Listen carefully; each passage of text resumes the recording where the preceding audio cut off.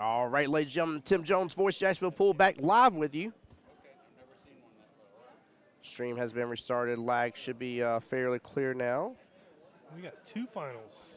Yeah, dose finals here. Dueling finals. Dueling finals here. The nice thing is Mike and I get to cheat. Both are going to be races to 5. You got the Battle of the Sevens The battle of and the sixes. Battle of the Sixes, which is absolutely like I know it's not playing that way, obviously, because they had to play out the bracket, but it's hilarious. Yep. Oh, speaking of, I need to pull. Let's see if Google's going to be nice to me.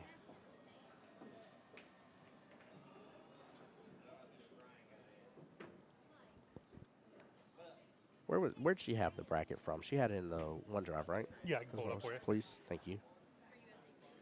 Guys, you're coming back into the stream, please. I didn't adjust any sound, but do let me know everything's looking and sounding good.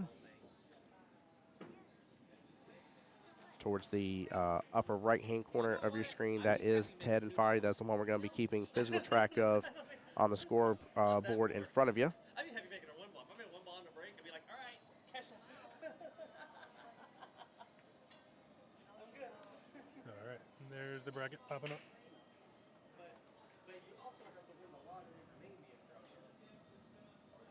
Oh, how about that? You've reached your sign-in limit. What is this? Uh, It's the registration. I Yeah. clicked on the wrong one. Brackets. There we go. and the table right here in front of us is Raj versus Vinny. And the far table is Ted and Fatty. Ted and Fadi there.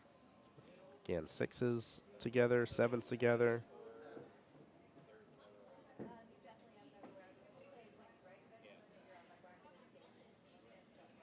There we go. Everything should be fairly smooth. Again, we'll experience some lag from time to time. It's just bound to happen, but try not to move. I'm right in Raj's line of sight here. I was about to peek over the peek over the monitor for a second there.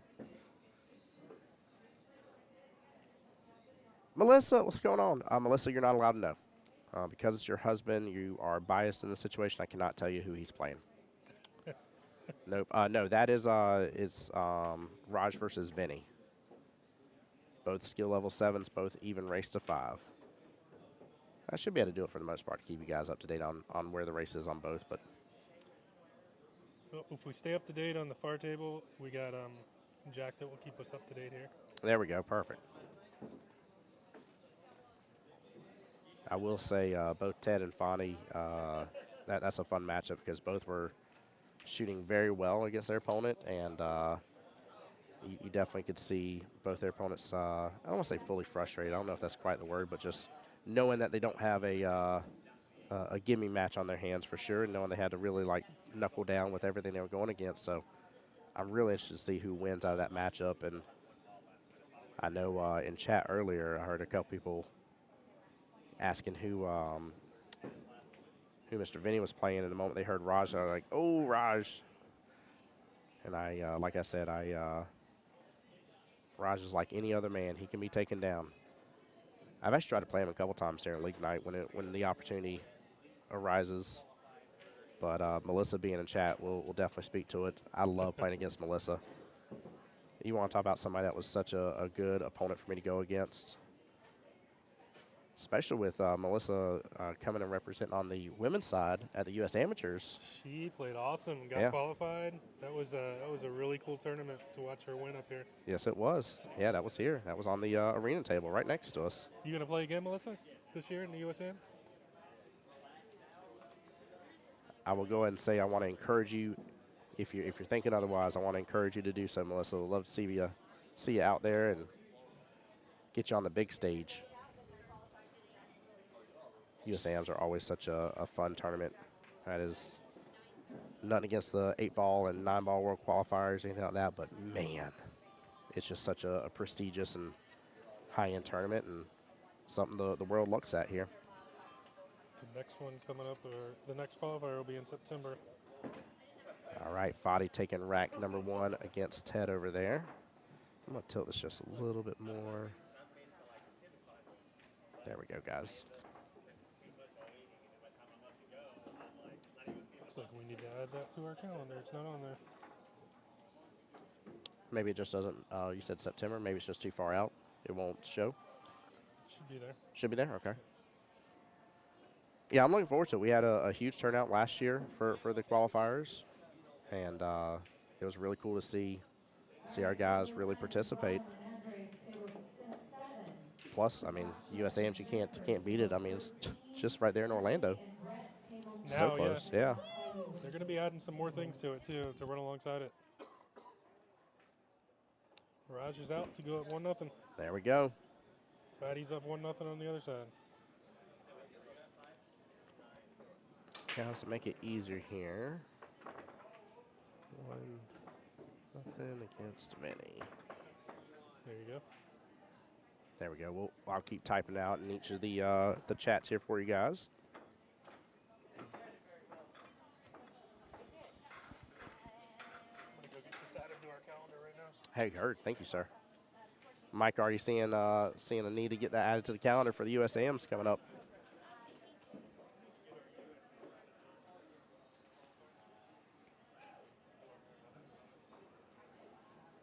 Raj back up to break against Vinny. We got Fadi on a nice little run here. Fadi is on high balls over there. I know it's getting a little difficult to see, but I know I had several of y'all in chat rooting on for multiple guys between both finals. This is the finals, by the way, for the skill level 6-7 bracket. Keep in mind, they started at 11. You're only talking about 3 hours. I mean, they may go to 4 total hours of gameplay after it's said and done. So, not a bad little day of some short, sweet tournament play. Nothing that's going to be a two-dayer or anything like that. And guys, all you got to do is do well in your own division. Like I said, it's that simple. This is not a difficult one to get qualified for or anything like that. So take advantage, get yourself in here, get the win, move on to the Jacksonville Invitational, which, by the way, all 4 of these gentlemen are guaranteed placement inside the Jacksonville Invitational. But 2 of them will be guaranteed inside the fall singles regionals, which I love. Love knowing that's what's going on here.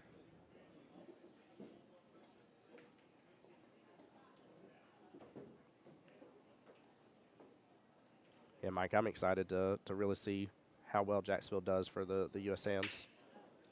Yeah, I'm looking up the dates right now. We're September 13th through the 22nd, so I'm trying to see when we're running it here. And we'll get this added to the calendar.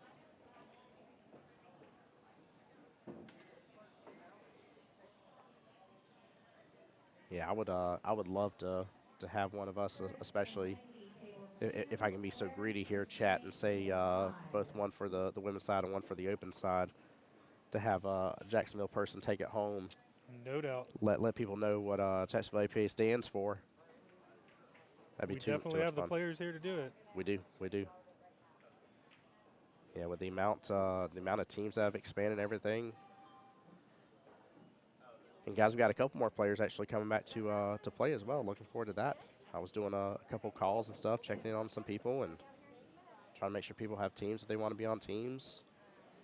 I know a lot of y'all use the Jacksonville APA members Facebook page to reach out and request or say you're looking for certain people for your team or you're looking to get on a team. Keep using that method as well. It's a really, really good option. I definitely want to encourage you as well. Don't hesitate to reach out to the office via the APA phone number. So that way, in case you're, let's say that you're on a team maybe for Tuesday nights and you're like, hey, like Tuesdays don't work for me anymore. I really need to be on Wednesdays. What options do I have on Wednesdays? Is there anybody looking for me as a skill level and stuff? Like, don't ever hesitate to reach out, guys. Mike and Kelly and Marianne, all of them do a really good job of getting people paired up, and it's all about having fun. It's one of the dealios about APA, right? Play pool, have fun, meet people.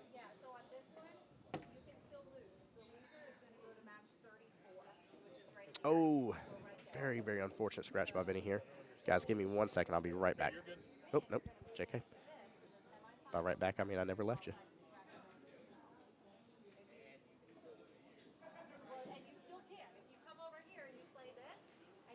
It's amazing to kind of see these tables really starting and running roughly the same pace. I'll be honest with you guys, if y'all get a chance to, all 4 of these guys that are playing today as well, I don't know if you have them in your divisions or have a chance to see them other times, but if you get a chance to, It would be good people to really pick your brain on, especially, and I don't mean this against anybody else, but especially Raj, man. Raj has always been one of my favorite captains to talk to. I've been able to talk to him as being a fellow captain. I've been able to talk to him about my personal development and journey and some of the stuff I'm working on. And man, there's nothing better than when you see somebody at a high skill level like he is and like these guys are, and whenever they're like, Tim, that's the right shot, good job, good attempt and stuff, and like like hey, like I'm on the right track, like I'm getting this thing down pat. So I definitely want to just give him a personal high five just because I've had time. I've been in divisions with Raj multiple times for many years. So. And then Ted, I've got to know a little bit more. Vinny, I would say, is the only one out of the four that I don't know right off that I would love to get to know more of.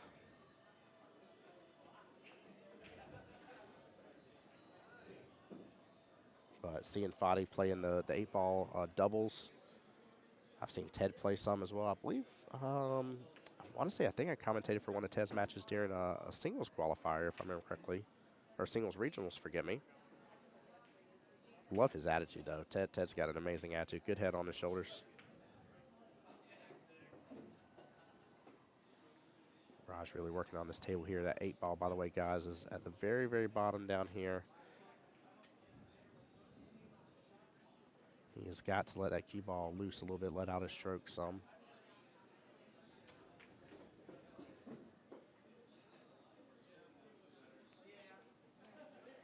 And looks like he got perfect shape. He most certainly did.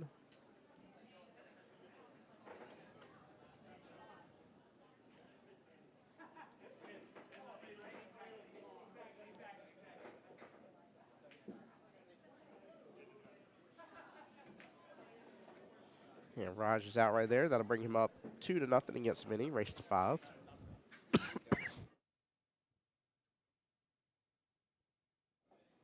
Forgive me about that, guys. Sorry.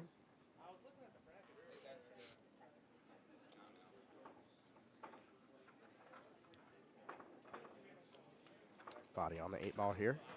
Top right-hand corner pocket. He tries to avoid the scratch. 8-ball's going to go in the wrong pocket here. And that is going to give Ted the win on that one and bring it up to an even match. Very, very unfortunate situation right there.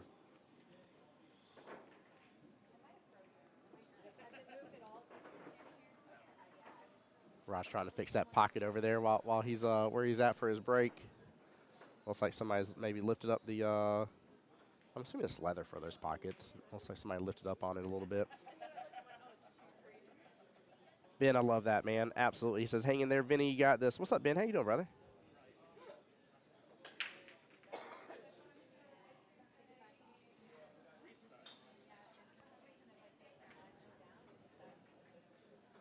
And again, both these tables kind of going at the same pace.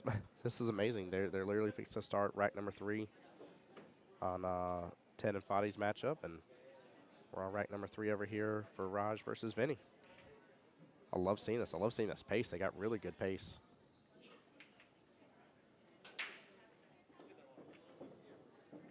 Stoney going for Team Raj there. There you go.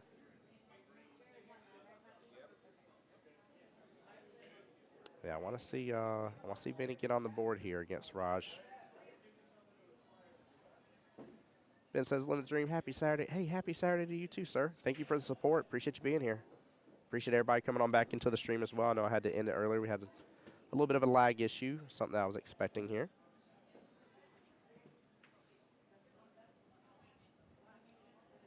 But we're definitely back up and running. I'm just happy that with the way it worked out, we didn't have a long wait in between these matches to where we could show you both finals.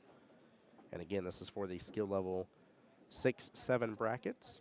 All 4 of these gentlemen are guaranteed an invite into the Jacksonville Invitational.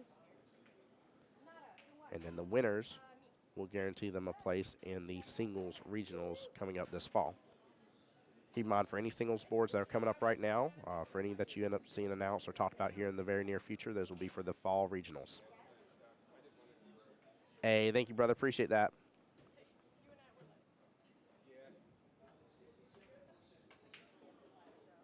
Eleven balls blocking that top right-hand corner pocket on table 12 here, the matchup with Raj versus Vinny. Other than that, most things are Well, I'd say the one's kind of blocking the 2 as well if you're going for the 2 on the bottom right. And again, guys, if y'all are wondering why we're kind of zoomed out here, these are both the finals matches, and we've had multiple of y'all rooting on for one side or the other, and we just wanted you to be able to have both coverages here live in the moment. And in between this matchup right here for Raj versus Vinny, when they're in between racks, I'll definitely switch back fully over to the other table for you guys.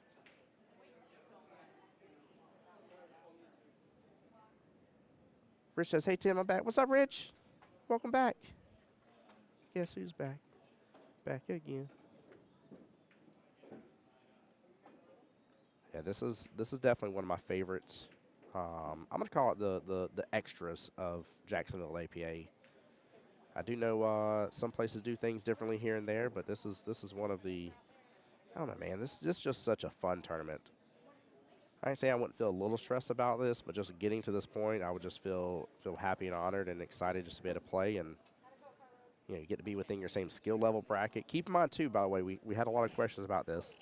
To give you an example, if you qualified as a 4 for the skill level 4 or 5 bracket, but since then you've been doing amazing, really working on your game, and you've gotten moved up to a 5, you will play as that 5 today. It's whichever is higher between the 2. So do remember that as well. There's been multiple questions about that. But you will stay within your bracket.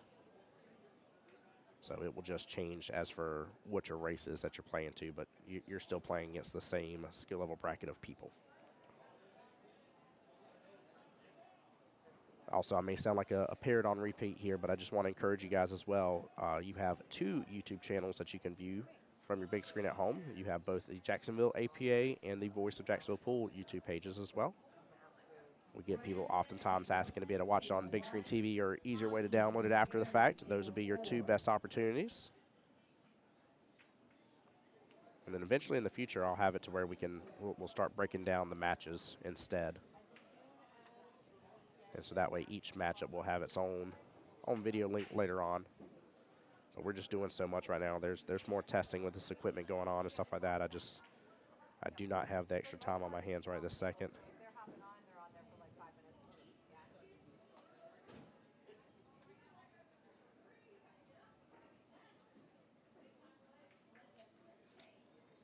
All right, Mr. Vinny at the table with ball in hand here. Only 3 stripes, now 2 remain. That 8 ball is looking oh so pretty for that top right-hand corner pocket of theirs. What a beautiful cut in the side pocket here. Qball needs to die down some or else it's going to get stuck behind the 7. I think it leaked out a little bit. He still has eyes on 9, just not where he originally was wanting to go with it here. Trying for the bank shot. Will it get in after the second bump? And it's going to sit right outside that left-hand side pocket for him. Looks like Ted got that last rack here, so Ted up 2-1. I'll get that score updated on the screen here in just a moment, guys. This will be the first time the skill level 6s have jumped up in racks. They've both been fairly even here. And what's nice is both sets of tables, again, are just race to 5. So you got 2 skill level 7s here between Raj and Vinny. And then you got 2 skill level 6s between Ted and Fadi. Ladies and gentlemen, this is an official announcement here. Dar is on his way in. Get your butt in here, Dar. Red Rover, Red Rover. Send Dar on over.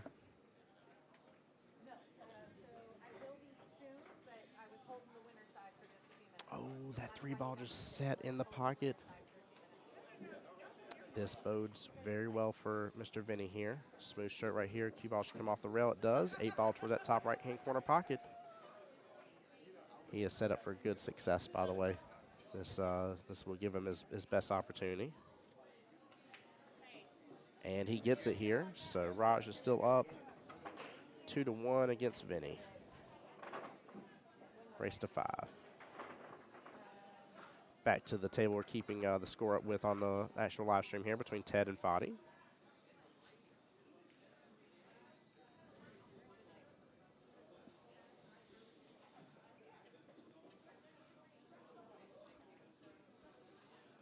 Foddy with a nice smooth stroke on the 3 is going to hang up the pocket there. He had great eyes on that 4 afterwards.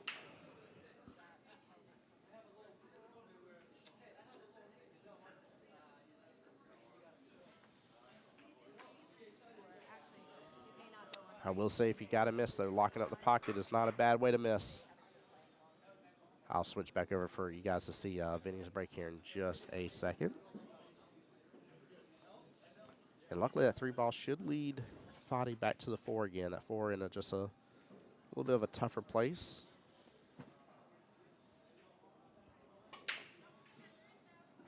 There we go. Back to the break with Vinny versus Raj here. Raj again still up 2-1, race to 5. And this is the finals match. I don't think I've done it in a moment, but big shout out again just to Qball here. We're here with Mr. Brandon and team. I know Victoria was back there hanging out with us today. But big shout out to the original Qball here, the one with the dinosaurs, as we like to call it from time to time.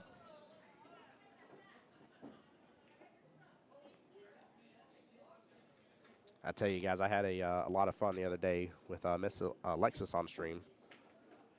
She, I think she's looking to join APA, and as she was making her joke yesterday, it was funny. Or yesterday, I'm sorry, last weekend, it was funny whenever she was like, yeah, she's like on my quest to become a pool shark. She's still very new at pool, but I love the fact she already knows about pool sharks and wanting to play and learn and enjoy. And it was a lot of fun having her on stream. Greg's watching. Greg, what's going on, sir? Welcome on in. Thank you for being here. You guys, we got plenty of y'all on the YouTube side again. I'm glad you guys are enjoying the multi-stream here. And more stuff to come here, I promise you guys. Literally today we're working on a overhead view option, and we got some stuff figured out about that, some more testing to do with it, but I think we kind of nailed out some of the situations on it. But we're going to try to get you a nice pure overview head of the tables here. Start having that as a main view for us. And then we also did a little bit of testing, trying to see about having a separate live stream with no audio. But that way you guys will be able to see another table and see the matches happening.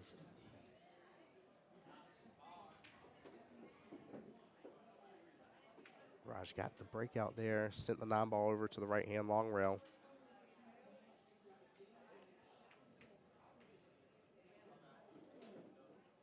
I tell you, man, Raj is such a good team captain. He's one of the people that if I can try to figure out a difficult shot to leave his player in and get that timeout out of the way, oh my goodness gracious, I'm going to do it every single time.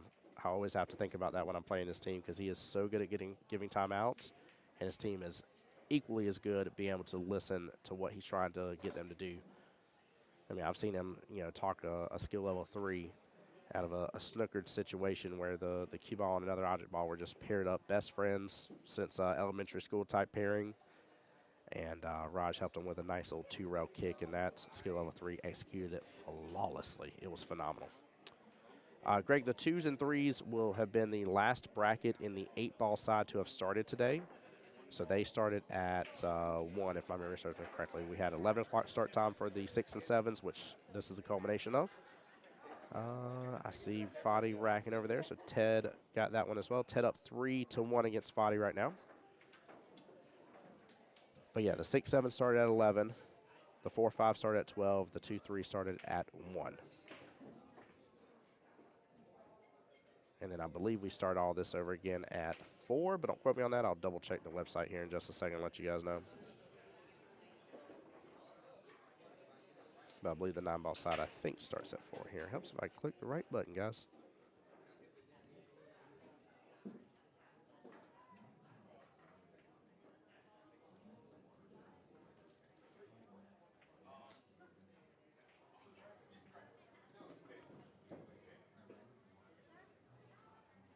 Yeah, the 9-ball side for skill level 6 through 9 starts at 4 p.m. with the skill level 4 through 5 starting at 5 p.m. and the skill level 1 through 3 starting at 6 p.m.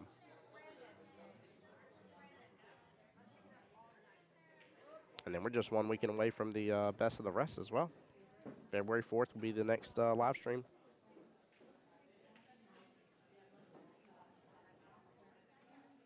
Stone says, get her done. Ted, root for Team Ted here.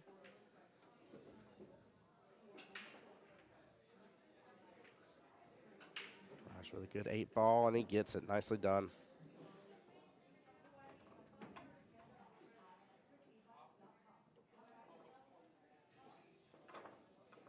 All right, guys, we're going to switch over cameras here. Raj is up right now 3-1 against Finney.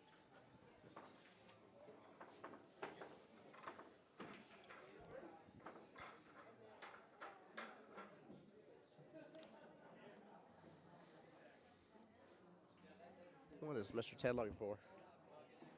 Oh, he's looking for a bridge.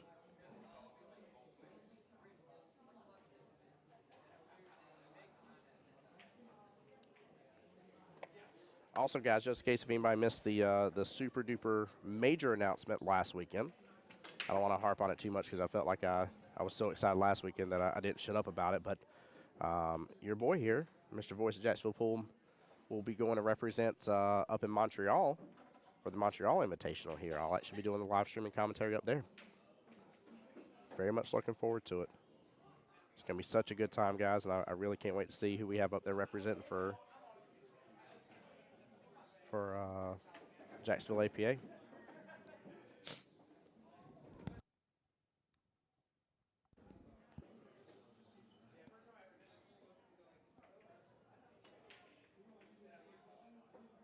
Ooh, small miss right over there by Mr. Vinny, bottom right-hand corner pocket. Got a little bit of a situation there towards the, it's a little hard to notice on the stream here, but towards the top right-hand corner, that's the 2 and 9 ball paired up with each other right over there. It's a bit problematic. It looks like they're kind of wired together for the 2 still go in the pocket, but means you're going to be dropping one of your opponent's balls here.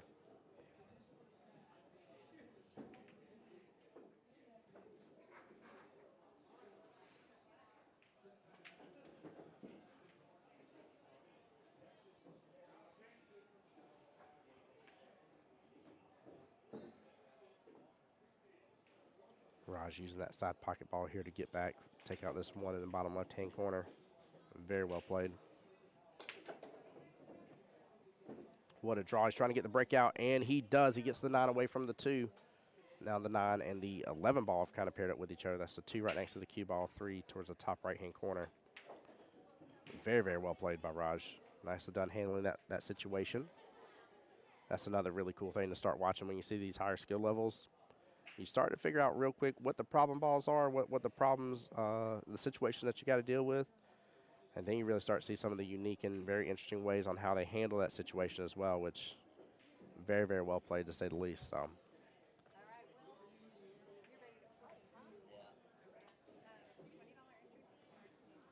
We got Will over here checking in. I see Dar ready to play.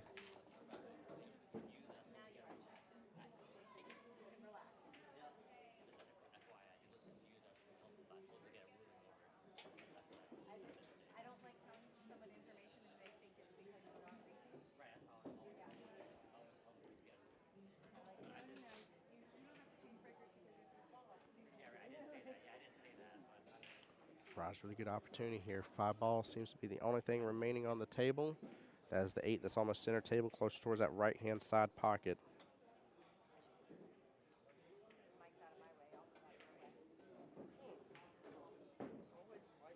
And then also, Ted really, really running his table out on only 2 solids left. 5 in the 4 ball here. He should come on down. He does. Qball drifts just perfectly. He's on the rail a little bit, but I think he's got a good opportunity. I kind of like, because you're not going to be able to control too much, I kind of like just rolling up on this. See if I can take the 8 in that left-hand side pocket if I was him.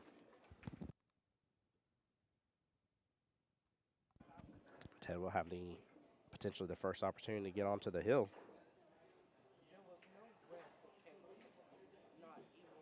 Yeah, I still like going to the side pocket here. I like cutting this shot in. I know you can take it all the way down bottom left as well, but I don't know. I don't mind the cut here.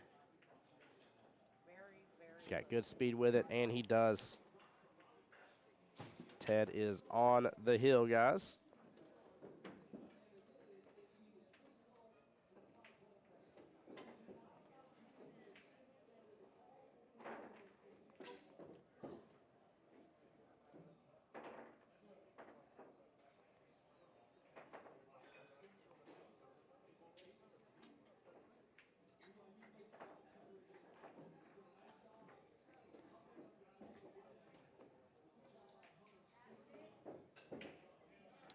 Nice out by Raj right there. That will also put Raj up on the hill.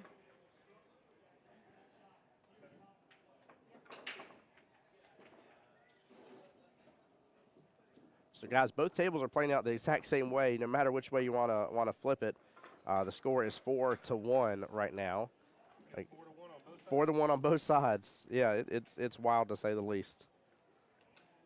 I can't believe it's playing out this way. I also still can't believe that that worked out perfect. That the 2 7s are playing against each other and the 2 6s are playing against each other. Not, again, no way that it was planned. They're mixed in.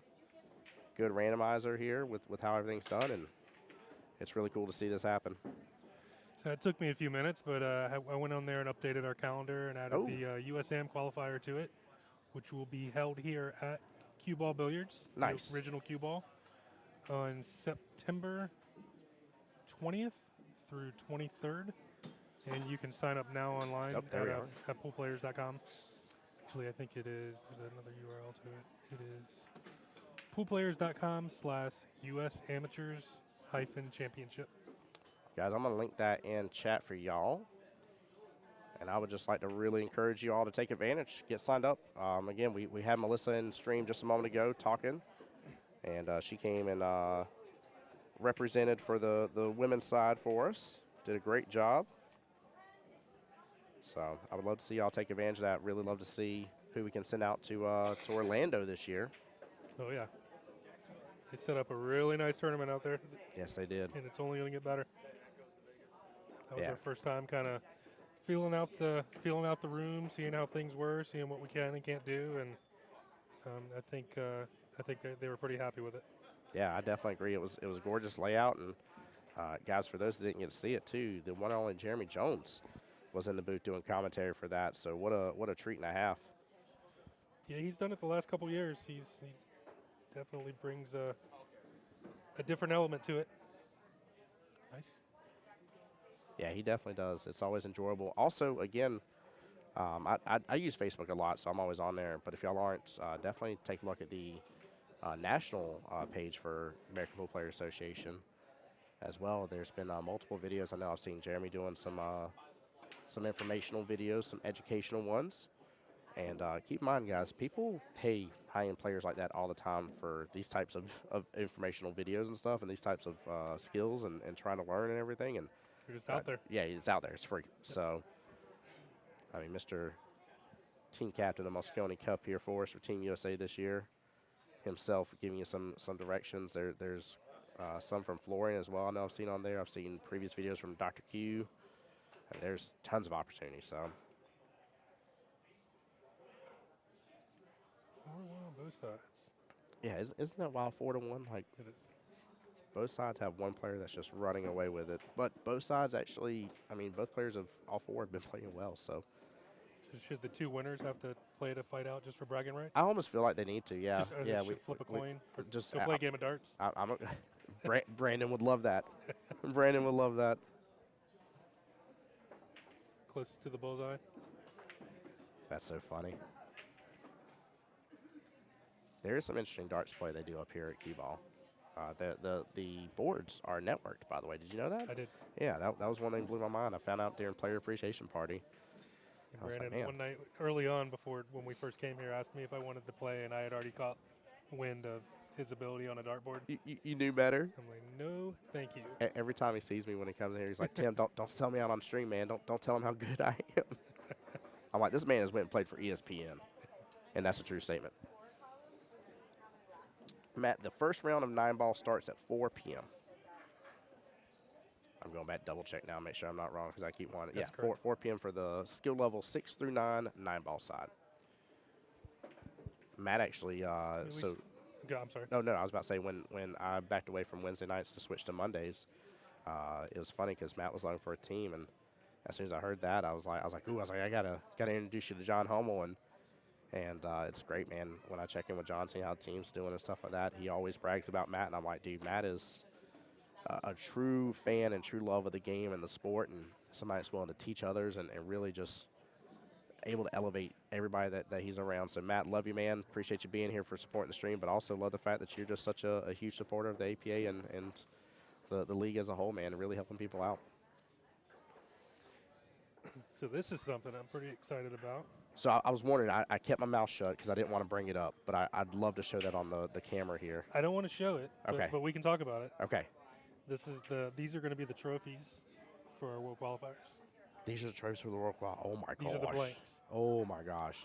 So I am really excited about these. Dakota pointing out saying, that's mine. That's so you said it's because for the 8-ball, 9-ball World Qualifiers? Yes. So so everybody on the team's getting one of those? Yes. Oh, my gosh. Yep. Yep. Oh, wow. And I just got the sample in to make sure it was what I thought, but It's gorgeous. I mean, it's there. I can describe it to you as a giant piece of crystal is the best way I know how to say it. If Superman held it in his hand and it was green, you'd be like, yep, that's a giant piece of kryptonite. But it is gorgeous, absolutely gorgeous. And I always love what y'all do with the trophies, by the way.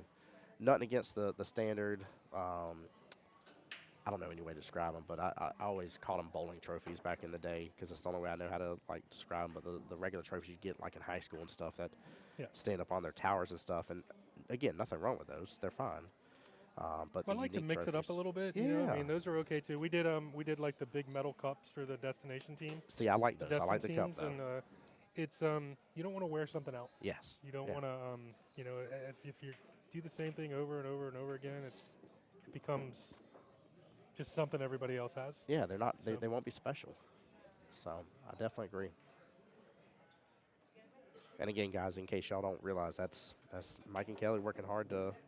Again, that is not something that you know, like they don't get a magical call from APA National saying, hey, you gotta do some different trophies and stuff like that. Like there's not a requirement in the book for them to do. Well, we're required to give trophies. Yes, yeah, but you're not required to make them all fancy and awesome. I can give you the same one over and over. Yeah, exactly. I don't think you'll like it. I love all the different trophies. Raj with the first opportunity here to win. Was that for the win? That was for the win. Yep. Tough lead. I thought I was about to go in that left-hand side pocket for a split second. And then the cue ball almost went in the corner. Yes, it did. Dangerous. Which I'll be honest with you, Nice shot. I feel a little That's bit a for tough Vinny. shot. Yeah, I was about to say I feel for Vinny on this one because it's going to be tough to get back below it, but he did great on the follow there. Very nicely done. That was not a. I'll tell you the reason why that shot's not easy, guys, because most people are going to rattle that bottom right-hand corner pocket. 100%, especially on table 12. Yeah, it's. I don't want to say it's a guarantee, but you better line up your stroke very well here. All right, guys, quick little score update here again in the race to 5. Raj is still up 4-2. He is on the hill. We're joined in right now where Ted is on table 6 over here against Fadi. That is Fadi on the table right now shooting. Fadi with just the 5 left, Ted with 9 left. It looks like he's going to keep it simple. Ooh, I don't know if he got a little bit further down. That is a tight. Yeah, that's a tight back cut, yeah. He seems pretty confident, though.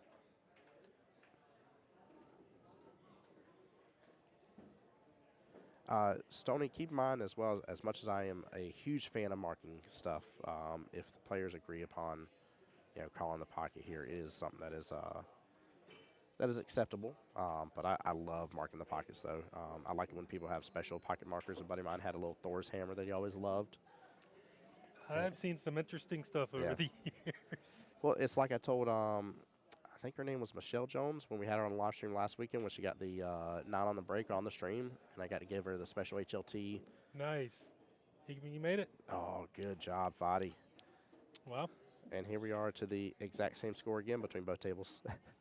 I love it. But I believe it was Michelle Jones, and she got 9 on the snap, and I said, hey, I was like, I know this is a 9-ball patch, but it's a high-level tournament patch. I said, one time when you're playing 8-ball in the future, I said, you just got to use it as your pocket marker. Just one time. I don't know if she has or hasn't, but I told her last weekend to do it. At least do it for me.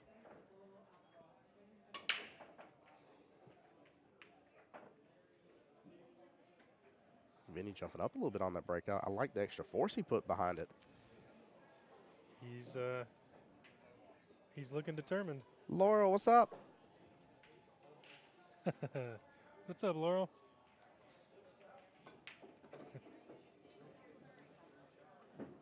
Nice little force follow by Raj. Such a clean force follow, too. That's something I still need to work on a little bit myself. I feel like I overestimate how much oomph I have to give it. And I ain't saying you ain't got to give it a little bit, but you ain't got to overwhelm it either. Let it do its job. Qball be happy to keep on following. I spent a lot of time early on only shooting top. It's smart. Top is more effective than bottom, in my opinion. Gets people in less trouble. I learned speed and how the ball reacted off the rails and stuff with it that way. Yeah, I notice between myself and my journey, and we've talked about this on stream before, Mike, as well, with some drills and everything. But I mean, it seems like, you know, as mid levels, we get stuck on trying to use bottom.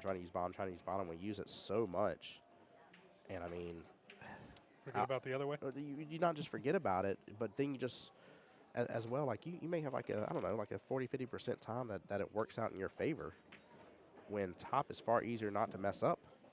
So, and I know it sounds silly. You're thinking, you're like, Tim, you're just going up a little bit further than down a little bit further. I promise you, it just, there's something about it, man, to hit it and smooth it to really get bottom to be effective versus top.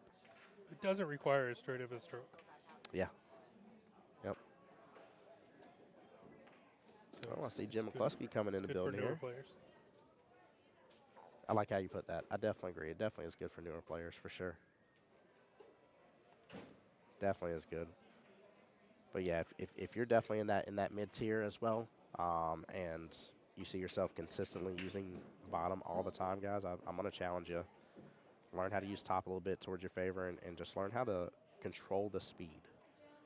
If you learn top and learn to control your speed, I ain't saying there won't be times you won't need bottom, but they'll be fewer and far between than what you're already currently using.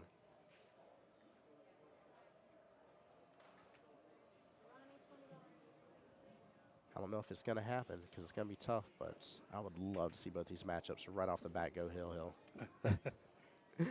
So I don't think that's going to cause any problems. It seems like we're on a good schedule today, but I just feel like after both tables being 4-1, if this ends up going 4-4 across the board, and again, the table towards the top of y'all's screen for those just joining is Ted and Fadi. Scores right there. The table towards the bottom left of your screen is Raj versus Vinny. I've been updating it in chat, but right now Raj is up 4-2. Both sets have to go to 5. I mean, it's just amazing. What a good way to start the day.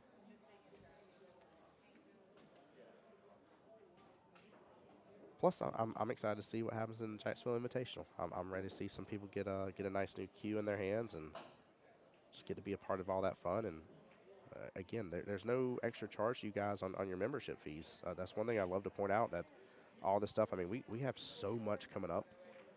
It's ridiculous here, guys. We got February 17th I'm looking forward to. That's the 9-Ball Doubles Open Championship Qualifier. That's the one-day single event, by the way. That is not the one that is for the actual 9-Ball League, 9-Ball Doubles League. Wow. He just hit the cue ball off the table to give Raj ball in hand for the win. Man. Looks like Raj will get that one. Yep, so Raj won 5-2 against Vinny. Very, very unfortunate, guys. We're back on the other table here again. That is Ted right there in the white long sleeve. And we got kind of a similar setup again.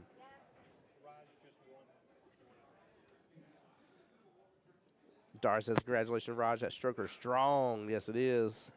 Yes, it is. As Raj represents for... Run standing right in front of us. Yep.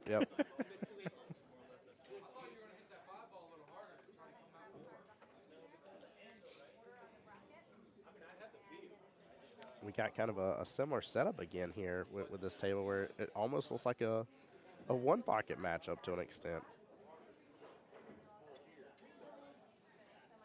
Jansen chat giving some love there to Raj. Of course, wifey Melissa here says, way to go, babe, for Raj as well. Melissa, I don't think I've gotten to see you in at least a moment. I'm trying to think when the last time I was. I'm bad about this, but how's the family doing? Hope y'all are well. Hope the new year is treating y'all well. Same thing for everybody, guys. We're about to be done with January, but we are in tournament season. Yes, we are. We are pretty much packed every weekend, it feels like. I was about to ask here, but I didn't want to rub it It's in. not, but it's close. I was about to ask. I was about to be like, Mike, you got any weekends free coming up here that you can even imagine? Nope. Nope. And now we got T-ball. Oh, yeah. And dance and gymnastics. Goodness gracious. Connor had his first tryout last night. There we go. How'd it go? He's played before, but he's Good. never had a tryout. This was now he's taken to the next step to T-ball majors, There we go. and that's where they throw 2 pitches. Yep. And then you hit off the tee if you don't hit one of the pitches. Oh, I like that. What a good little stepping stone. Hmm? Yeah, that's a good upgrade in difficulty. He looked a little intimidated, but he'll get over it. Yeah. He'll be all right. 100% will be.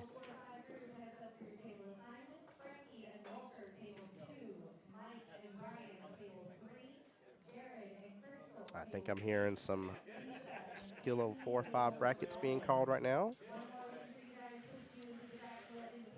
Yeah, the next board doesn't start till 4, so these boards will start finishing up and dwindling out, and then we'll have the next wave start coming in about 3:45, 3:30. There we go. That'll be good.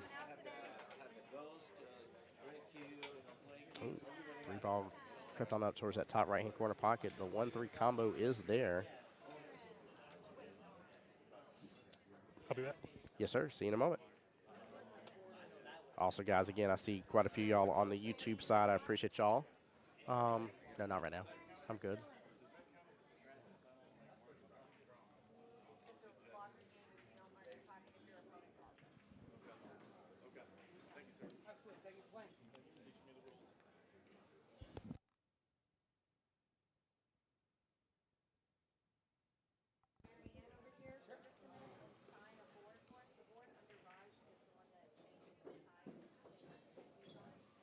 Great shot by Ted right there. Got back to the center of the table. And that 1 ball sitting pretty towards that top right-hand corner. That is the 4 ball sitting in that little middle cluster. It's the 4, 10, and 8 towards the top center of your screen. Song says, Ted, you're not done yet. No, he is not, sir. But he is up. Again, the extra pressure's on to Fadi. I don't know what he's going to do about this. I almost feel like he may play defensive here and leave the cue ball on with the 4, or he can try for the left-hand side pocket. I don't think it drains. He was close. Looks like he left himself a little bit of angle on the 8-2. Not a bad option. There's not a lot of space between that 8 and 10 ball, though. I actually have a little bit of a side view of it. So even that shot right there that he left himself with, not a bad choice, but still not easy. Janice already calling it here, says Ted's going to win this one. We'll see. Fadi's got a pretty good open table. He needs to go ahead and take care of that 10 ball, and he knows it.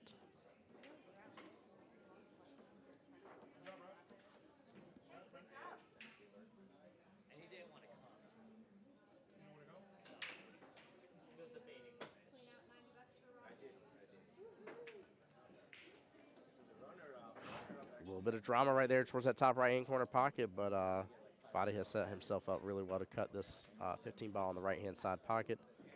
Let the cue ball drift on down table and pop back up. There we go. Ooh.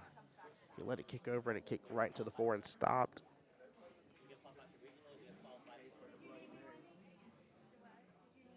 I kind of like playing this a 2-way. Normally I wouldn't, but I think I'm going for the bottom left-hand bank. And I'm actually going to put some follow on this cue ball and try to leave the cue ball over here below that line, kind of below that second diamond. He's choosing to go top left-hand corner with this. Got to be careful of the potential scratch towards the top right. This is a tough shot. He overcuts it. He's going to flirt with that side pocket disaster. Now, had it not hit that side pocket, that cue ball probably would have still ended up about right in here, which, again, still would have been towards the lower quarter of the table. And overall, not a bad position. Ted does have the ability to cut this in, though. He can walk that dog straight down the bottom left-hand corner now. And he will overcut it. Gets a little bump off of it, and that corner pocket is wide open for Fadi here. So he just needs this for 4-3? 4-3, yes, sir. And this, Well. This is a good option for him. Yeah, he flirted with that right-hand side pocket for a moment there. It got a little dangerous. Almost was out of Fadi's hands. All right, it is a 1-2 race left in this matchup. We are one rack away from what you wished for. Yes, we are. Yeah, one rack away from it being a hill. Absolutely. Which, I mean, I'll be honest with you as well here. Not to say I don't ever have my favorites and stuff. Guys, I'll never share it with you, though. I always try to not be biased on stream. And I even remember one time talking with Kelly before, and I was like, hey, I love both of these people that are on stream. I was like, please help me not to be biased one way or the other, please. But I'll be honest with you, even with that taken into consideration, I do not think I could properly tell you who was going to actually win this match. I know we got Janice in chat for Team Ted here. And I've heard, I think, a little bit more for Ted. I've heard a couple for Fadi here, but more so for Ted, I think. I agree. I wouldn't be able tough. to pick the winner between these two. Yeah, this isn't this is not an obvious one at all, and especially with how both are playing today too. Both are definitely bringing their MVP skills to bat here, which I love seeing, and what I would 100% expect out of this tournament. Really expect the best of the best. This is what you expect with MVP players. These players played at the top of their skill level. So you are going to see, the best of each skill level. This is what it is. That means they're probably on the verge of the next skill level. Absolutely, yeah, and that would be expected and definitely hoped for sure. If there is one, I mean, the sevens are what they are, but yeah, but these two guys are sixes. Sixes, there you go. How crazy would that be too for you to win the MVP tournament and then get moved up to your next skill level after winning? Like, think about how cool that'd be. Kind of like Lauren did at regionals. At regionals, that's what I was about to say. You saw exactly where I was going with it, Lauren. The first skill level really 8 cool. female in Jacksonville APA. Yeah. What was cool about it was how she handled it. She wanted it too. She wanted it badly. She was so stoked. It was definitely an honor for her. Yep. She's not done yet. She's still got another step. Yes, she does. Wants to make. Yep, and I have firm belief she'll be able to get it as well. I have no doubt. Maybe she'll go win Vegas and walk away from Vegas as a 9. Oh my gosh, that would be the craziest. Not impossible though. Definitely not impossible. There's goals. There is. Yep, and you should have them too. Yeah, I definitely want to encourage you guys a lot here. Just again, if you're looking to take your skill set to the next level, make sure you're talking with your captains and the coaches and those that are on your team, and don't hesitate to hop on another night as well. Maybe you're just playing one night a week, and there might be a division that works out better for you. We got some interesting options out there too. Like Tuesdays are always one of the most interesting ones I tell people about here at the OG Qball. You got the 8 on the 8s, 9 on the 9s, but it's not like normal double jeopardy where you have to be on both sides. You have your choice of one or the other, or you can have a team for both. It doesn't matter. Either way works, but maybe there's only one side that you're really wanting to work towards. You definitely have that opportunity. So I want to encourage you, get out there and get involved further. John Hummel, what's up, brother? He says, who? Tim Jones. What's up, sir? How are you? Looks like we got Wendy and see who our opponent is on table 12. Wendy and Shane on table 12. Oh, there we go. That's a semifinals match for the skill level 2-3 bracket. Yep. Both of these have made it to the Jacksonville Invitational.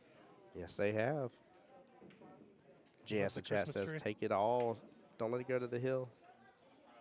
John, you know how much I love Christmas, so you're welcome for the Christmas tree, sir. I do love how that works out, though, just from that point of view. It's so funny. But again, we are working on an official table overhead view, I promise you. It's just I think we found the solution. Yeah. 120. Yep, 120 degrees. 120 degrees. Yep. Well, we'll get swapped over here in just a moment, and I'll find out. But we will try and stream some of that matchup between Wendy and Shane.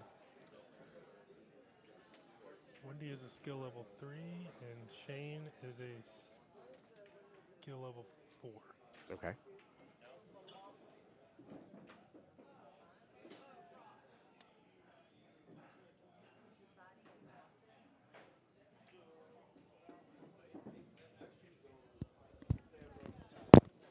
So in that case, it'll be a 2-3 race over there.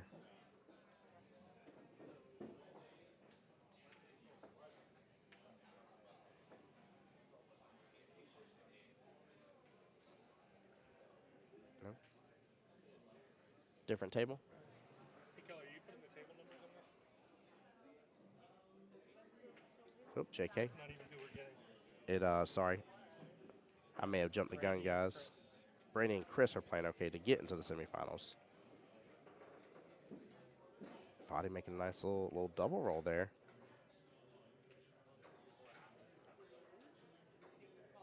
Brandy's a skill level 3.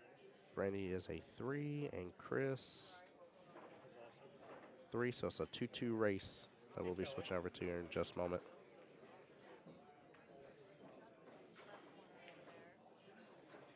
That 4-ball's going to drift pretty far to that top left-hand corner. And he did not leave Ted an easy one there. The back cut may be there. I know Ted can see a slice of that stripe. I think it's 13-ball, right above the 8. Yeah, he was able to thin slice it indeed. It's the best he could do in that situation, to be honest with you. Guys, give us just a moment, though.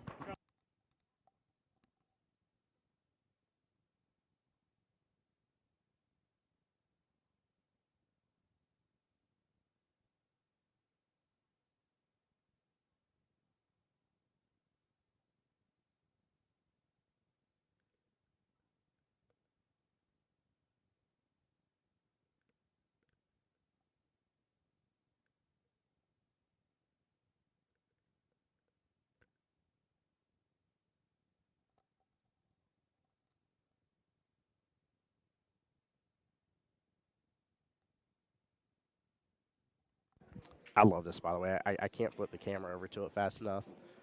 But I literally just talked about how good Raj is about coaching people and stuff like that. And at the arena table, he's over there with Miss Wendy right now, having a great conversation with her. I just overheard them talking about some gameplay and stuff.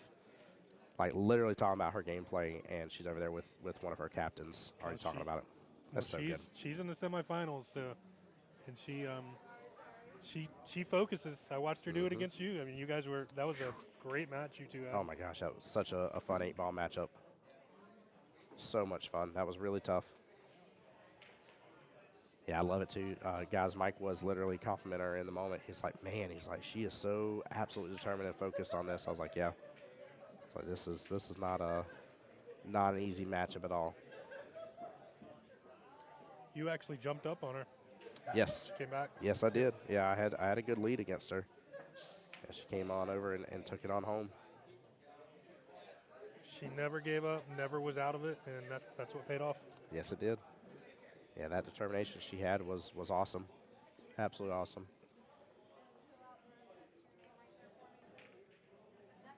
I like Fadi's little setup right here. This is a pretty little smooth back and forth. This is for your prediction. Yes, it is. Little stop shot here. Little bottom. Come out for the 8. Yeah, y'all see where he's trying to point, where he wants the Qball to kind of drift on over towards.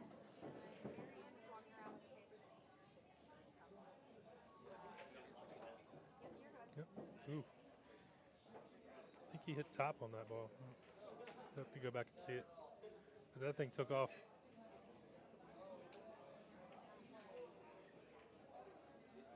Oh. Oh. I was just giving a little snippet. I didn't know they brought on over. What's that? Did you enjoy this mac and cheese bites from Beach's Qball? Yes, I did. Yeah, those things were amazing, weren't they? They got him here? They got them here. All right. Yeah. Somebody was asking earlier if they changed up any food over here because we had the new menu I was bragging about last weekend.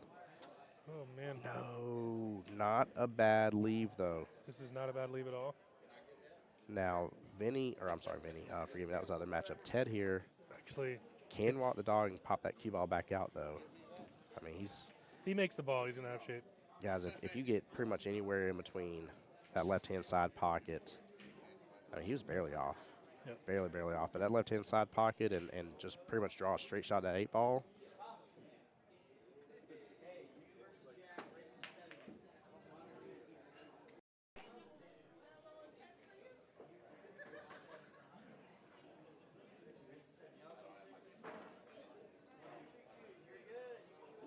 You got it. Yes, good out by Foddy there. I'm going to give him a little claps right there.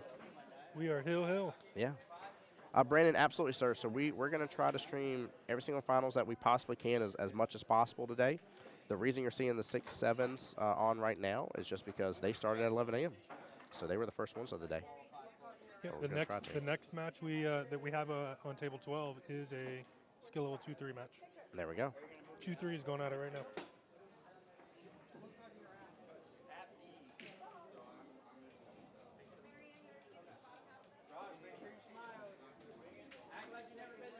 But this doesn't get any better. Hill. Yeah, this is exactly what I was 2 wanting to see happen.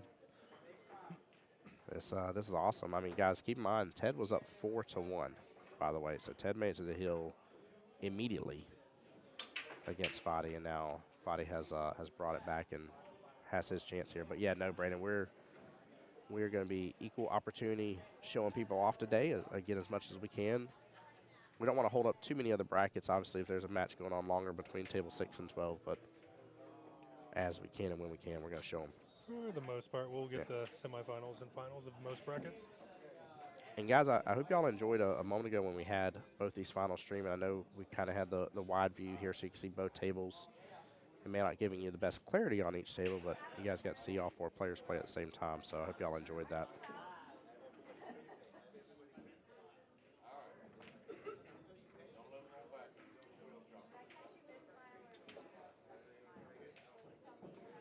Ted doing great using that bridge there. Nice Qball control with it.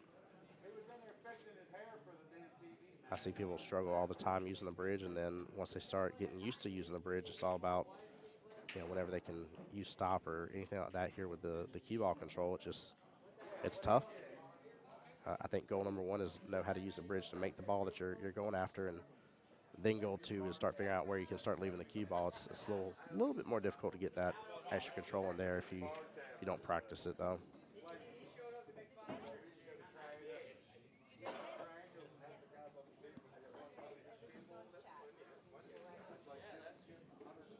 Good thing for young or lower players.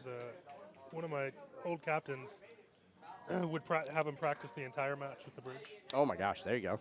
And all you got to do is play a couple, and you've got it. Yeah. I mean, it really doesn't take a lot. The real deal, guys, is one of the best. Not during a league match. Just practice a full rack or 2 with the bridge. Yep.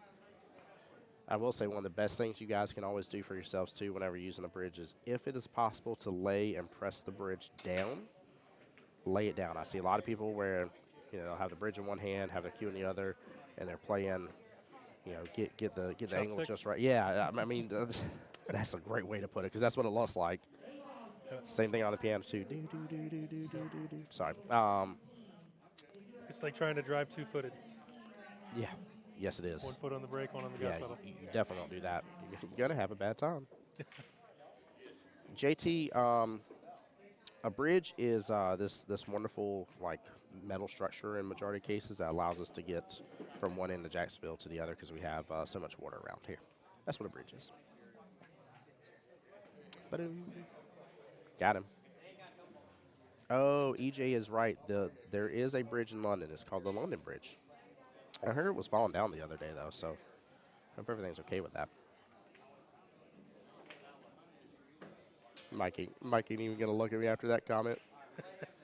Oh, my gosh. John almost says, something you drive over.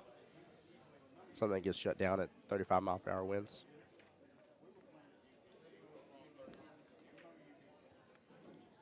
All of these answers are true. Yes.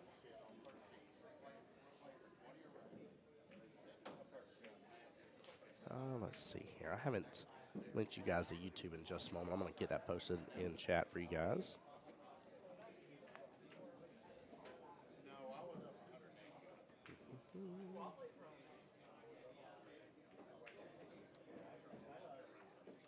For those that wish to see the live stream on the YouTube side of it here, just in case, if you're not already subscribed. Oh, we should tell Brandon to put it back up because we shut down and we had to restarted. shut down. Where did he? I saw him come by just a moment ago. I don't know where he's at now. Could ask Jack to do it for you. Grab him. Thank you, sir.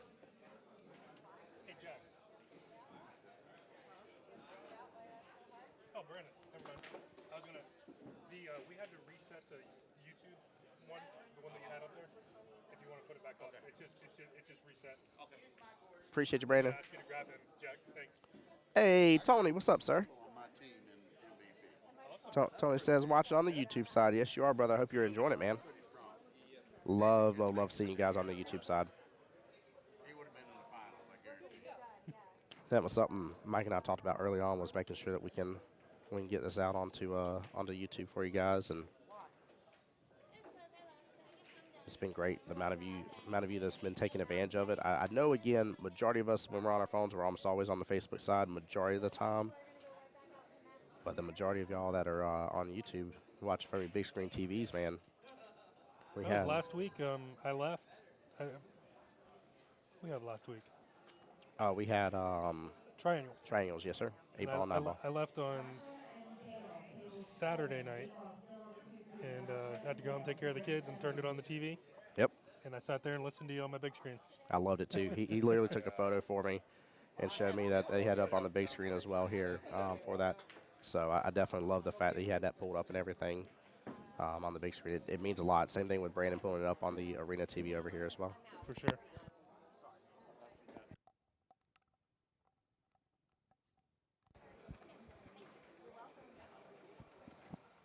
Hey, there you go. I have on YouTube and multitask. I will say that's what I normally do in my office. I have where my gaming rig computer faces anytime I'm doing stuff, and I have my big screen behind me, and I'll have it up on the YouTube. I don't know, guys. Y'all should be able to enjoy the entertainment the way you want to watch it. So that's our goal here. I don't know much about the dual streaming thing. Can you change the resolution on that, or is it only what the camera's putting out? So I can up this beforehand. But does it up it there? Yeah. Gotcha. Which we don't want to do. No. Because it still looked fine on the TV. Yeah, it's amazing. Whenever some people are like, "Are you in full 1080?" and I'm like, "No, technically 720." They're like, "Really? Looks this good on my 55-inch TV?" I'm like, "Yeah." Technology has done us a lot of favors. It's come a long way.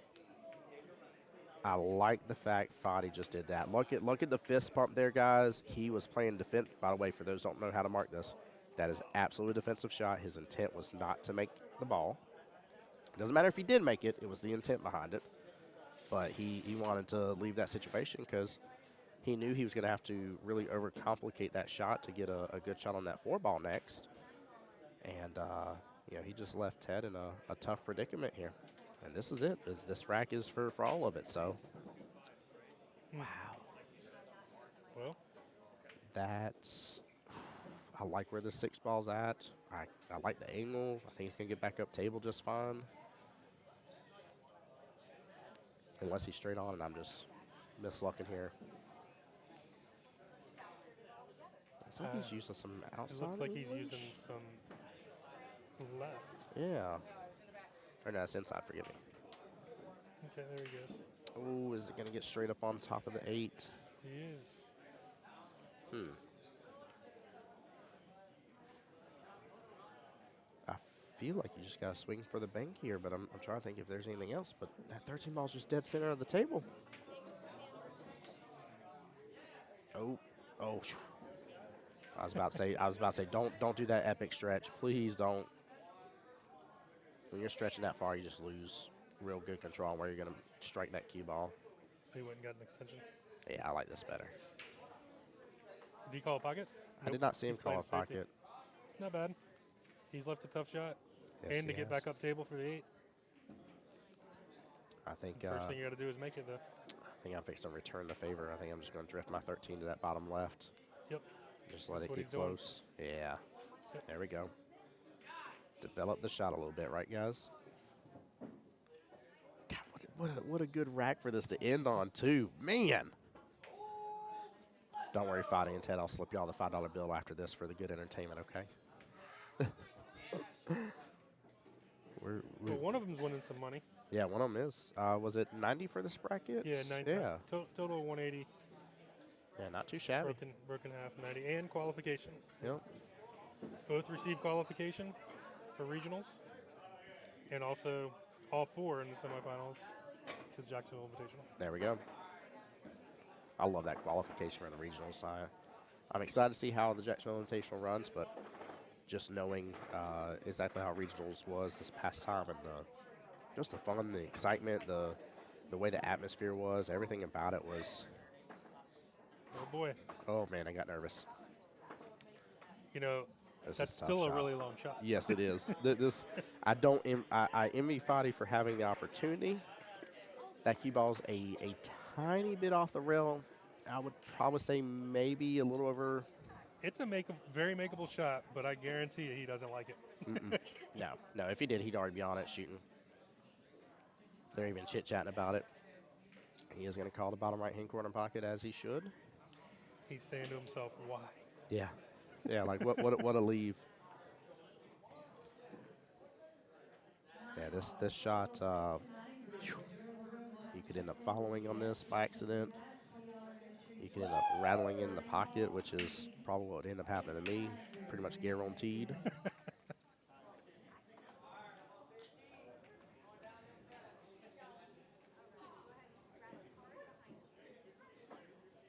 And I think he's looking to come off rail first, and if he can succeed, that is a great way to handle the situation. But my only fear about that is if he comes off rail first, that cue ball should drift below that 13. It's going to pop back up and leave that 13 for the bottom right-hand corner, but that means he probably rattled the pocket with the 8. JT says just tap it in. Just I agree. give it a little love tap there. Nice little good game moment. This is so tough.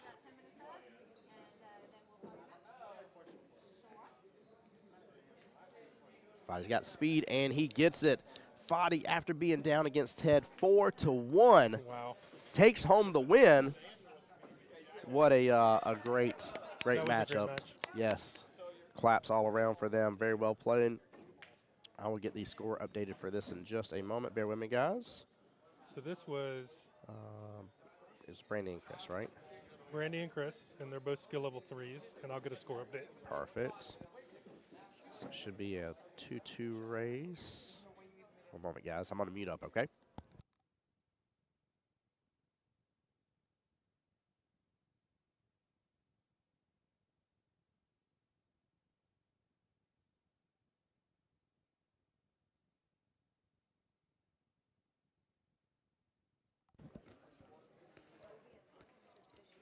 Are we still on the first rack? Or? Yeah, Brandy is up 1-0, so this is rack 2. And it is a 2-2 race, so she's on the hill.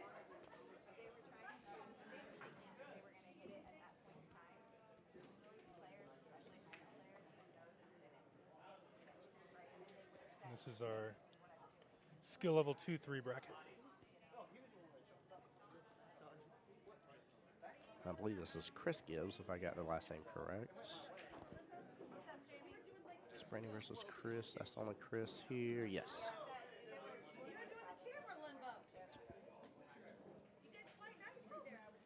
And guys, these two right here are playing to get into the semifinals.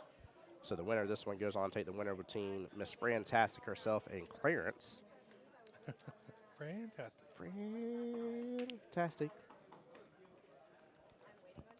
Ash up in chat says, what a great match. Amazing comeback. Dara says, wow, what a comeback. That was, that's the reason why I can't count those out. That was awesome. You got to have a lot of heart. You got to have a lot of job, heart. Fadi. Yeah, Fadi, good job, brother. Proud of you, man. Very proud of you. Here's that spare $5 bill for making it entertaining. Right? You said an injured eye? Well, apparently you shoot better that way. Yeah, I see it looks a little swollen. Goodness. That's why, I hope today there's no pictures.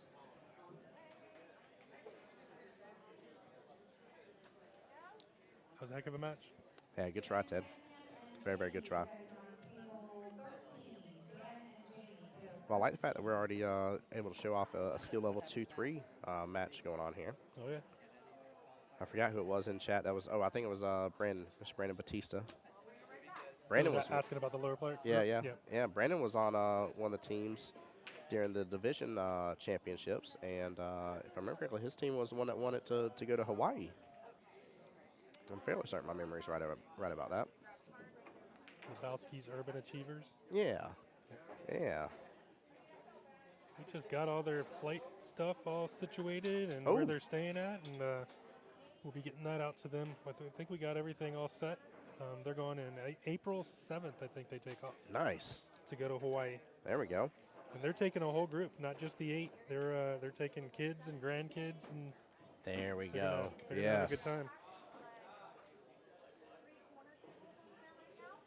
And Mike, our destination division, are they still playing on Sundays? Yep, they play every other Sunday. Every other Sunday. They're just at 9-Ball Heaven now. There we go. It's an 8-team division. That's really good odds. Yep. Goodness gracious. Play 3 sessions a year, just like everything else, and you still get all the same qualifications as you would in a standard division. And it's 8-ball format? 8-ball format, yep. double Jeopardy style, though you play 8-ball on 2 tables. There we go. So you play 2 different teams at the same time. So strategy can be a little more difficult because you got 2 matches, just like double Jeopardy, but it's the same format too. So Oh, yeah. a little different. I love it, though. Yeah, don't miss out again, guys. I was talking about earlier. Maybe you're really looking to up your game and get to be a part of it here. I promise you that we can either find you a team or help you get a team started, one or the other. Sometimes all it takes is that initial person to really kick it into gear, and then kind of find out there's 3 others that are interested. I know where you got a 4-man roster halfway filled, and it just develops into something awesome from there. Once you got 4, it tends to take off. Yeah. Yep. Oh, Kelly broke the microphone here.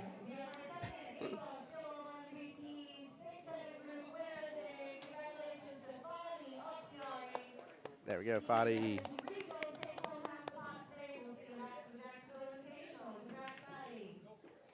There we go. That's what it's about today. I like the ring of that Jacksonville Invitational. Oh, I'm so stoked. Again, I'm obviously biased because I've done the singles regionals and got to do commentary thanks to you guys around it.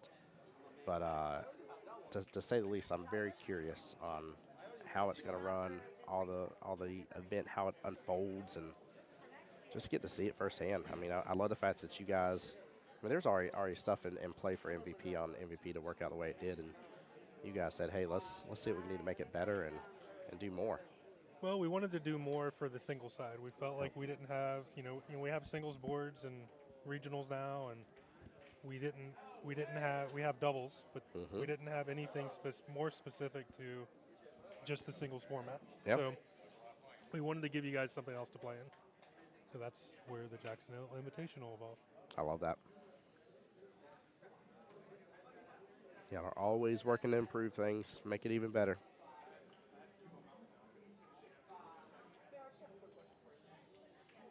And guys, make sure you stay tuned as we continue to progress throughout the day. Keep in mind, as I talked about before, close to the 8-hour mark, we'll have to reboot stream anyways here. But we got a little ways till to get to that point, but Facebook won't allow us to stream past the 8-hour mark. So I just noticed, typically the lower the brackets, the more people. Yeah. The higher level brackets, sometimes there's tournaments and stuff that they want to go play in. Yep. But when you get in the 2s and the 3s and the 4s and the 5s, how often do they get to play in a tournament that's specifically their skill level? Yes. And win money. Yep. No, that's why you're seeing a bigger turnout here. The skill level 7 group, each 6-7 group, each player won $90. In this group, each winner here today is not only going to qualify, but they're going to win $140. That's amazing. So it's just more of them show up to play in it. By the way, guys, they all paid a $20 entry fee. So imagine you get to come up over here. I mean, they're most of the way through their brackets. So we have this matchup that we're seeing to get into the semifinals. You got both sets of semifinals, well, all 4, I should say, of semifinal matches to go. And then you got the finals. So. And the 4-5 group is even bigger. Oh my gosh, yes it is. It's $170 per winner, and that's just 8-ball. We haven't started the 9-ball ones yet, but yeah. So they're skill level 2-3 is $140 per winner, 2 winners, and the 4-5 is at $170 per winner. So pretty good. Oh yeah. Take care, Raj. Congrats, good job, Raj. sir. Yeah, good shooting, brother. Oh yeah, yeah. As much as we can today, we're gonna try to have them. I don't want to say all of them because I know at some point something's going to happen, but we're going to try. Raj was asking if we're going to have the semifinals here, and guys, we're definitely going to try to have the coverage. We got kind of this point of view to to show them off side by side when necessary. So I love that though, man. $140. Yep.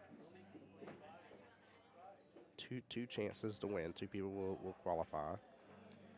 This Two, four, tournament, these six, tournaments eight. are their MVP. Each division has MVP. There's 3 tiers in each division. In 8-ball, it's 2, 3, 4, 5, and 6, 7. The top 2 in each tier in the MVP category get invited to these tournaments. And in 9-ball, the groups are 1 through 3, 4 through 5, and 6 through 9. So you qualify out of your divisions. I will say that that middle tier, the 4 through 5, is nice on both sides, whether it's 8-ball or 9-ball. You stay within that tier bracket; it doesn't change. Yep. The other thing I love too as well here, and correct me if I'm wrong, but I'm fairly certain these are full payouts. So it's the $20 entry. That's why the payouts are different depending on which bracket has how many participants in it. So It is 100% cash payback. yeah, that's you guys hear me harp about Vegas all the time about the mini manias. I always tell people, I'm like, they don't keep the money. Oh, it's even they pay it bigger. all back out. Like, It's 100% cash payback, and then we're qualifying 2 boards on each one. oh which yeah, which is another $160 per board, so $260, $320. So oh my gosh, I didn't even think so about there's that. Yeah, there's $320 added to each tier. that's amazing.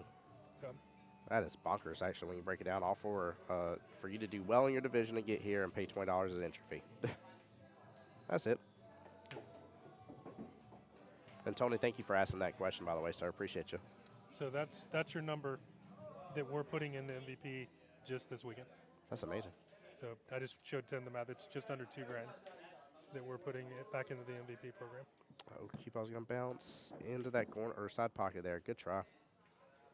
I like the fact she went for that that shot, though. She let her stroke out. It was just a little too much, but when you see somebody at skill level 3 knowing not to try to reserve it too much and able to let out their stroke a little bit, that's, in my opinion, that's a good sign. It's normally harder. I think it's easier to reel it in when somebody lets out their stroke too much than it is to have somebody open up and let their stroke out and stuff. Hey, Tony, thank you for the engagement, brother. We appreciate you, man. I got to get better at what you do, Tim. You call the person's name out and answer the question. I just answered the question. No, you're good. I especially do it now with us using Restream just because certain things are on Facebook side and certain things on YouTube. Oh, okay. I didn't And notice so that. I didn't want That's to. what the little emblem is? Yep, I didn't want somebody to be like, where's these questions coming from? You know, just me, myself, and I. So people on Facebook would not see that Tony asked that. Or I'm Yep. sorry, yeah, people on Facebook would not see that Tony asked that.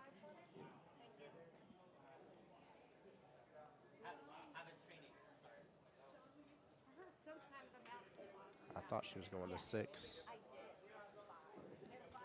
Wendy, are you going to 6? Okay, heard. Perfect. Let me get this updated here.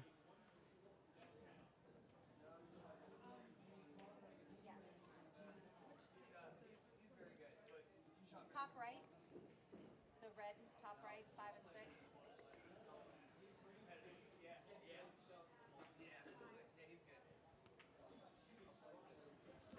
All right, guys, we're going to let this last rack play out for sure, and then we're going to kind of switch coverage more so to that top right-hand table 6 that you guys are seeing there.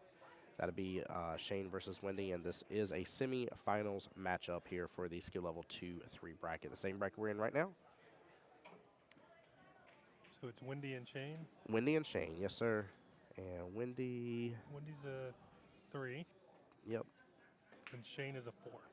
So it'll be a 2-3 race. Correct.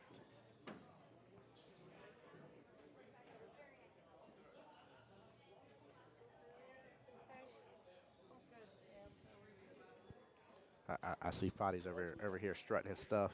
Very happy. Miss Deborah, what's going on? She says, what's up, Tim, the voice of Jax? What's going on, my dear? How are you? I like this. Chris going to go for a nice bank here on that 8-ball. Yeah. And he doesn't have to provide too much of an angle here. This kind of, if he can get that 8 pretty much almost between the diamond and the pocket right there, that should open up pretty nicely for him.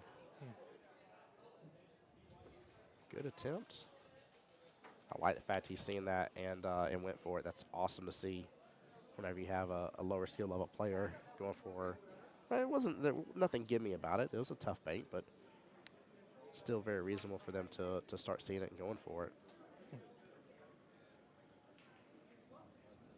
Now he's been left with a shot here. Maybe the top right-hand corner pocket. I'm getting a little quiet because he is right by the table, guys. And if I just saw correctly, Miss Wendy versus Shane is about to begin. Looks like Wendy won the lag. Again, I'm gonna let this rack finish here, and then we're gonna pull up and have the score sheet appropriately for that semifinals matchup. Jump Ooh, that I thought side that ball was pocket. going to slip in there. I'll be honest with you. I think because the 8-ball ended up on the left-hand side of that corner pocket, I think if he would have hit that right, I think that Qball was scratching all day long. It was gone. Yeah. So he actually did himself a favor by missing there. Miss Brandy with a nice little follow there. She hit that right. Very well played. Looks like a little bit of a possible back cut here, just a tiny bit. He is going to call the bottom right-hand corner pocket. These two are good matchups for each other. Yeah, they are. I'm definitely seeing some good skill sets between them that you definitely want to see at their skill level. Some good thought process here.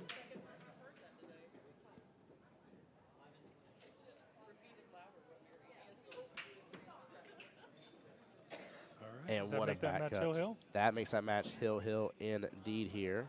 All right. So we definitely have a Hill-Hill matchup. Have another Hill-Hill match. Yeah. We'll go ahead and update here for the semifinals. Let me get everything adjusted real fast, guys. Shane does have to get to, not to 32, to 3.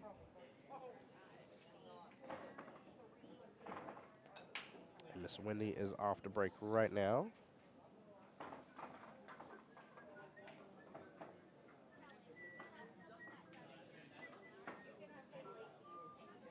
And guys, I'm still going to give you the overview. We want to be able to see the end of that Hill-Hill matchup. Now, keep in mind, both Brandy and Chris here, and especially where we're at in the tournament anyways, it wouldn't matter. But they are in the one-loss side. You're guaranteed to play twice, not lose twice. And so one of them will be out of the tournament from here, and one of them moves on to play whoever is the winner between Fran and Clarence here.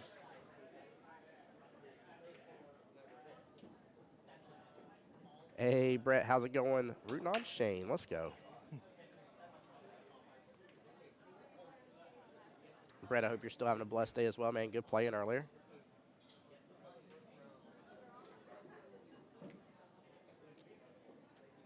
There's that Wendy's focused face I saw the other night.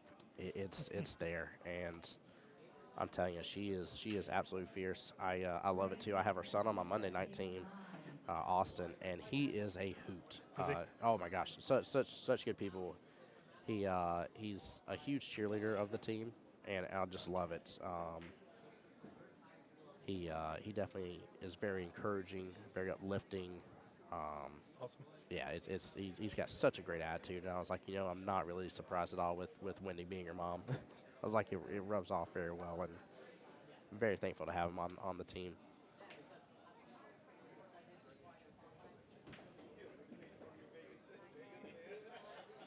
I will say also, Wendy has one other thing working in her favor, and that is that wonderful shiny belt that she has. That is her power belt, and y'all better believe she is ready to take this matchup on for sure.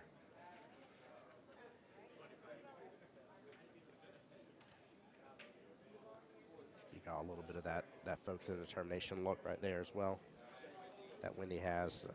Mike's not even kidding. Mike got to see it firsthand. I had to play her in an 8-ball match, and it was one of my toughest matches that I ever went against, even with me having the quote-unquote advantage of the fact of I was up in points, up in racks at first, but You jumped out, way out.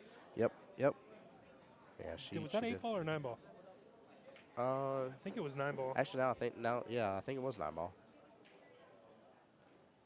I'm trying to remember now. No, it was 8-ball. It was 8-ball. Yeah, it was because it was on the 8-footer. Yeah, she got a rack that you'd messed up on the 8. Yep.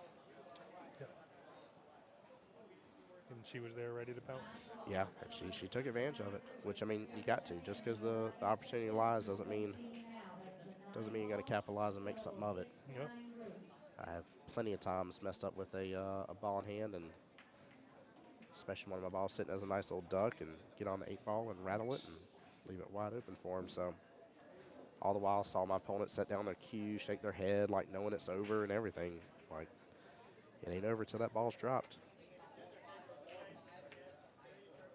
I think Ted and Fadi's match kind of proved that too. Just a moment ago with Ted being up 4-1 against Fadi, and Fadi still pulling out the win, 5-4 overall, going hill.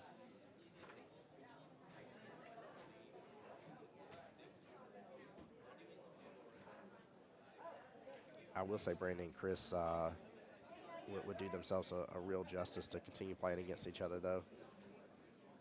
These two seem, again, to be very similar skill sets, and really able to give each other a great chance here, while also not one being a pushover over the other. I love when you can find that kind of matchup in league and regular league play. I seek that person out too. Like right now on Monday nights, like Dara is the one I always want to go after. I'm like, if I can go up against Dara, I was like, I feel like Dara is a better player than me, has a better stroke than me, has better concentration than me. I definitely see that in everything he goes after and his ability to read a table. But I also feel like he's not so far ahead of me that it's like, man, he's just going to shut me out every time. You're not intimidated, No, not at all. but respectful. Yep.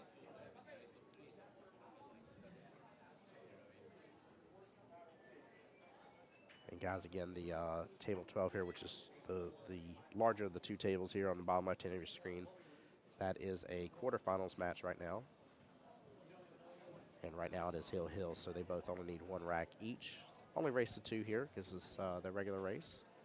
And then the main one that we have the score pulled up here for, oops, helps if I adjust the score. This is the first rack, so sorry, guys. The main score here is Wendy and Shane. Shane needing to get one additional rack against Miss Wendy. Skill level 4 for Shane. Wendy skill level 3.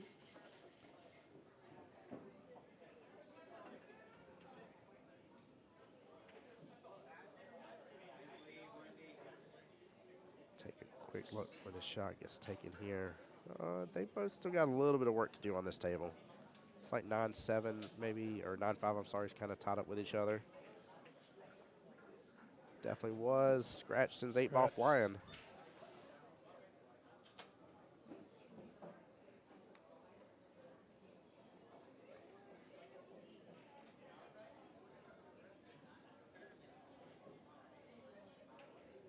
Jesse in chat for Team Shane. There you go. Oh, Matt's asking a great question here. How do y'all pick out who is on the banner for most wanted? That is a blind draw. There we go. We have in the system that we use, we have the ability to shoot out random players. There you go. We click a button and it shoots them out. There they are. Guys, for those that don't know, for the most wanted here, that is an updated post that they post usually weekly, if I remember correctly. I'm sorry? I said usually weekly, if I remember correctly. Yes, it's weekly. And all you got to do is you see somebody on there that's in a division that you play against, and it's within a full skill level difference. So, for instance, if the person on the most wanted list is skill level 4, skill level 3, 4, or 5 can go against them for it to count. And what did they win if they beat the most wanted person? If they beat the most wanted person, they win a patch and they get invited to the Invitational. Yeah. Which, I mean, is what these people are fighting for right now as we speak, along with the right to be in singles regionals, too. Singles regionals, yep. And when your bounty match, you get a patch. It's a really cool patch. It's a leather patch. There we go. Specific for that, and get invited to the Jacksonville Invitational and play for a minimum of $500. That's awesome. I just love that. We're, like I said, still ironing that stuff out, but it's definitely a minimum of 500. That's what we're adding to it. There we go. Yeah, Donna on the YouTube side said Fadi came back 4 games, second match for the win. Yeah, he definitely did. He was down 4-1 against Ted, or 1-4, I should say, with that. But yeah, Ted took an immediate lead on him, and Fadi had to have a lot of heart to overcome the mental game alone for that matchup, and he proved it. I mean, Fadi's a beast. He is an 8-ball doubles champion for a reason.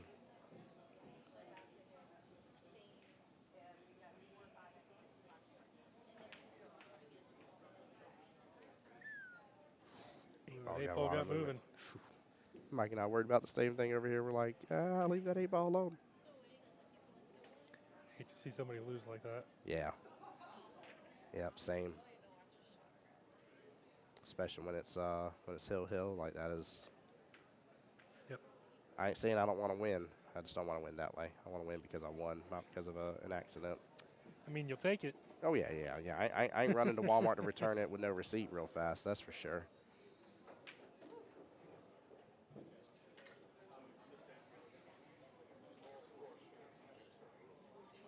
I do like solids for this right now, though. I think Mr. Chris has a good opportunity.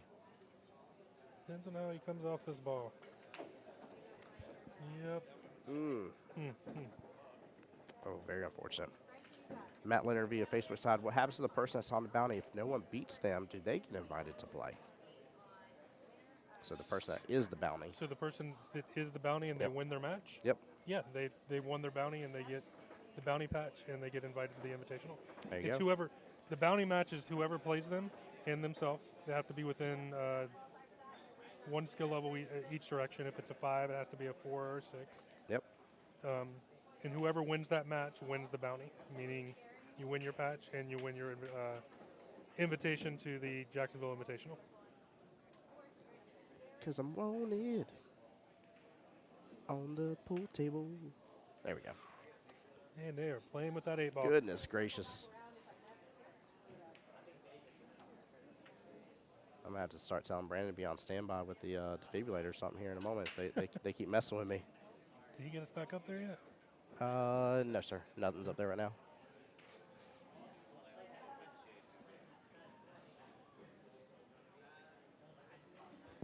I still love him for that, though. I couldn't believe he did that before. Not with us. I was going to show you one of the bounty patches. I want to say that I've seen it, but I really don't remember it right now with it being a leather one. 3.5-inch leather that's lasered with the bounty and the Jacksonville APA logo on it. It's a nice patch. I like that. It's Cool. definitely different than any of our other patches. So I think Brandy was sitting there playing a little defensively here, knowing where the 4-ball was. She didn't want to go and take out her duck right there, that 13 sitting in the pocket. Or 14, I'm sorry, sitting in the pocket, forgive me. That's an interesting thought process. But I like that her head's in the game. She is not taking this for granted. All Wendy right. down 1-0 over there. So Shane has closed the handicap gap there.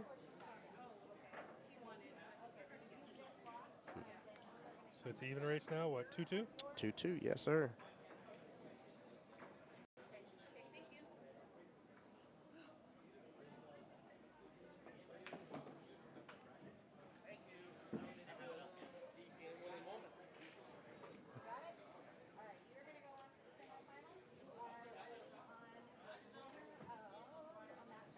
Got another semifinal match coming, it sounds like. Sounds like Jeremy won his match. He's in the 4-5 group. There we go. Maybe we'll get him on the stream next. Let me pull that bracket up, see. Or that's Jared. Jared, I'm sorry. yep. Jared. So he's waiting on a winner from match 34. So he's waiting on the winner between Gary and Walt on table 11.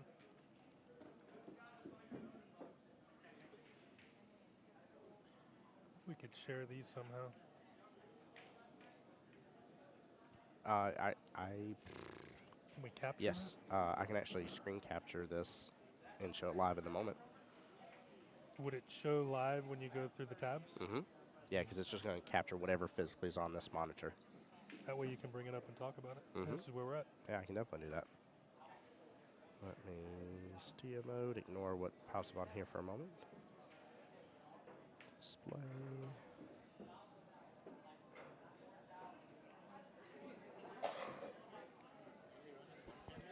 What's that? You're running one camera?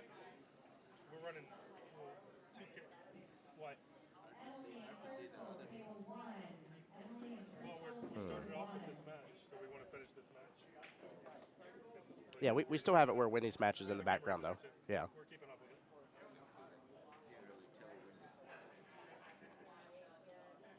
We didn't want to leave them in the middle of their match. There you go. And looks like Brandy just won her match. There we go. Big congrats right there. Now we can go over to that other camera.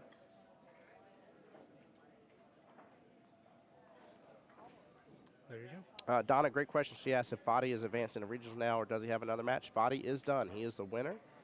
He is one of 2 finalists today within the skill level 6-7 bracket. Raj was the other one. And so he will automatically advance to regionals in the fall. In the fall, yep. He'll also advance to the Jacksonville Invitational. And he also took home $90 today as well. Cash money. So Fadi is what we call winner, winner, chicken dinner.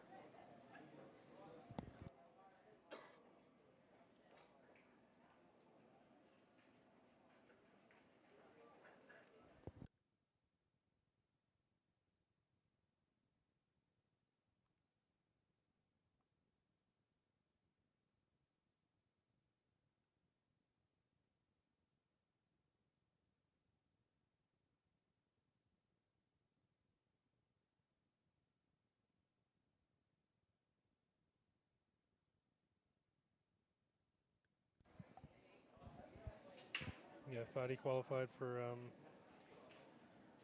Season 1 regional, which will be the fall regional, which is held in October. There we go. Hey, Donna, my pleasure. Thank you. Again, appreciate the support. Appreciate the comments. It's always nice to have questions in stream. Did she just one rail kick that, guys? I don't know if I got it in time. I might have hit it in time. Let's see if the instant replay is gonna be nice to me. Yeah. Watch this. 2-rail kick. Forgive me. 1-2. Boom. Right in that right-hand side pocket. I wasn't looking. Wow. Yeah. Wow. That was nice. Yeah. It took a second for my brain to like register that's what just happened. I saw the light bulb go off. Yeah. Like I definitely had a GE moment for sure. They're calling me for copyright infringement and stuff. Patent infringement after that light bulb moment.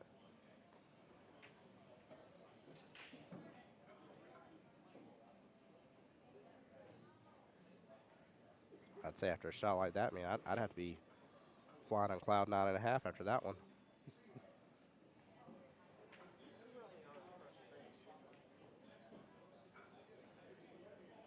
Not a bad lead for the 2-ball.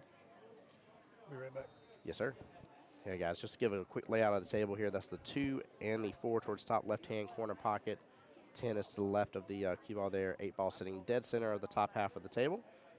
Followed by on the right-hand side, you got the 5, 9, and 3. And then the 1 sitting here towards the bottom right-hand corner of the table as well here. Guys, here in just a moment here, I'm going to get my cameras plugged in, get them recharging up, so I may leave the mic for just a minute here.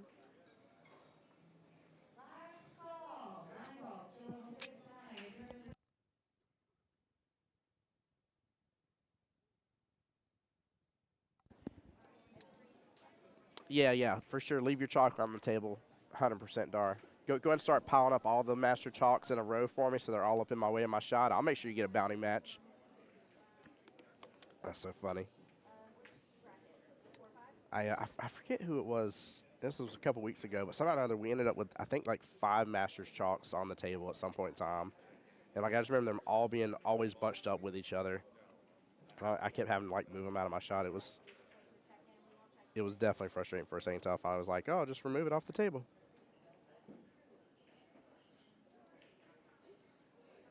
You've been practicing your back cuts even more. There you go, Donna. Yeah, you and them back cuts are, you're definitely, Donna, remind me what skill level are you as well here. What's up, Tabitha? How you doing?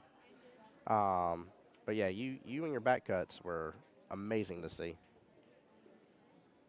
Yeah, no, I told him. Yeah, I will here in a moment. Yeah, I'm good. Appreciate you, brother. Hey, Jen up in chat. What's up, Jen? How you doing? Jen in chat for Team Wendy here. Wendy had an amazing 2-rail cut into the right-hand side pocket.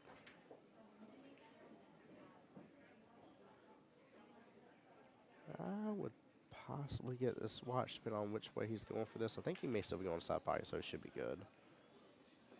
But if he does something, yeah, he's going side pocket. He's good. I was about to say, if he does something else here, I might get this watched. Good hit, not a bad leave there. Wendy in the lead right now on this rack in the sense that she only has 1 ball left. He has 4. But he left her in a tough spot right here. That's the 10 ball. I'm seeing correctly here towards the top short rail there. She is going to go for the back cut here by the look of it. Wendy does a great job getting real low on the cue ball and stuff.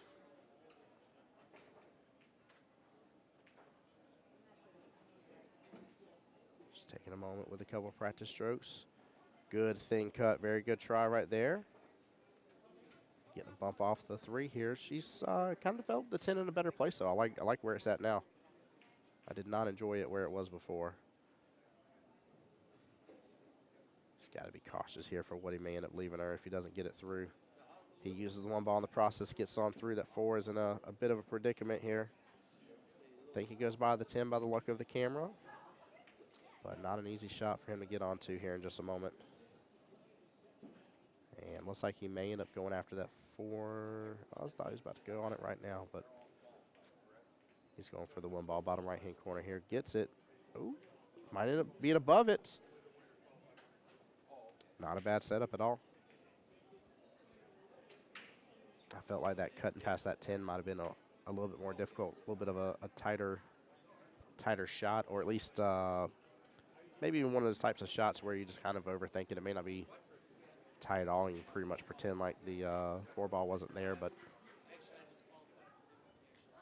or you pretend the 10 ball wasn't there, forgive me. He's on the 4.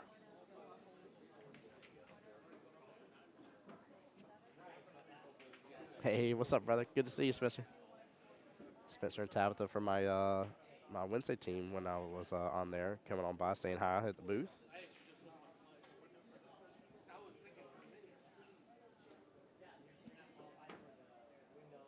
I love it. It looks like we're getting some of the 9-ball players in, which we should be, because the next setup here starts at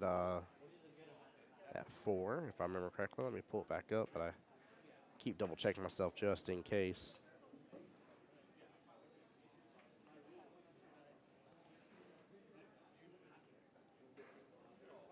Let's see. Yeah, the skill level 6s through 9s for 9-ball. 4 p.m. start time on that.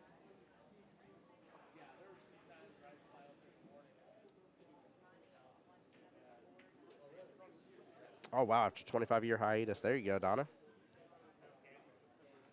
Well, your back cuts are absolutely superb. Absolutely superb. It's definitely nice to see. Hey, Kamalema. Says, hello, sir. Always good to hear you on stream. Always good to have you as well, Kami. How are you doing? I think I might fix to have Jay Money join me on stream again. Oh, looks like I am. What's up, bud? What's up, my people? Not too much, sir. How are you doing? Could be better. Yeah? Tough day at the office for me. Very tough day at the office. Yes, sir. Played pretty bad my first round, then I fought back, won 4-0 the second round, and just couldn't get it going in the third one. So, there you go. but it is what it is. Who was it that you were playing against on the third round? I played Foddy in the It was semis. Foddy, that's right. Yep. I was trying to think real fast here. I was like, I remember you were right here on this table, but I drew a blank as for who you were playing against. Yeah, it didn't go so well. I had some tough rolls and couldn't overcome them. I had my opportunity, but didn't take advantage of it. Well, I will say, I don't know about how you feel about it, but I don't like getting beaten, but I like seeing if I am going to get beaten, that I like to see the person take it all the way, and Foddy definitely did that. So He sure did. again, I know some people feel a little different about it. Yeah, it's hit or miss. I mean, I don't want to root for anyone to not win. You know, I want everyone to win, but it's just tough luck day for me. So Yes, it is. But I'm happy someone got to win. There you go. Made a little cash and made it worth their while to be up here today. I love that here. Jen says, hi, Tim Bob. Hey, Jen, how you doing? And she's saying, Justin, you're amazing. How many hats do I have? That's a good question. I'd have to count them up. I have a plethora. I don't have an exact number for you, but Lots. I have a Excuse me, sorry. I have a good amount of hats. Forgive me, guys. Can't have too many hats, in my opinion, especially when I wear one every day. Good shot by Shane here. Should be Potential to wearing get new on. hats pretty soon, right? That's right. Oh, yeah. We got all our stuff in, so those should be up and rolling here before too long. Just got to get a free moment to put them together. Ooh, good Toughness attempt. there, but good leave out of it. Yeah.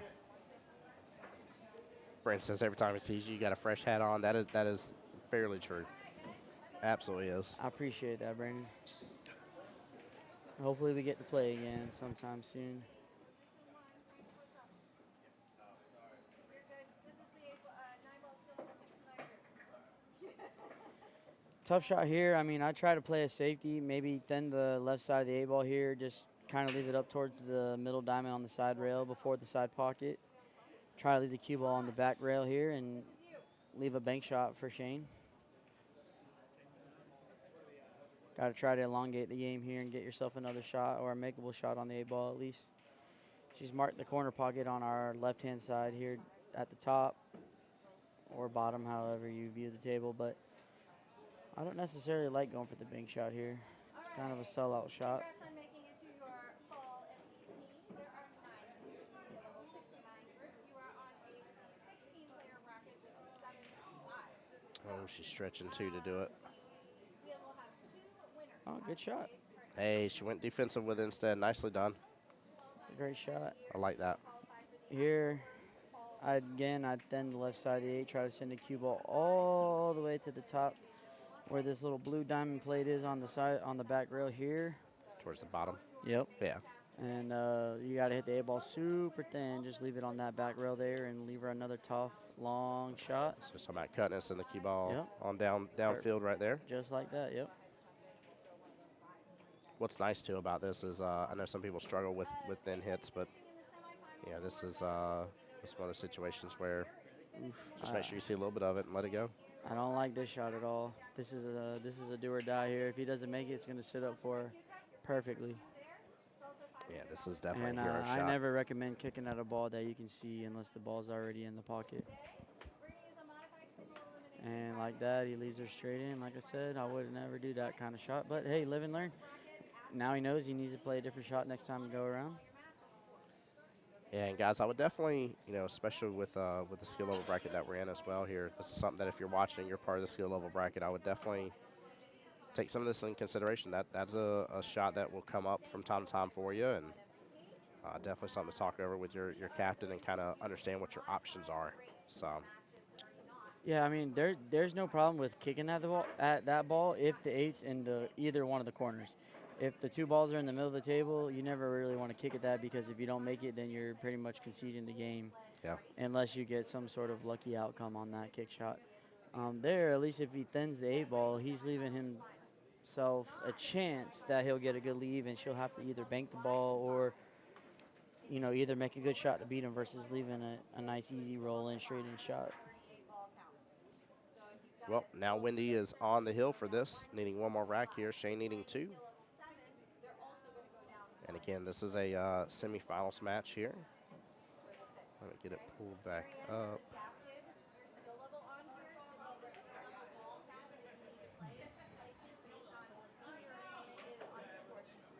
Looks like we got some 9-ball matches about to start in the higher bracket.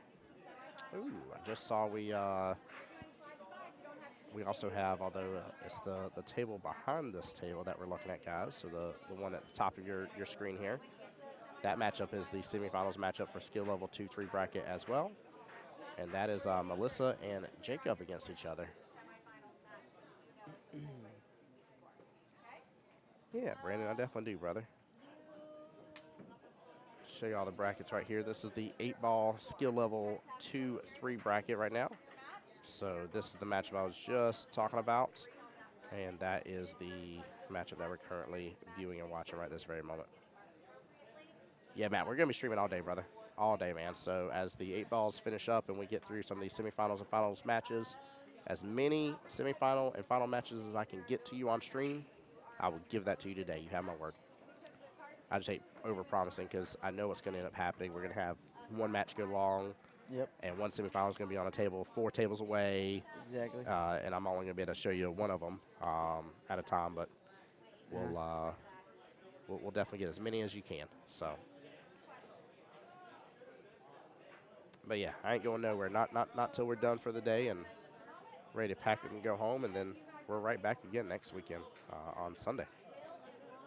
Sunday is 9-ball best of the rest. I'm fixing to say it wrong. I know it's one of them. Yep, that sounds right. It is 9-ball best I of the think rest. it's at 9-ball heaven. I'll be playing in that. What's up, Matt? How you doing, buddy? Haven't seen you in a while. How you hitting them?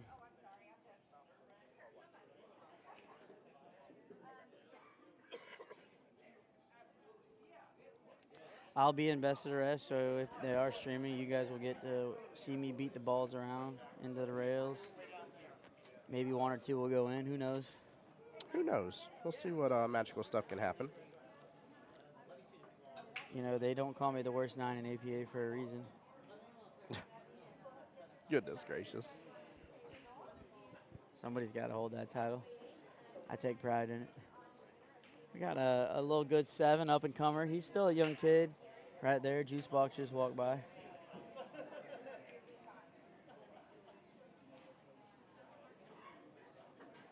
Brandon Batiste said stop it. Ooh, Shane getting a little run here. Look at all the solids here towards the bottom left-hand quadrant.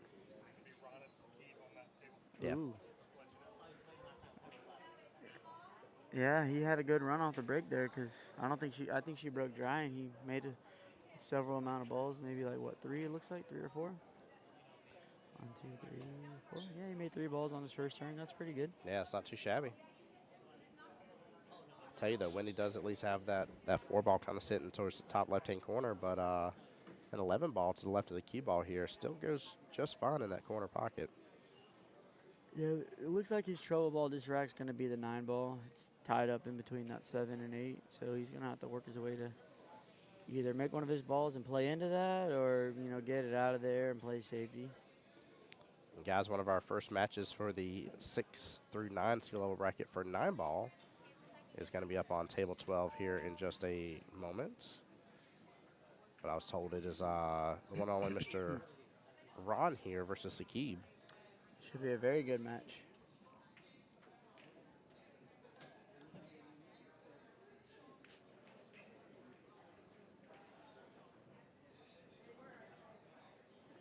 Good attempt there on the 6. Good speed, left it in the pocket.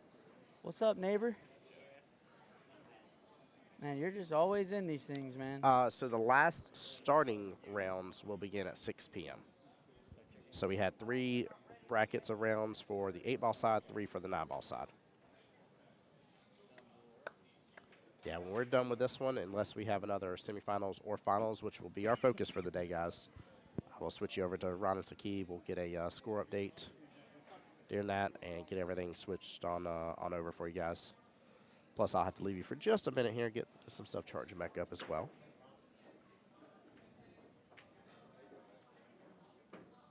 Ooh, nice try by Shane there. Top left-hand corner pocket for the 9-ball. Really not leaving Wendy much of anything. I kind of like going after this 3-ball instead. I don't know if she's trying to see if she has room, but. Yeah, I think she might be looking at the 4 on the side, but I would definitely go ahead and fire that 3. If you miss it and hit it with a nice, easy pace, it looks like it leads the cue ball down table, but she might be shooting the 7-5 combo as well on the side.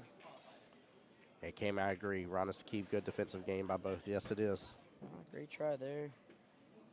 Left it relatively tough unless he can back cut that 10 behind the 6, but you got to watch out for the 8-ball here if he does do that. Good try.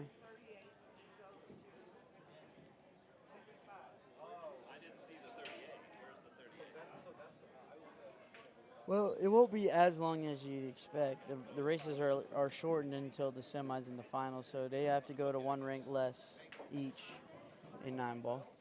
Yep, so just overheard Sakib going to skill level 5, which was 38 points, and Ron going to skill level 7,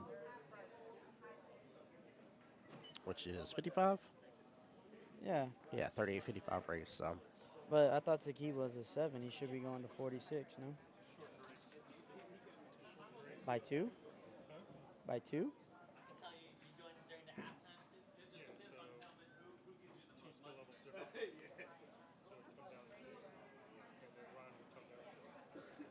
Wow. So it's a 9 versus a 7? Is it a 9 versus 7? Yes.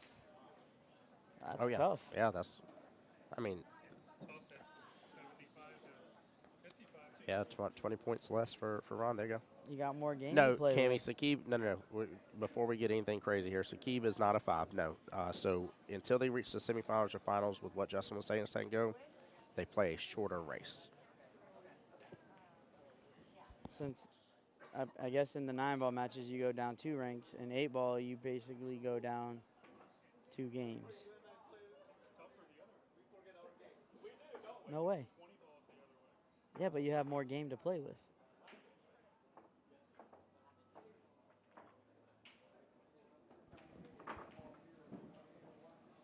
Just my opinion. I mean, There you go. I'd rather go to a longer race versus a shorter race because you have more room to catch back up. I mean, he still has to make more balls. He does, It's but still a 20-ball difference, but could also be a stamina thing, too. Sorry, guys. I'm definitely enjoying one of my my recoilers here. I mean, I guess it's a matter of opinion, but I think especially in 9-ball, he'd rather him go to his full race versus 38. I mean, it's only 3.5 racks basically. Yeah. Well, we'll definitely get that score for you guys. Like I said, as soon as this is up, just keep in mind our goal is to get you as many semifinal and final matches as possible.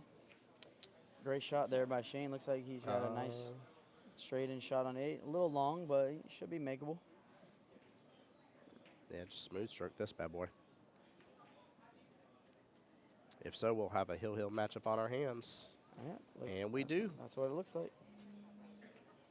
I don't know. What do you think, Tim? Would you rather, if you were a 9 playing a 7, would you rather do a 9-7 race or a 7-5 race?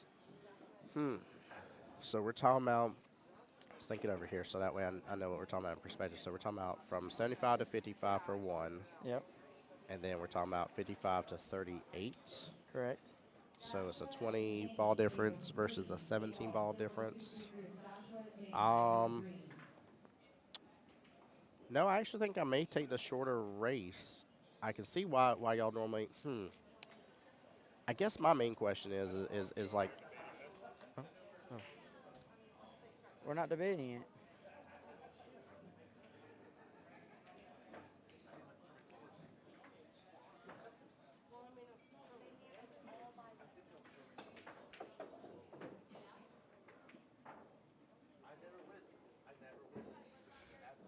You cleared it, Fadi. Yeah, Fadi did good, man. Fadi's still over here enjoying his day after his win, enjoying his winnings. Use some of that $90 to get some of the food here. Some food, a Coke, a Yeah. water. What's up, brother? How you doing?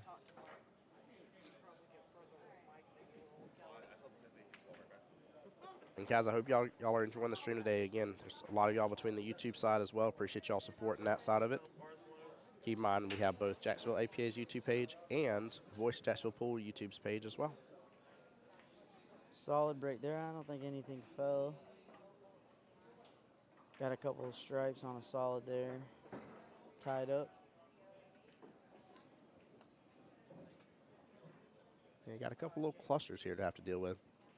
We missed a couple of the racks, Justin. There was a couple times where even chat was like, are they playing one pocket? And I mean, it literally looked like a full-on one pocket setup. That's what my match felt like. On a couple of our breaks, a lot of balls were tied up, Yeah. and we had to play real defensive. Yep. Got to take it a little slower than you normally would. Got to be real methodical about what balls you Mhm. make, and you got to either set yourself up to make a ball and break out, or I thought we were playing one pocket. exactly, yeah. What's up, bro?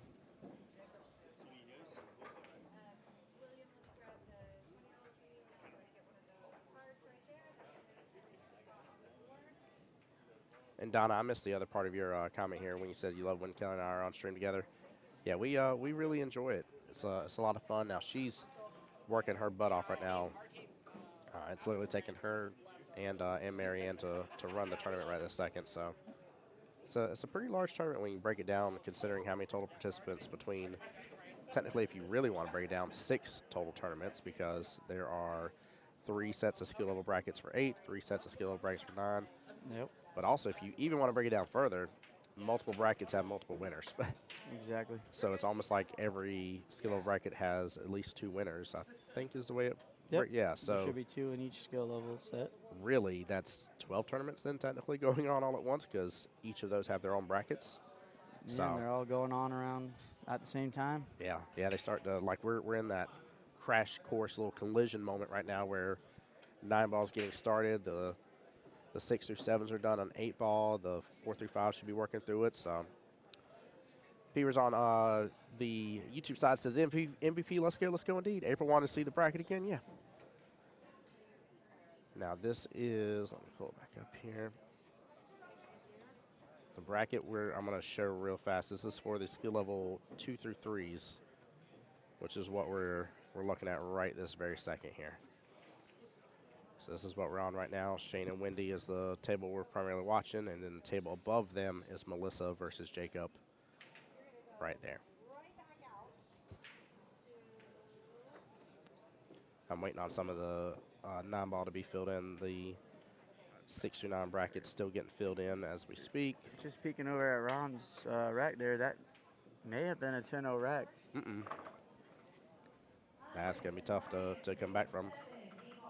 Yeah, I think Ron may have gotten every point that rack. I'm not 100% sure because I'm watching a couple tables at a time, but he had at least a 7-ball run out there. If so, that'll leave it where it's a 45-38 race left in that battle. He will close down that difference tremendously. For sure. Hey, my pleasure, April. Thank you for being here. And again, guys, on table 12, that's the one of the first 9-ball matches that we were just talking about. Body. Well, it was 9-1. Yeah, that's a good rack. Really good rack.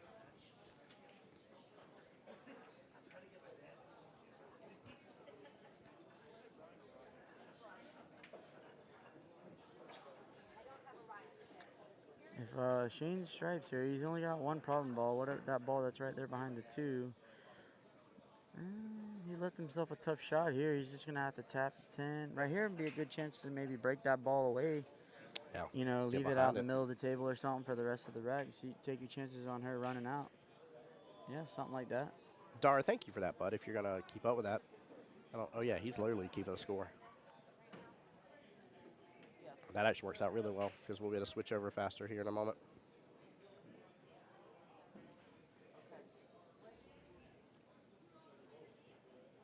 I love me some 9-ball, which is, I don't know if I've asked you recently. Which is your favorite format, 8-ball or 9-ball? I think I like the 8-ball. I get to play Yeah. more even races than that. Very true. 9-ball is tough. I mean, there are several 9s in APA, but it's hard. It's not very often I get to play against one unless it's a tournament or something like that. Regular league play, I'm always playing 6s, 7s. There you go. Maybe Yep. even lower, honestly. And, a lot of times it's out of necessity because you have to get your 4 matches in to, qualify with your team and stuff like that. So, 9-ball in APA is tough. There's not a bunch of 9s just sitting out there. They're hard to field on a team. Yeah. They Especially definitely when you are. have 2 of them on the same team. So, but we make it work. That's good. I don't know. I just feel 8-ball is a lot more fair game for me. I have more opportunity to play an even race. Yeah. But 9-ball definitely tests your ability a lot more. Being able to run out the balls. You and your opponent are going for the same ball. So, Nice little Z-bank right there. Shane hit that with good speed, let it go back and forth. Even if he missed it the first time, it definitely drifted on over the second time. Exactly. Looks like he's trying to back cut this behind the 1. Watch out, 8-ball. What a back cut Wow, indeed. good shot. Ends up making one of Wendy's solids there, bottom right-hand corner, but that may have just opened up the bottom right-hand corner for him. Yeah, it might be. It's a little It's tight. tough, yeah. At least if he slow rolls it behind the 2, he can, pretty much take control of that pocket, put his ball behind there. If I like not,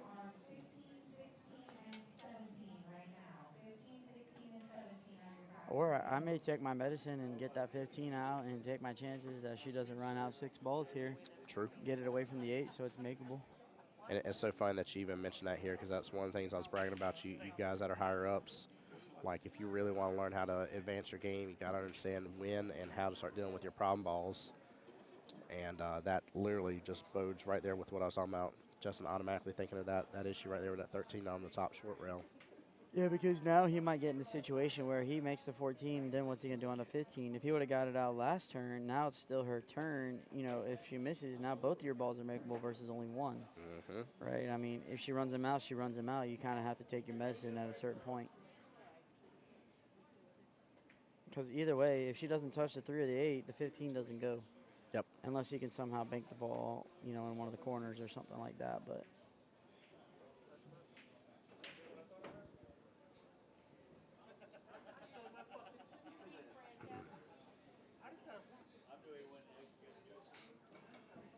Yeah, I see a lot more people coming on in here for the 9-ball side, getting logged in and registered. Keep in mind, guys, 100% payout too. So for all the $20 entries, every bracket will be different, obviously based on the amount of people that actually show up and participate. Ooh, very important ball in hand here for Shane. yeah, now he might want to look at shooting that 15 in the corner or the side. I'd definitely try to shoot the 15 now if I could, especially where her balls are. I mean, all her balls are makeable. Yeah. Maybe not. I don't necessarily like the corner because you have to put the ball so close to it, but Yeah, I kind of like might the have side. a double hit here potentially, but she doesn't want to get a watch. So. Yeah. Yeah, it would have been a close call. Hard to tell from here. Yes, it is. And just like we talked about on stream before, especially we had some of it during our last stream as well. Keep in mind, it's not up to us. It goes to the player if it's not watched. So, them's the rules. Exactly.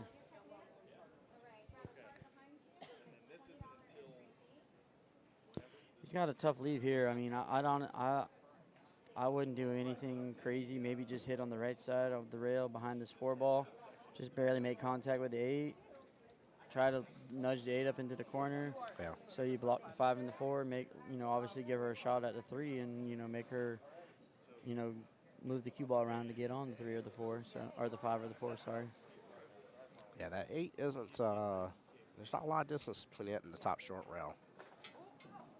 I didn't mean to ask you so many questions. I apologize. This would be a great time to have a timeout from Oh my a higher gosh. player, right? Yes, it would. Yes, it would.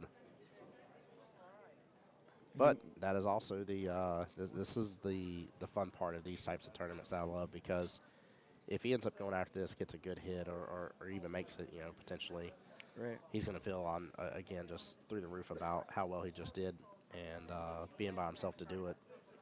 And another shot to think about here, honestly, is if he just banks the 4 into the rail and leaves it close to the 3, he's tying up 2 of her balls with ball in hand, make her shoot a combo. I like With that. ball in hand as well, too, so if he doesn't feel comfortable with the kick. Here, this has a very good chance of scratching in the corner after he hits the right side of the 8.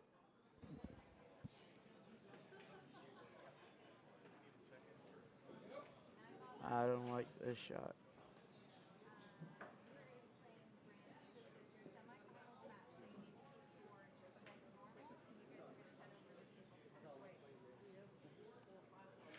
So risky. Oh, my gosh. And he gets away with it. Wow. Man. I mean, he did hit it at the right speed, though. Oh, man. I don't know about if I would play that shot. That was very risky. I would have absolutely come past the 5, used some inside English, so that way the cue ball kicks over.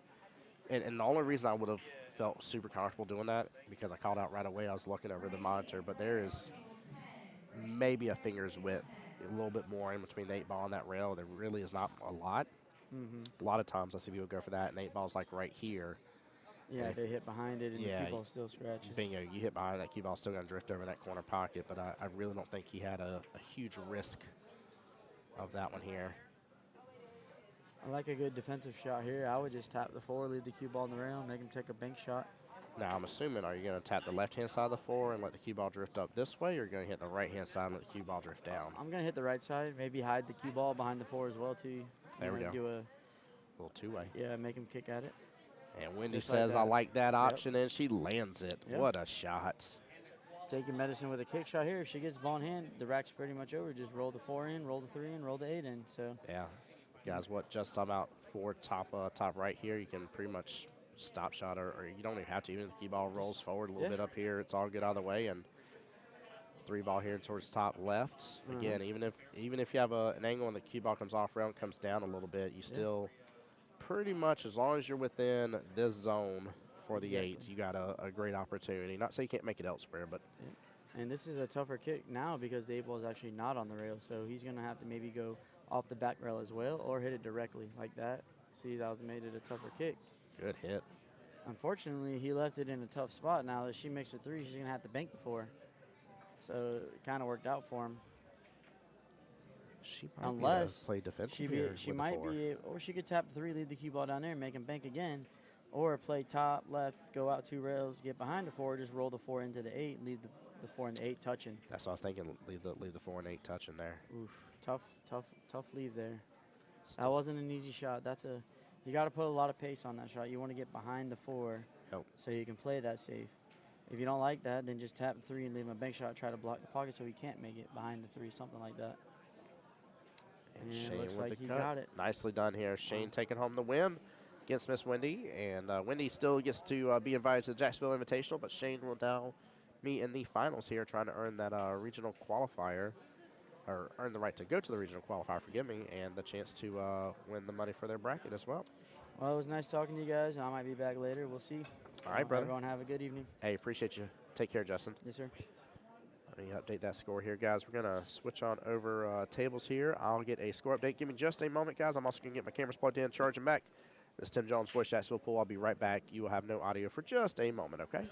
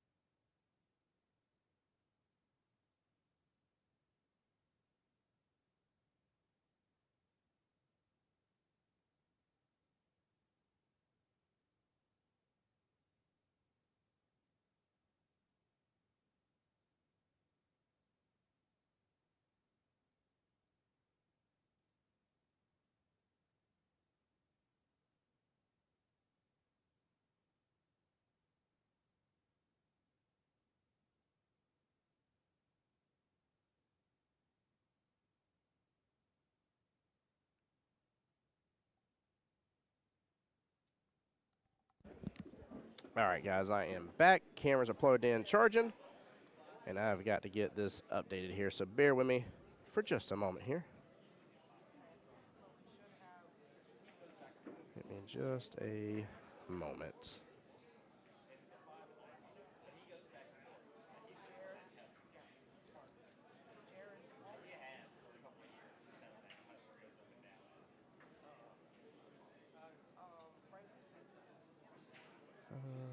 HLTIWANGR.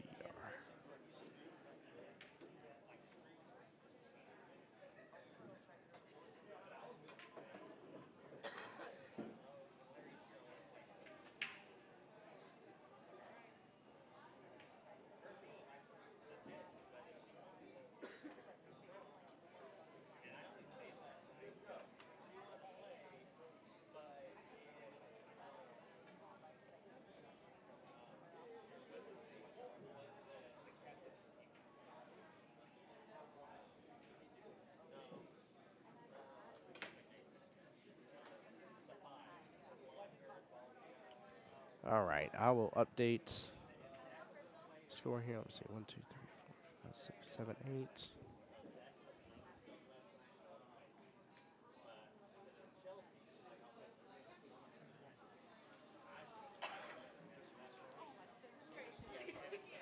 Sorry, you made both.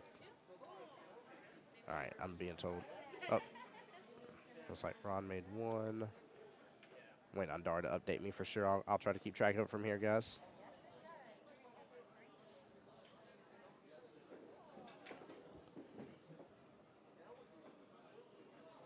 Who made the one in? 16-6. Okay. Oh, so was there one dead? Okay, perfect. Is there one dead overall, by the way? Heard. Don asking, great question, Tim. Do MVP players, winners play in Vegas? So what they're earning the right to, Donna, is they are earning the right to be able to play in the singles regionals. If they win singles regionals, they will compete in Vegas.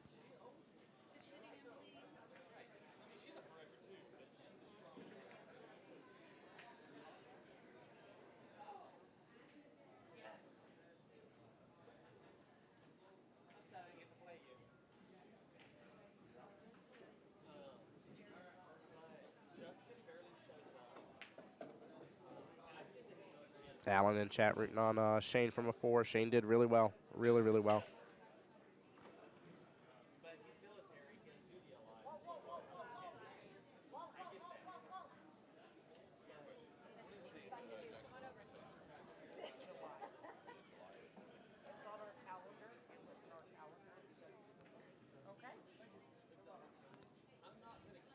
I see Zach up in here. What's up, brother? Good to see you. Hey, my pleasure, Donna. Thank you. So it keeps looking at an interesting shot over here off the 6 ball.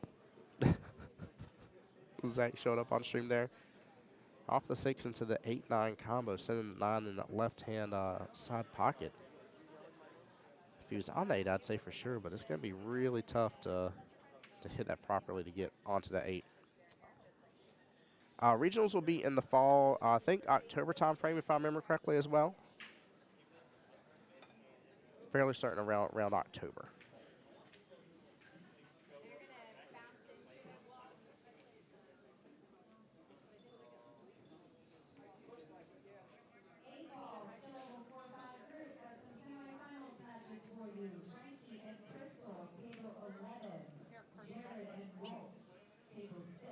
Oh, I got to switch on over here. We got a skill level 4-5 finals match.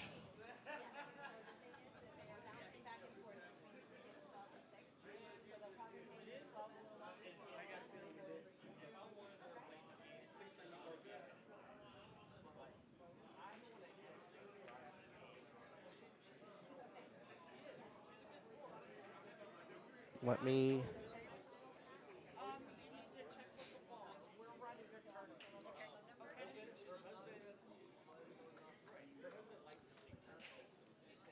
Hey, Kelly. Frankie, is it Frankie and Crystal on table 6, or who is it? Jared? Okay, and Walt. All right, guys, I am going to have to switch this on over here. Yeah, thank you, Dar. I will, brother, because that is a finals match. So let's see here. Find Jared. Jared is a 5 versus Walt is a 5, so it's an even 4-4 race. Give me just a moment, guys. Ignore the score on the sheet for just a moment here. I'm going to get this score sheet updated, though. That was Walter Hill and Jared Weiss. J-E-R-D-W-I-S-S. Dar is going to be our official updater for the matchup that you guys are seeing primarily on your screen here.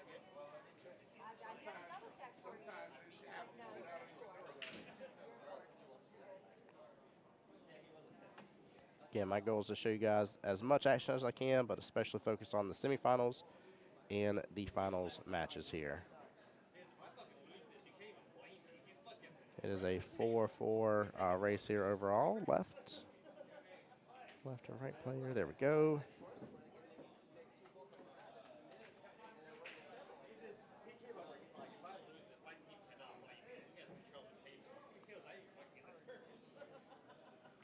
And they'll be up on table 6 here in just a moment.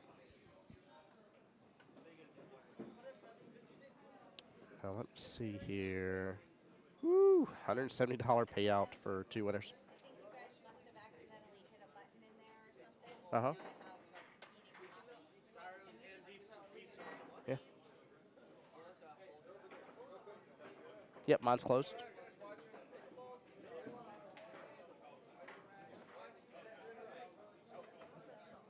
Hold on real fast, guys.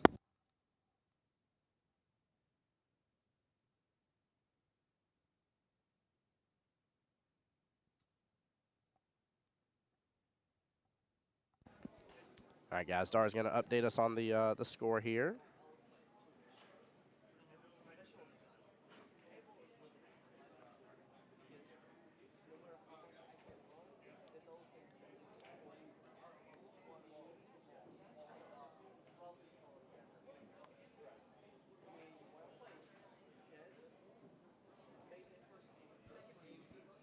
All right, Ron up 21-8. Overall race remaining in that battle here is, was that 34-30? Goodness gracious, nice and close one. Ron very close to closing all the gap here against Saqib. All right, lag is about to start here. That is Mr. Jared actually on the left, Walter on the right. Hold on real fast, guys. Let me check in on something.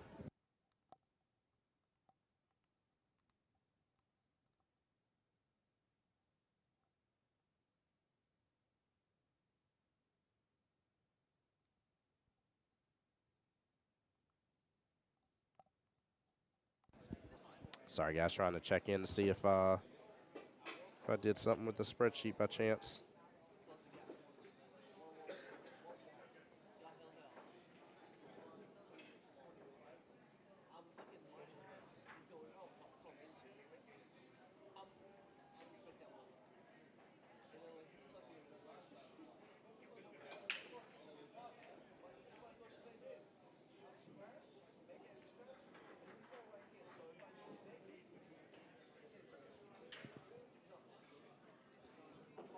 And for anybody just joining us here, this is a skill level 4-5 bracket semifinals match, if I remember correctly here.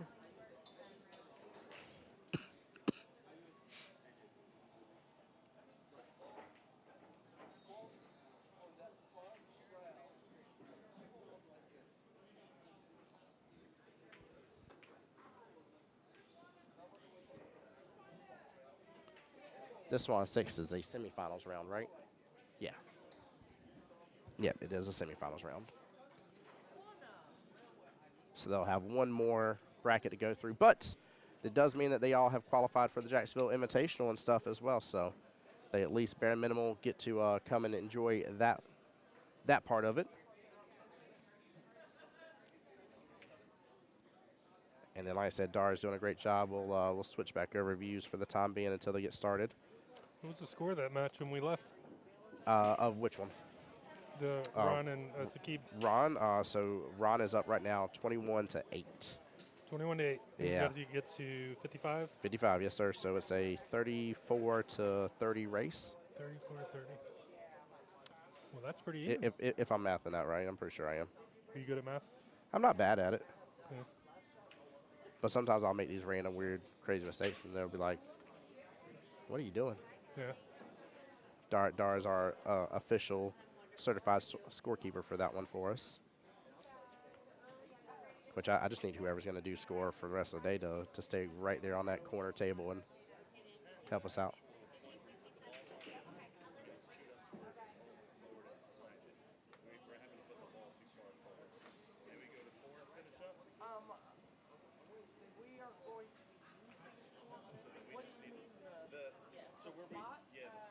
Mike, how's everything going on your end, sir?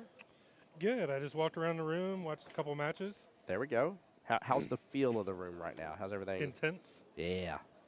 Everybody's on edge. I mean, I like it. Like, don't get me wrong. I was talking about it earlier that I would feel kind of like I would take this, not say I take it easy, but, you know, just not feel as stressed. That is Ashley's husband right there, Oh, there we go. the bartender Yeah. here, Ashley. And I just watched, I was standing over there watching his match, and he pulled out a nail biter. Yeah, did he? Yeah. Yeah, there we go. I like those. Those feel the best whenever you get the win. So it is a tight room, but it's tight as feel, Yep. not as, you know, really tight. The vibe is tight. Speaking of, by the way, here, because I've seen a lot of people, you know, again, it's just that, hey, I haven't seen you in a while. How are you doing? Type situation. Good little early 9. I saw Miss Crystal, who used to be on your Maximum English team from a moment ago. She's in here competing for MVP. Yeah, I talked to her for a little bit. I haven't seen her in a while. Marlena, how's it going, my dear, on the YouTube side? Rooting for Team Jared. That's this matchup right here. When I switch cameras, by the way, guys, just so y'all can see, we're trying to kind of show off both, but Dar's doing a great job of keeping us up to date with the score on Ski versus Ron, which is, I don't know about you, but an extremely interesting match. And then here on the mainstream table, this is a semifinals match for the skill level 4-5 bracket. One of the things with all the added events and everything that we run, these MVP tournaments, the captain, co-captains, and the different triannuals. That our triannuals always have different teams in them because of the way we do qualifications. Oh, yeah. A lot of these players never really got to meet. Yes, very true. In the past, Very true. they never got to. Now they're all starting to get to know each other, and they get to see each other at these events, and they're excited to see each other. Yeah, they are. It's cool. Yeah, I love just the way it always kicks off every single time without fail during registration stuff. And you just, hey, buddy. It's how's it expanding the been? network. It is. It really is. I mean, used to, like, I really remember way back in the day, the only time you would see some of these other people was World Qualifier. Once a year. Once a year. That was it. And, I mean, no offense, there ain't enough time to really get to know somebody that well. So I've only ever had a couple people that I've ever only met from World Qualifier that I remember later on. You bring in like the River City Shark. Oh, yes. So now you guys are actually going to other divisions and looking and seeing how these teams are doing because you have That's reason smart. to. It's connecting everybody. I love it. Marlene is rooting on her. All right, Jared, your captain. Nice. I think one session we had a team that was like in contention for the River City Shark, and it was like a Monday team. They Okay. actually came down to watch the Thursday team that they had to worry about, just to love that. watch and see how they did. Yeah. Didn't heckle them, Yeah. weren't there for that. They were Yep. just there to watch. And they ended up losing. The Monday night team ended up losing. But I was like, you guys really came down just to watch? They're like, yeah, we wanted to see if we won. I love that. I love thought that that was attitude. pretty cool. Yeah. That's a eyes on the prize mentality right there. Very, very important to have that type. Goodness gracious, too. All in a good team environment as well. That's huge. I can see whoever that is really going places with some of these tournaments, especially for the World Qualifiers. If you got that attitude well before the World Qualifiers, you really, when it comes down to it, will really dig in deep and be able to handle some of the I don't know, just some of the extra stress that world qualifiers can cause to you. So What, playing in these, like to get over that stress, you mean? yeah, playing these, get over the stress, having that mentality like they did with the River City Sharks of going to see the other team that you know that you're in competition against as well. I mean, that's just But it's just like playing good. tournaments, you know, to become a better player, you know, go play tournaments. yeah, And if your APA area is offering you different tournaments to play in, go play them. It's Yes. only going to make you better. You're going to be prepared for your teammates yeah. when it comes to it, or yourself, whatever you're involved in. Yeah, speaking of, by the way, guys, we in case you don't know, this kind of time of year when it comes down to APA, it's definitely a really big deal. We call it the tournament season. I was joking with Mike earlier. I was like, I don't know if I should ask him this or not, but be like, got any free weekends coming up here, Mike? But no, we got a lot. We got Best of the Rest coming up for the next 2 streams. We got the 9-ball doubles open coming up on February 17th. The 8-ball version of it, 8-ball doubles open, coming up March 9th.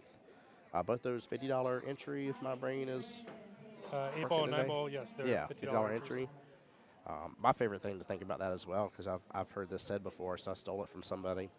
But I had a pair that came in. They said, hey, we may win, we may not. We're not that worried about it here. But we're going to have fun. Shot watch.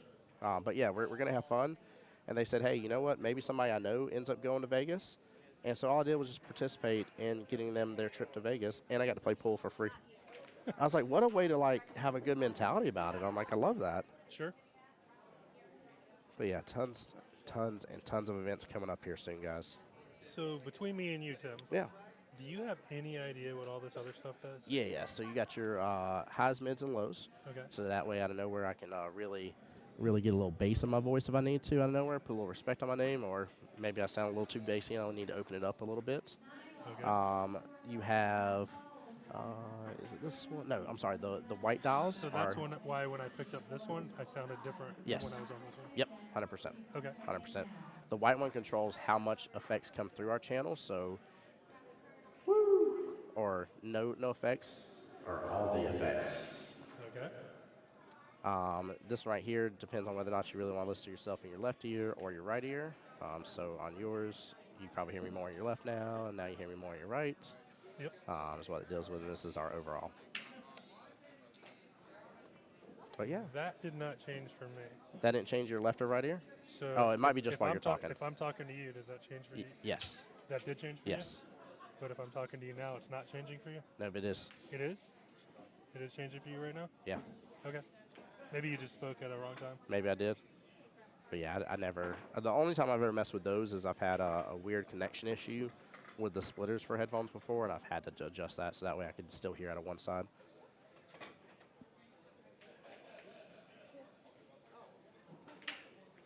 And guys, we are still in the very first rack here for Walter versus Jared. This is Walter at the table right now. Mr. Jared's off to the right-hand side. And we're winding down on this one. Walter plays on my Monday night team. He is I think he plays at least 2 nights a week. I'll tell you what, I'm He's going to getting cheat better quick. and look that up now.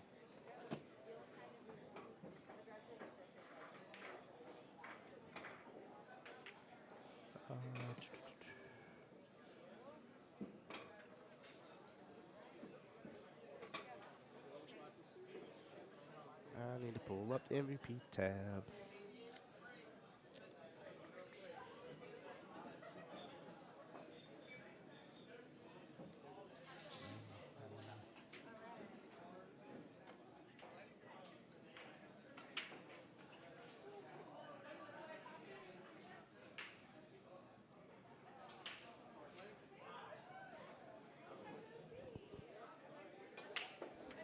See Mike Smith is in the house. I told him to come by the booth today. So looks like, yeah, Walter's on 2 teams. He's on Voussoir. Mike Smith loves to give me some Smoking the Bandit. Oh, always. Lines. Always he and does. He's always in hot pursuit. And then there he is on your team. I see him on the winner's circle.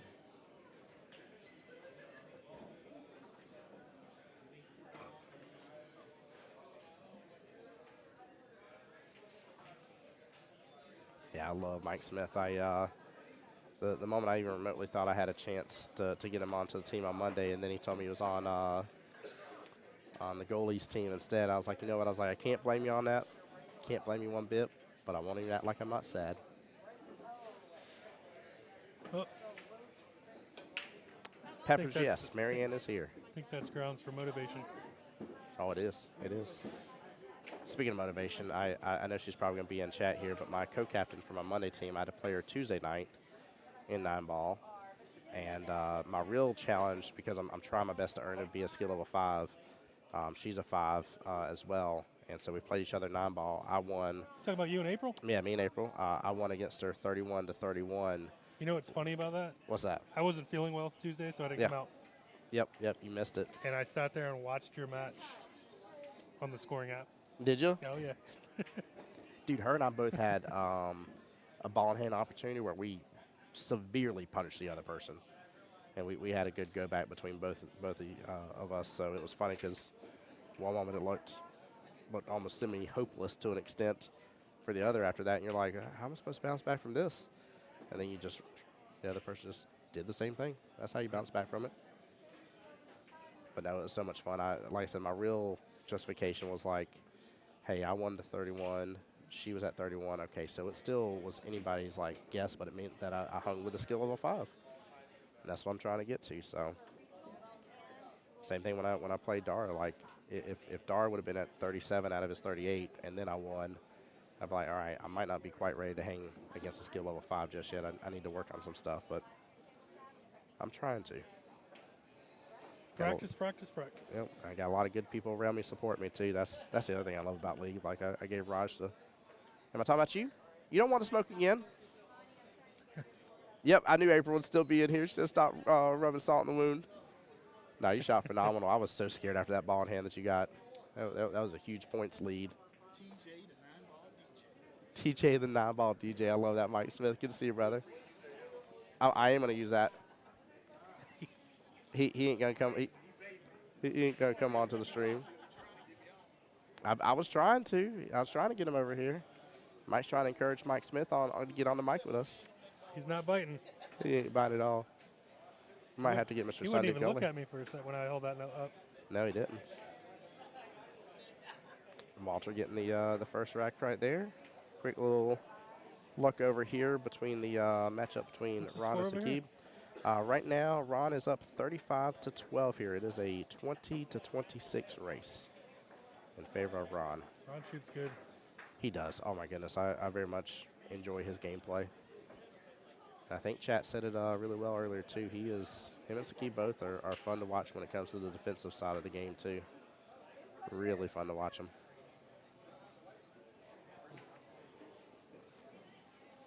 People, being real respectful of the camera and stuff is Yeah, they are. it's good. I noticed that was a good change today.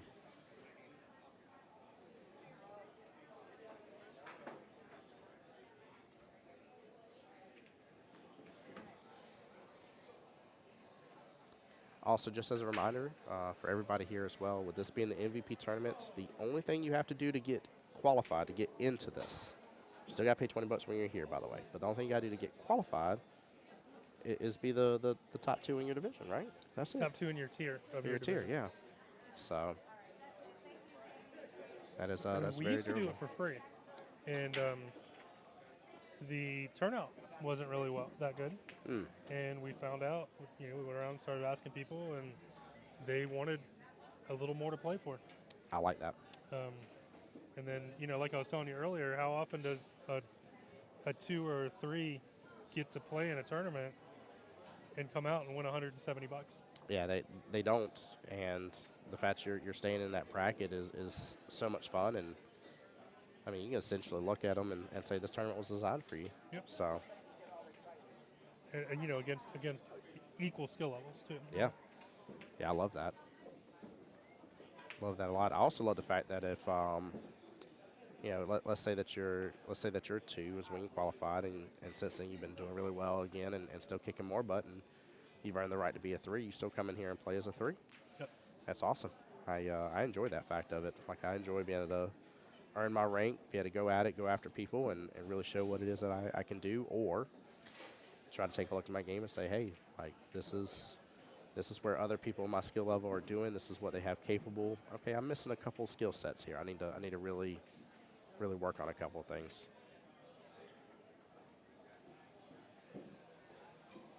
Y'all done got us full of the apps. Keep this on paper. It's like, man. Everybody's having to keep score on paper. Oh yeah, it's funny. And they Oh man, last week you they're coming back up. I really love the app now. Yep.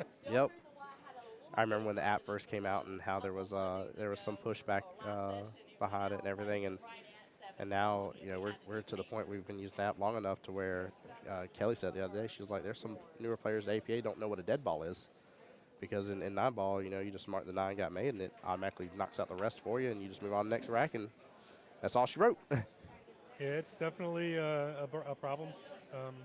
People don't know how to keep score. Yeah. Yep, it's funny to me. It has made one aspect of it super easy, and then for the times when we still got to use paper, has made that aspect more difficult. It's kind of like when bowling. I don't know if you're old enough to remember keeping score on paper when you bowled at a bowling And it was alley. on a projector. No, you kept score on a. Well, oh, you mean it projected it up? Yeah, projected it. Yeah, Gotcha. yep. But you wrote it down. You kept score. Yep. I used to know how to keep score bowling. I couldn't Not do it now. anymore. Now Yeah. it's all computer. You just throw the ball and it does it for you. Yes, you do. Resets everything. Everything's nice and neat. That's why, like, I'm super excited. I'm proud of APA to see what more they continue doing with the apps and where they go, and just the future capability we'll end up having. We're hoping we get tournaments next. Yes. That's what we're hoping for. I know they're hard at work, constantly hard at work with the app. The innovation is huge from the backside. But I just love how there's clear difference in the stability of it. They're putting forth the money, the effort, the time, and the labor and everything to get it right for us, and it's game changer. It's like, I love the encouragement. I remember the other night whenever Kelly was talking about, hey, like, just let him keep score. Like, it's 8-ball, it's that in innings and defensive shots. Like, let's get them ready and get them doing it. And I especially love too, because the timeouts thing. I like the fact that it has the timer for the timeouts as well. That's definitely one of my favorites. That way, if regular league play, you're consistently going over when you're given a timeout, you can start to rein it back in and get yourself prepped for tournaments.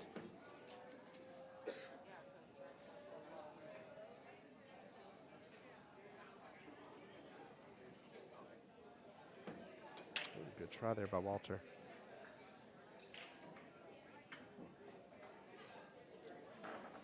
This is a good match, Walter and Jared. They have both been getting better very, very quickly. Yeah, I don't know Walter personally. I don't think I've had a lot of talk with him, but Jared I've talked to some here and there, and love his attitude. Really, really good, positive attitude. Very, very passionate about becoming better and working hard towards it.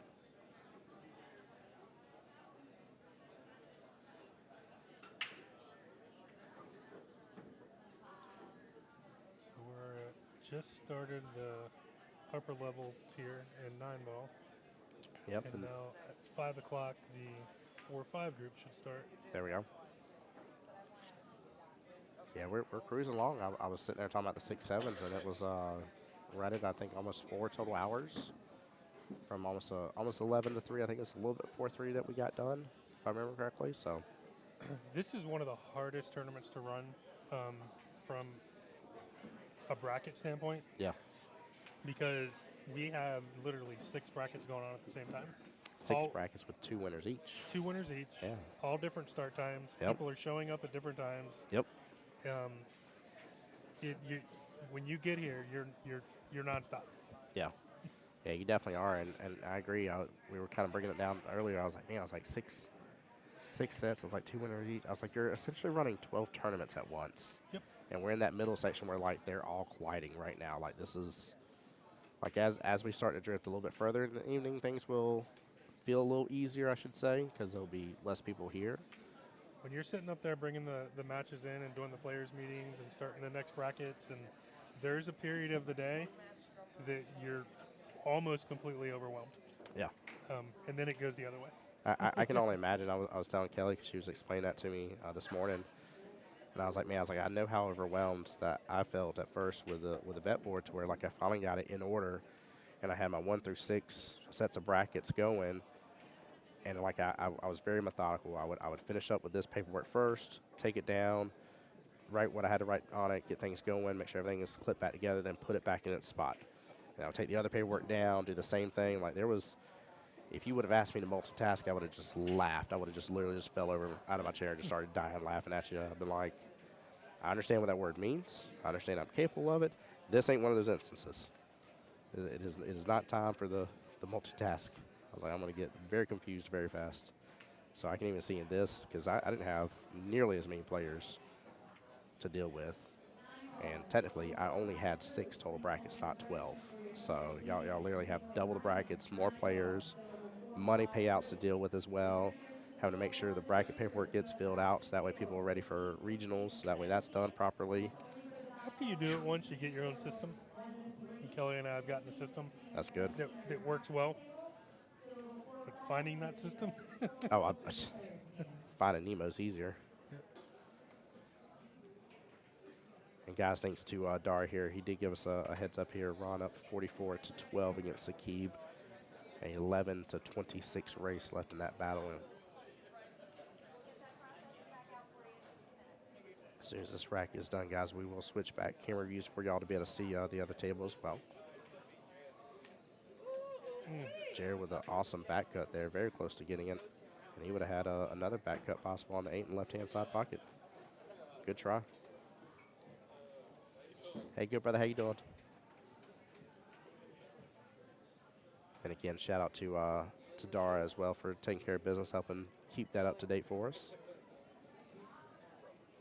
Like I said, I knew it was going to happen at some point in time today where, there was going to be a semifinal match or something on another table. We just can't hold things up. There's too many players, too many matches to be had to. we need that screen you sent me yesterday. Oh, with my the- gosh. How many tables is that? Like 8? 12. 12 Yeah, tables. 12 tables, yeah. Sounds like a headache. It was a lot. It was definitely a lot. All right, 1-1 Walter or up 2-0? 2-0. Okay. So right here, where last score update was 44-12. Yeah, 44-12. Sakib's got to put some work in, and Ron ain't letting him. I think Sakib's had a couple opportunities, but I'll be honest with you, I've definitely seen Ron dominating 80+% of the table time, hands down. I have to. And again, if y'all, I know a lot of people know Sakib. I know some know Ron, some don't. But if y'all ever get a chance to, I've seen him just in here from time to time, just practicing and stuff. I'll see him before league night. Used to on Wednesdays, and I would actually come in early just to watch him play sometimes, just to really just get some eyes on his style of play. And Ron plays really, really good. yes, he He's, does. Super consistent. Yes, he is.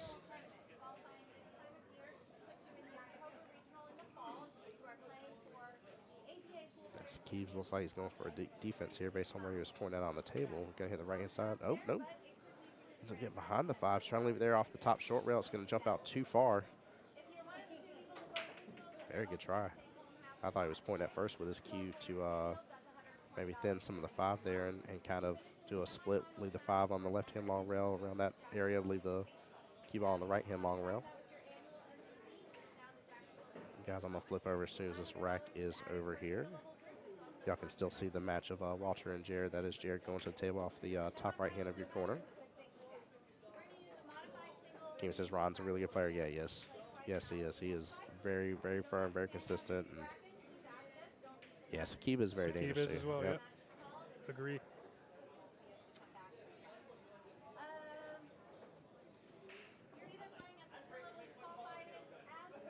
Yeah, I'd like to play against Sakib in the normal handicap race. Like, that'd be a lot of fun. A lot of fun. Sakib always has, both him and Ron especially, but Sakib always has just such a good attitude as well.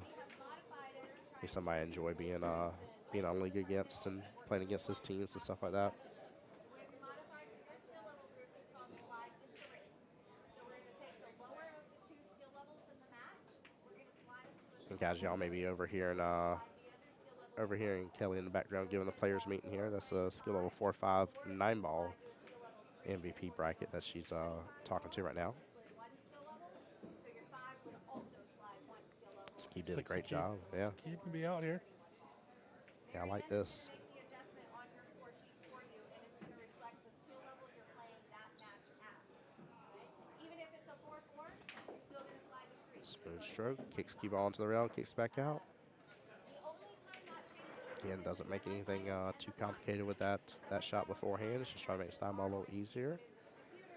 He's he's not afraid of taking on this cut here. Good out. That was nicely done. All right, back to the semifinals matchup here. That is Walter at the table right now, up 2-0 against Jared. Even race to 4.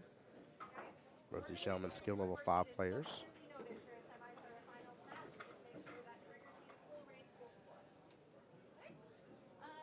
Oh, I see some score sheets being signed down there. Looks like we may have a couple matches finishing up as well. I don't know. Hey, Crystal. Yeah, if I remember correctly, I think she was the other semifinal match. I don't have the. Pull the bracket up. I can't. Unfortunately, there was something that was happening. She asked me to close it. I don't know what happened on my end or anything like that here, but she said she was having conflicting errors on her end and like literally was just really mad, so she had me close it. Especially when you're down. Sakeeb's not a fun opponent. Now, I don't blame you on that one, Cammy. No. I definitely agree. I feel like Sakeeb is really, really skilled at really just absolutely just dominating when it comes to you giving him a ball in hand. Like I try to keep my focus now. I've tried to rein things in as for what's realistic for me. So I always look and I'm like, hey, like there's these 3 points here that I'm very capable of doing this 3-point run for sure. I feel comfortable doing it. Like that's my goal is that I'm focused on those 3 and then I work further from there. But no matter what, like my goal is when I see that I have points that are within my chance and my capabilities, I'm like, hey, I'm gonna. May only be 1 point. I might be like, hey, the other ball's hooked, so I'm just trying to get this point and have a leave to be able to hit, play defensive on that next ball. But no matter what, I'm trying to give myself realistic expectations when it comes to it. All right, thanks, Star, for the score update. It is a 11-16 race left in this overall battle. Keeping it close. Ron up 44-22 against Sakeeb. As always, Dar, I appreciate you, brother.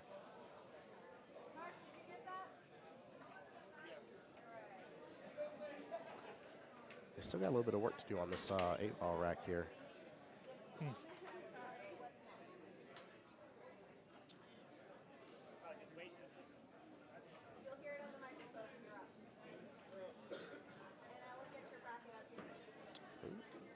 Jared's going to have a chance on that 7-ball going to start taking care of some of his top part of the table here, what he has left. And he actually has a little bit of window here. He can still work towards that 4 in that left-hand side pocket.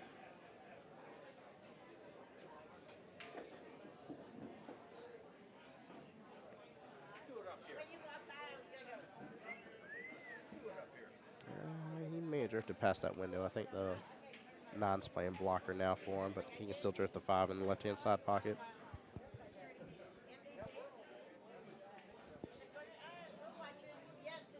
Looks like he may still be shooting the 4. No, he still had enough room on it. Very nicely done. Ooh, he is blocked up now, though. I think I'd be looking to see if that 3's frozen. Do a simple 1-rail / possibly end up 2-rail kick in that 3, but just hitting into the 3 and kind of shooting it a little nice and soft and slow here. If the 3's not frozen. If it is, obviously you gotta not only make contact, but still let something else hit a rail afterwards.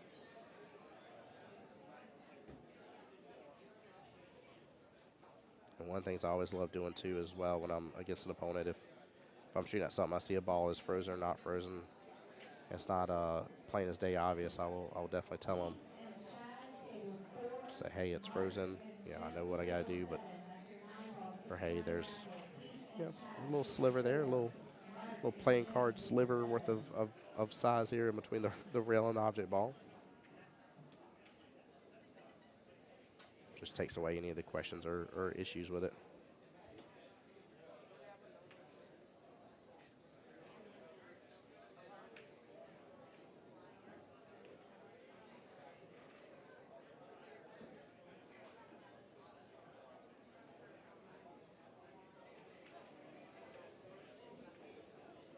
Nice shot by Walt. Yeah, it was very well done. If he's got the angle, I like still going after this. Was that 14 here? Yep, definitely. Come back around for the ball Yeah. on the side.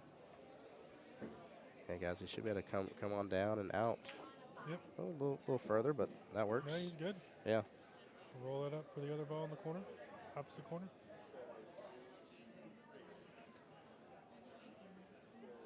Yeah, this could bode well for him. If so, he might get on the hill first. Oh, he's got shape.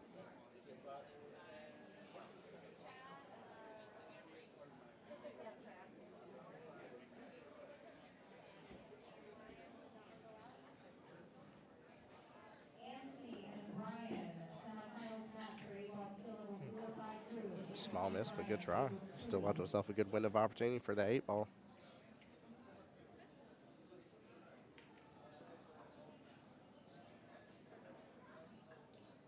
Guys, when that rack is done, Dara has done a great job. We appreciate him. He's been updating us on the Ron versus Sakib matchup. Looks like Sakib's getting a little run on that one too, so he's doing well. Jared looking to go and take care of the 3 here. I don't blame him on this, actually. 3's in a little bit of a problematic spot, but I was about to say, I don't know if he's going to be able to get back around, and he was able to force follow right on through and get perfect shape for the 5. Wow. I think just follow this up a little bit, take my medicine, or if he can just depend on his angle, might be able to pull back down to the 8 top left-hand corner pocket.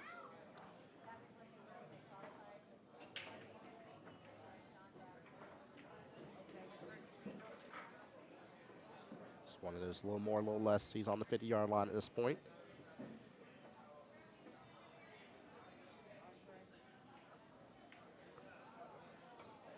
I think maybe playing a little safety here might work out for him. I don't know if he's going to be able to really get out of the corner pocket without just sitting there in the back of his head about that scratch.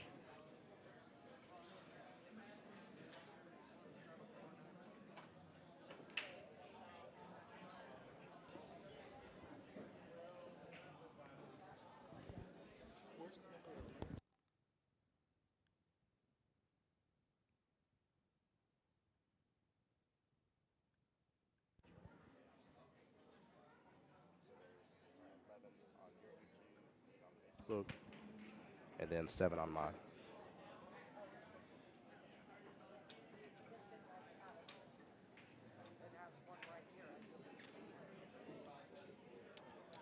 Ooh, wow.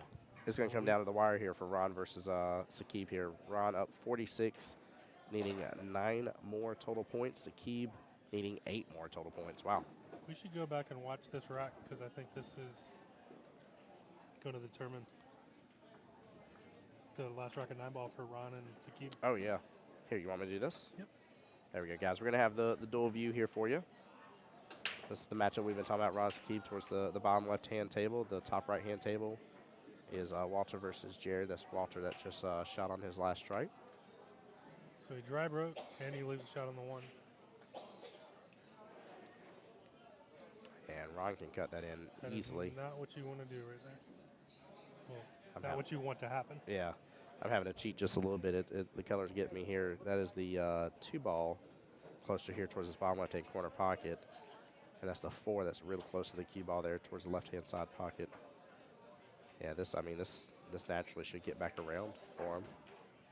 Yeah.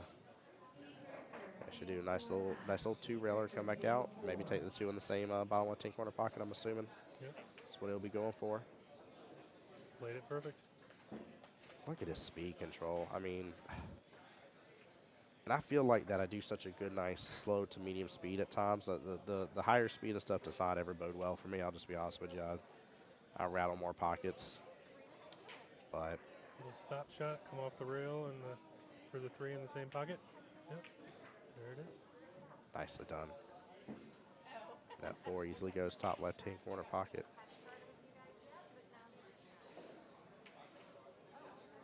I will say I always love Ron's like pre-shot routine and everything. Like it's really awesome to see him take a second. He just walked the table for a moment. I mean, that 3 ball he can make any day of the week. But he just took a moment, took a breath, walked the table, took a second to chalk. He's not wasting a lot of time at all, but he's really just making sure the layout, the map, everything is still there that he's looking for. Shot. It's 3 points out of the 9 that's necessary for Ron right there. Should put him up to 49. And Mr. Jared is set to break here, getting 1 rack already. So it is a 2-3 race left in the battle for Walter versus Jared there towards top right-hand corner.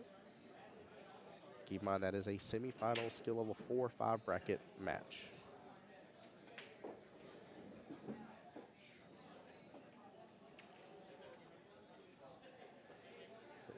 I'm assuming he's going to try to get back below the 686 towards that top left-hand corner pocket. He's got a pretty steep angle on that 5, though. Mike, what do you think? Little bottom right. Little bottom right here should pull it on Or just over, right? bottom.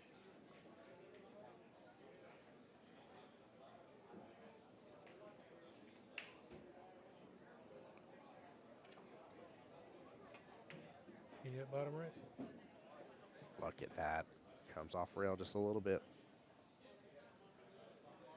5 points left in the rack. Ron needs 4 of them. Sakib still Still needs wanna 8.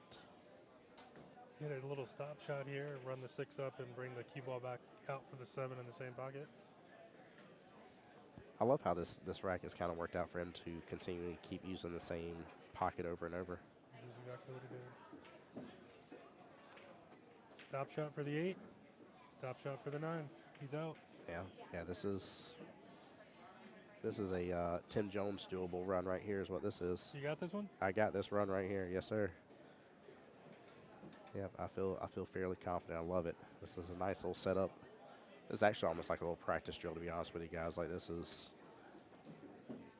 like you don't have to do anything else crazy extra. You're not trying to go around the world or hit anything too hard or put a whole lot of extra English on stuff. You might use a little bit of English in this run at some point, just in case you get off kilter just a little bit, but So there's 9 balls for the win, right? 9 ball will be for the win. Ron needs 1.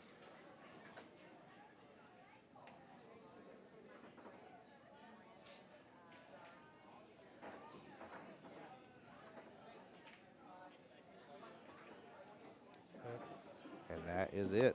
Nice out by Ron. Good little Sakib break and Ron run right there. I'm going to put another finals match on there. and Perfect. It's going to be Shane and Joshua. There you go. You can open that back up again. Can I? What? Hold on real fast, guys. Give me 1 second. got it. Different spreadsheet, 'cause for some reason I'm not sure. It's almost like if you maybe accidentally hit like a space bar or something and tried to, or I don't know, but it randomly decided that all of my worksheet wasn't going to work. I had to start over. That's wild. So I don't know, but my guess is it had to be Maybe it was the capture.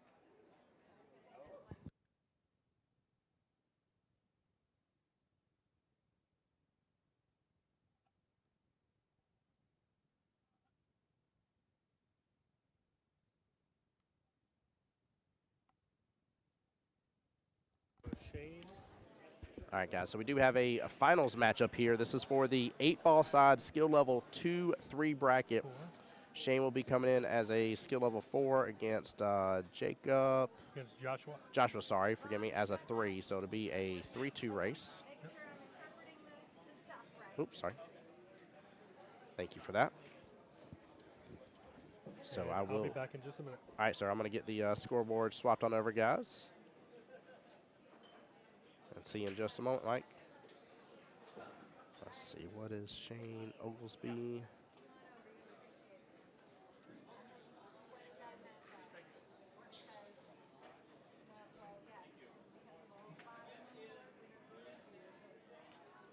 Hey, appreciate you, Dar. All right, brother. Be blessed. Shane versus Joshua. Joshua.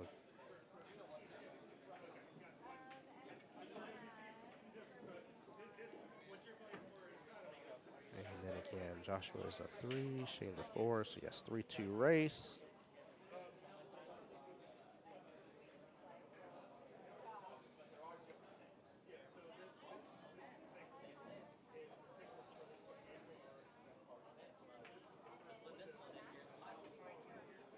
All right, that'll be starting up here in just a moment. Right now for the other matchup, that is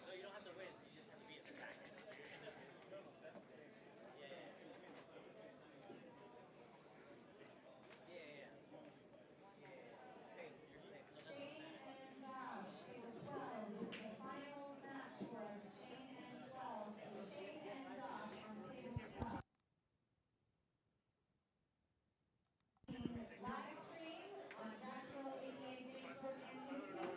You can watch from around the room, and we'd love it if you could share for us. all right. Here's your score sheet. Remember, it's the finals. You need to keep full score for a race.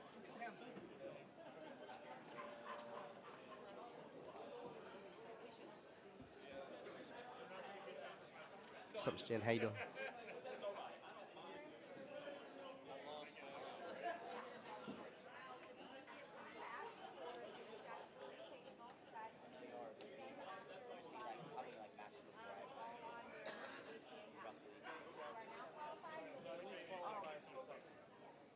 And it's $500 for a little group payout there, and there's 2 on the table.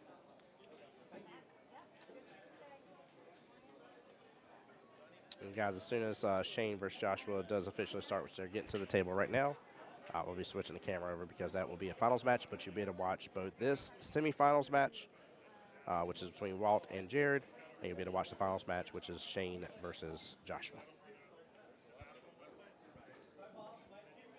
Now, Shane versus Joshua will be a skill level 2-3 bracket is what it will be.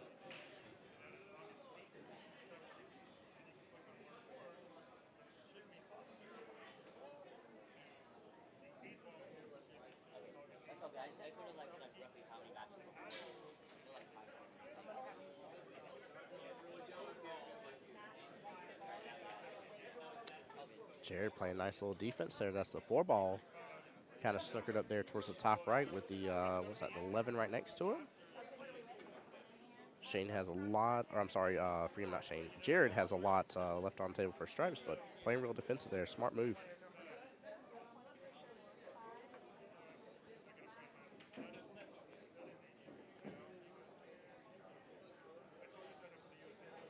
All right, guys, so we're going to pull up where, again, you can see both matches at the same time here.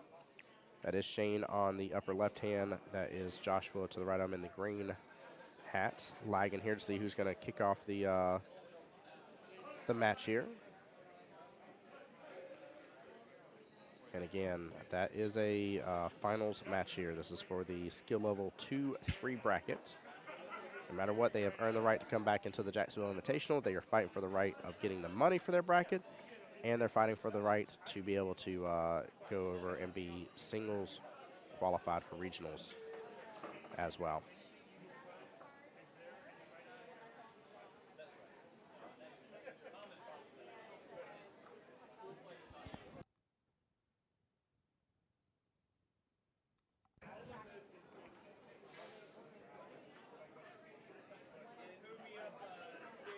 Back over here with Walt versus Jared. Again, Walt up 2-1 against Jared. Jared did a great job playing defensive there. Looks like he got ball in hand.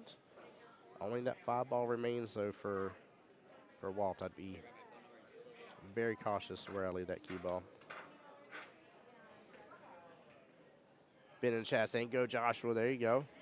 Yeah, we're going to switch over to that rack here in just a moment. They are racking right now, about to get started. Ron won 56-30 against the Qball. He did good. Did really good. Unfortunate scratch here by Josh to start it off. I did. Well, hello, Kelly. How are you? I think this is the first time I've seen you all year. All year. What's up, Miss Mary? How you doing? Listen to you all day. I appreciate you as always. Miss Mary's in the house here hanging out with us. She's like, don't tell everybody. I know, right? She's trying to be incognito.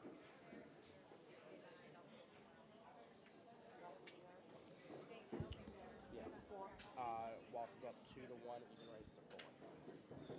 They're almost done with this rack though.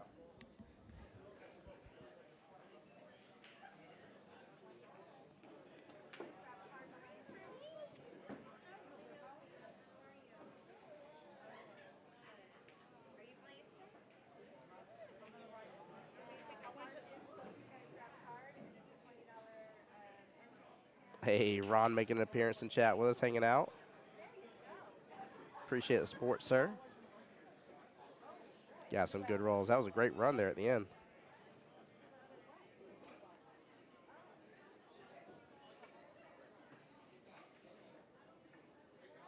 Uh-oh.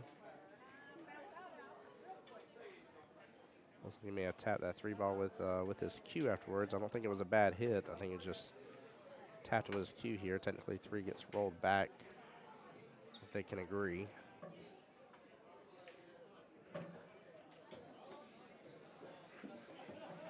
There we go.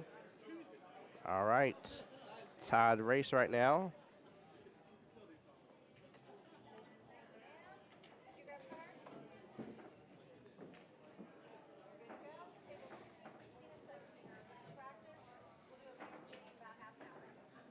It's 2-2 now.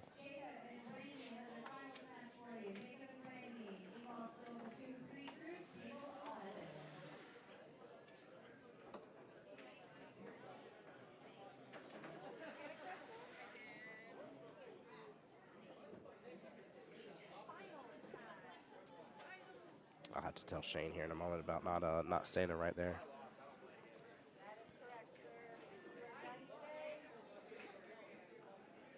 Frank, did you get checked in? Oh, you said you're not playing 9-ball. Okay. I don't think I got it for 9-ball, did I? Well, I sure hope not.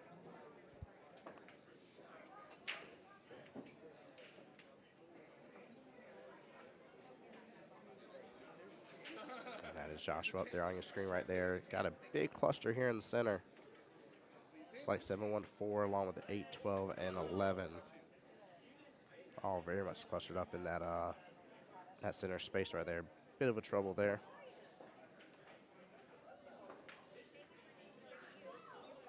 Bonnie and chat's going for Team Josh there. There you go.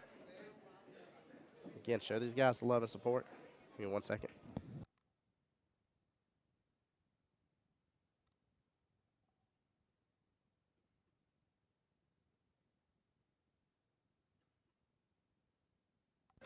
There we go.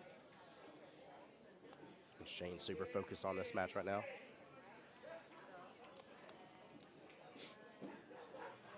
Now that cluster's broken up, you got the 11, 12, and 8 there still center of the table, but everything else is kind of spread out now. I'm still trying to keep eyes on the Walt-Jared matchup. Again, Walt-Jared is a semifinals matchup. This match between Shane and Joshua is a finals matchup here. The finals matchup for this 8-ball one is for the skill level 2-3 side. So that bracket is almost done. And then on table 11, which that's going to be in the very top left-hand corner of your screen there, is Brandy versus Jacob over there. And looks like they're about to get started as well. So, in fact, I think I can scoot it over just a tiny bit still. There we go. That way you guys can see it all. Forgive me, guys. Sorry.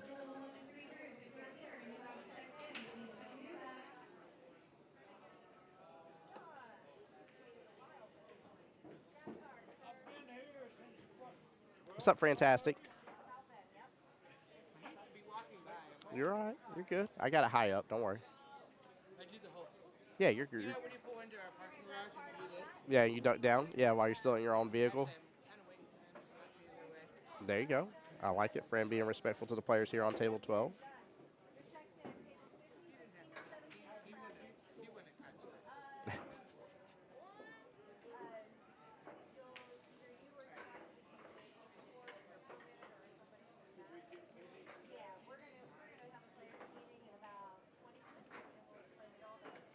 right, Josh has got quite a bit of work to do on this table here. Shane's down to, looks like just the 4-ball left. Peppers via the YouTube side said, man, it's a nasty table. It definitely has a lot of work. A lot of work. But, yeah, the only solid I'm seeing left on the table is that 4-ball on the right-hand long rail.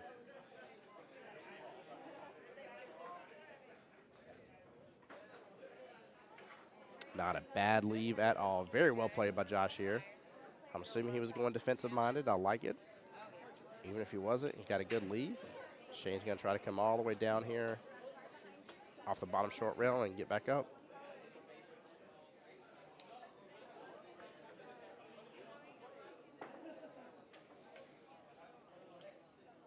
It's going to come up. Ooh. I was about to say come up short, but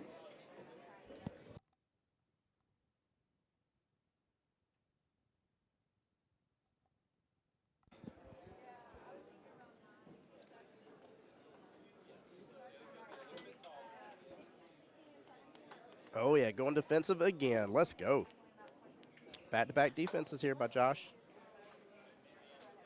I like the fact that we're seeing this right now. It's a skill level 2-3 bracket. And Josh is playing as 3. Shane's playing as a 4.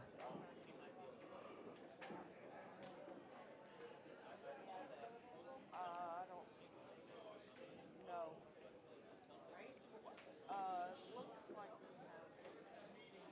Looks like he was actually going to make that 9, which I don't blame him. He can start flush out a little bit of his stuff here.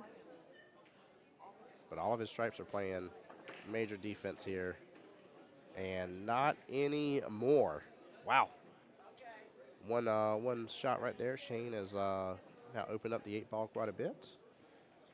I don't know if the 4 will go past and go to the top right-hand corner pocket. It kind of looks like it does, but from my point of view, it looks like it's snagging on it maybe just a tiny bit, maybe. Nice little bank. Josh be able to take this 14 next.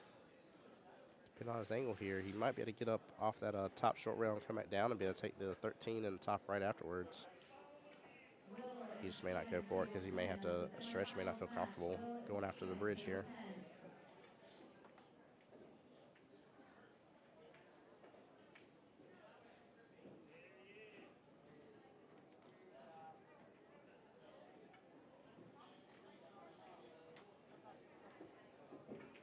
Hey, I love that, Cammy.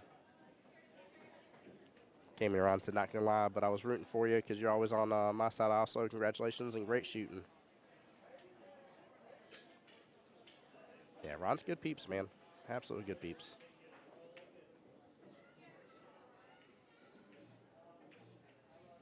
Uh-oh. Oh, no, the extra bump right there. Shane will have ball in hand here. And now, if that 4 doesn't go top right-hand corner, I don't know what it's going to do, but I'm assuming it does. It's just hard for me to tell even from my seats here. I have a little bit of angle on it, but didn't look like there was much room. Yeah, I thought it was snagged up on a little more. Last update on Jared's match was even 2-2 that I had. I don't think they've completed a rack since I've updated on that. But even 2-2, which leaves a 2-2 race left in it, Marlena.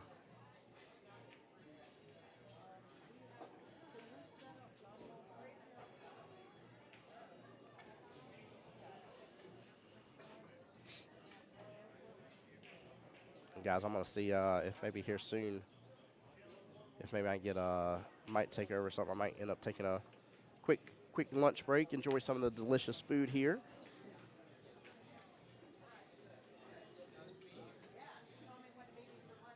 Going for a 1-rail kick here. Good attempt. Good attempt.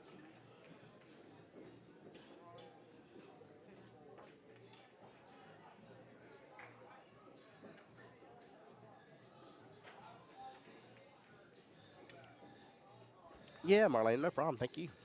Like I said, I appreciate you being here. Appreciate the support of the stream and everything. So anytime I can answer questions and get you helped out, you don't hesitate to ask, please.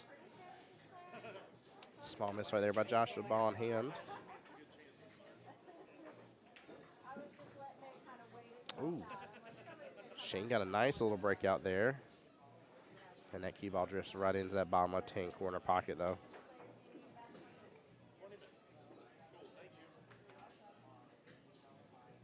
Josh going to have to go at this with a little bit of angle here. Nicely done. Way to handle that situation, possibly getting stuck up on that 4. Very well played.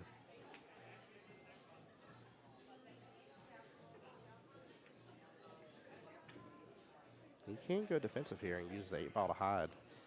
Cue ball behind. He's going for it, too. He was going for the shot instead of the defense there. Nothing wrong with that.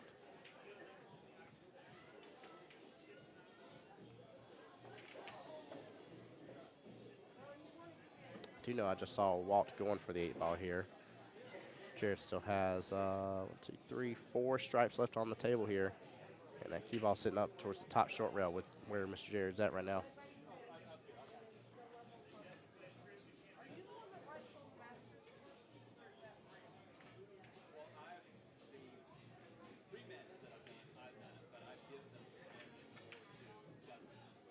Going for the bank here. Lets it open up a little bit. Not a bad try. Shane definitely put a little bit more pressure on Josh, even though Josh been shooting pretty well. But let him know, hey, I'm on 8-ball and I'm close to making it. Don't give me too many more opportunities. I was like, this is legible. Do you want my actual skill level or what I played to today? Your actual skill.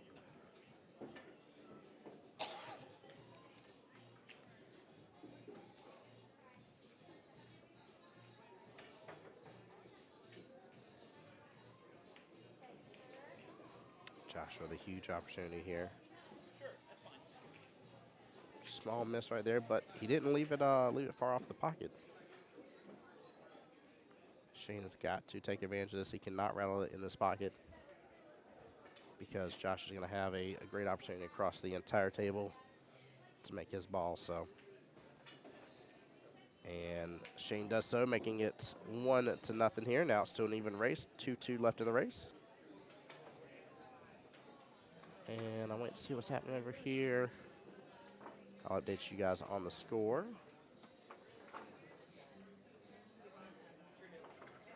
And looks like Walt won that last rack. So Walt is up 3 out of 4 of his racks.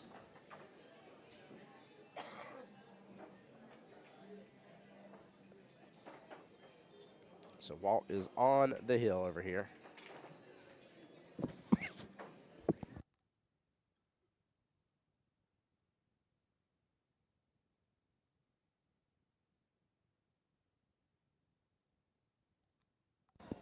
There you go, Bonnie for Team Josh right there.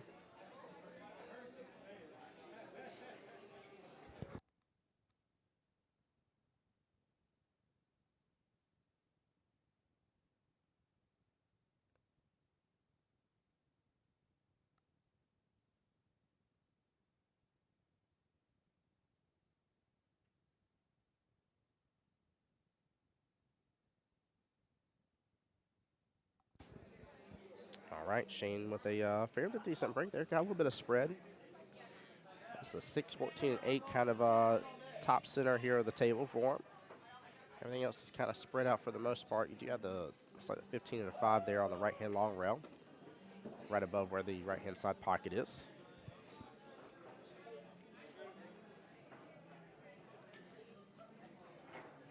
And again, if you're just joining us here, we have on this table here with the scoreboard, we have a skill level 2-3 finals match. And on the right-hand side of your screen there, the right-hand table, table 6, that is a skill level bracket 4-5. I will say for skill level 2-3s, by the way, here, one of these gentlemen is fixed to walk away with $140. And then for the skill level 4-5 bracket, there's $200 up for grabs because there's more participants in that bracket. So welcome back. Shane and Joshua, this is the final? Yes, sir. This is the finals for a 2-3 finals, actually. We're in the finals, both this table and then top left-hand is the table there where Jacob and Miss Brandy are battling it out there.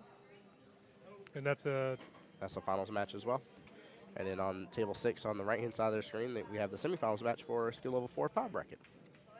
Wow. So we have 2 finals for the 2-3s going, and we have a semifinals for the 4-5 going. Now, I'm sure there's more for the 4-5s going, but for sure, at least what we are What we seeing can here on see. stream. Yep. Yeah, we're cruising along now. Some would even dare say cooking with Crisco. This is that part of the tournament where I told you it's the. It's sandwiched. Yep. Yep. There's a lot more people in the building. A lot more movement going on. We call it the whiskey hour. Yeah.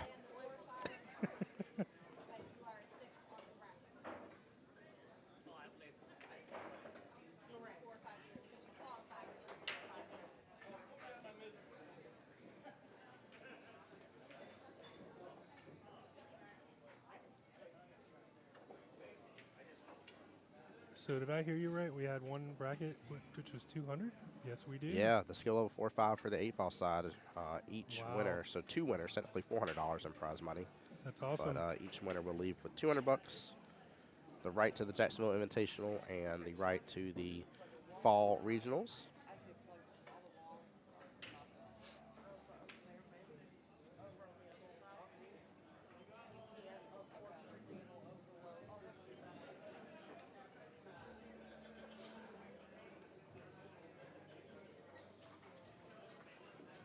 So what do you think? We're gonna have a hill match again? I think we're going to. I think. 2 hill or just 1? I don't know. Jared's match, the one in table 6, Jared and Walt. Jared only needs 1 more to make it hill. Walt is up 3 out of the 4 racks necessary to Jared at 2 out of 4. But it just seems like the way every player is playing right now is they're really taking a lot into consideration, taking their time. I don't see anybody that's really rushing the table too much. And usually when I see that, it means everybody's dialed in, focused, and just determined. And usually when that happens, we see a lot of hill matches go on.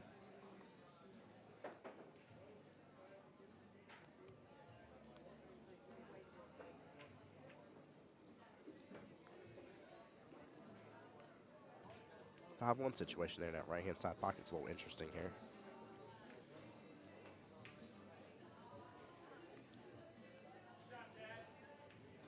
And Josh said, I'll see you're interesting and just go ahead and take it out of the equation there.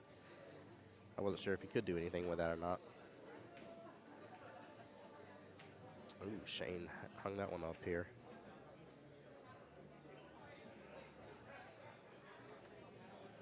That is the 7-6 there, mixed in with the 9 and 13 there towards top right-hand corner pocket. It's a bit of a cluster situation going on there. And if the 8's blocking him from that 1 ball, which I don't know if I'd take that 1 ball anyways, I'd start to develop something else. I mean, he's right on top of his 4. He can maybe get it back down table and go for the 5.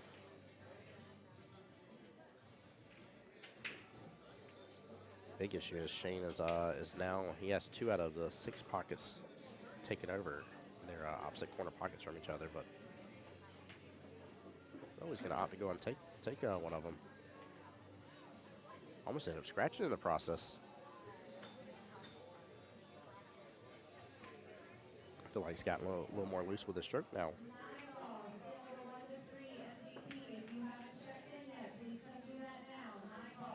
The last check-in process is starting now.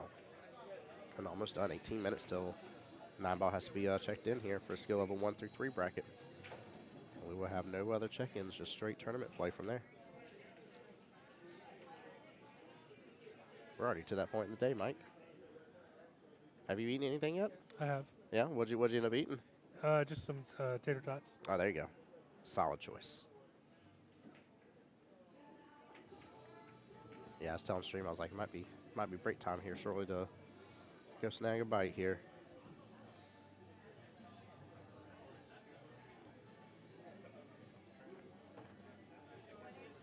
You gonna get some mac and cheese bites? I was considering that. I don't know if I'm gonna eat something bigger now and then maybe have that maybe as the evening dwindles down. And I wasn't sure, but them mac and cheese bites are the bomb.com. Yes, they are. Good shot. It's just so crazy that 4 of the pockets are hung up by the balls, 2 for each side right now.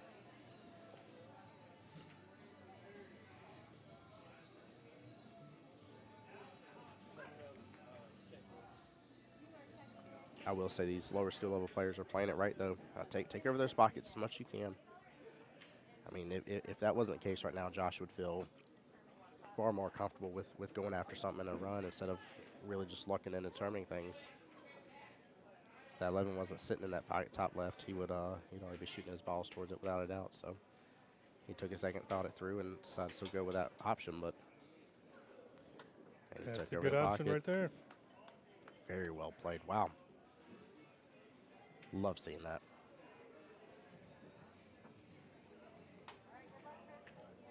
He left them tough, too. Yes, he did. Nice little two-way there.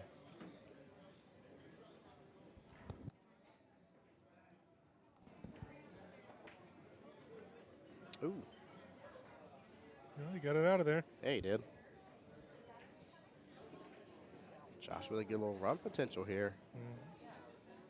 He's got to get an option on that 4 ball is really all he's got to worry about. But those other 2 ducks were sitting nice. I think he may be a little above the 5 on this one now. Looks like it may turn into a little bit of a back cut. It looks like a tough shot from here. Yeah. Yeah, I don't think this is a give me at all. I think it's, yeah, I was gonna say, I think it's gonna potentially hang up on him. That was very tough. Good try. Now the balls are laid out for Shane.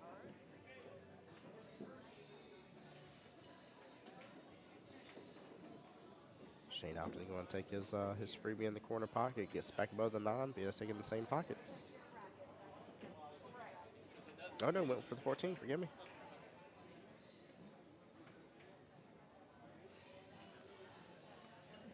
Josh can really bite down and focus on this 4 ball here.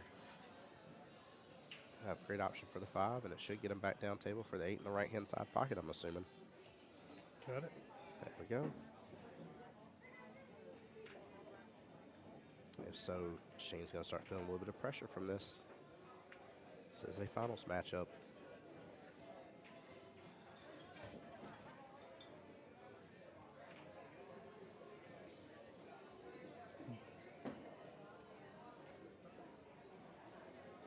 Well, I was hoping he was going to hit that just a little bit harder and come back out, but 8 in know the what? side or 8 in the corner? I'm going for the side, so that way the cue ball drifts down here to the bottom short rail. And I agree. also, I've just gotten so used to really taking these cut shots in these side pockets. Once you start understanding them a little better, it really, I mean, the fear of like, I can't do this, or like I really hate when I get down on a shot. I'm like, I pray I make this shot. That's not my skills coming through. That's me hoping, wishing, and praying, you know?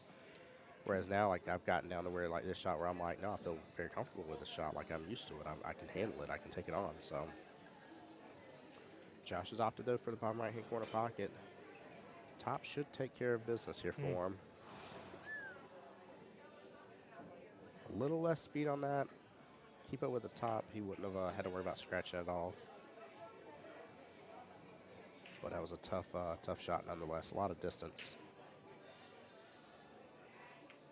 Ooh, I would have went for Nice the shot. 9. Very well done.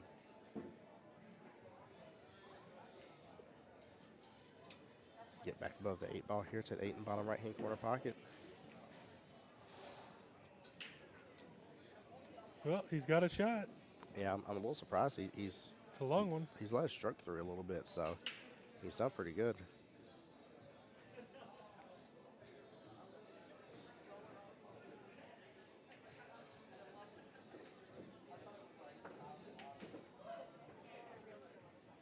Uh-oh. Ooh. Cue ball got Wally there. Josh has just a little bit of a cut, nothing crazy, but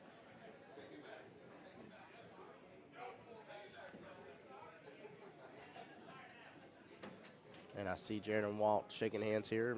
Walt must have won. That means Walt won overall 4-2 for the semifinals. Very well done.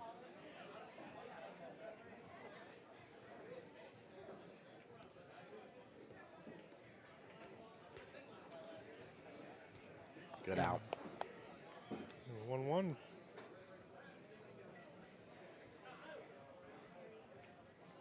Here comes the pressure for Shane now.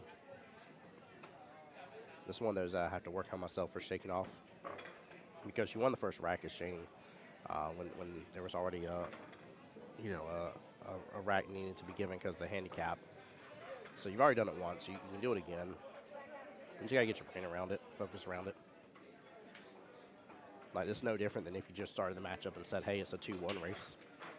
So don't let yourself get down. Don't really worry about it. Think about what you could have done better near that last rack.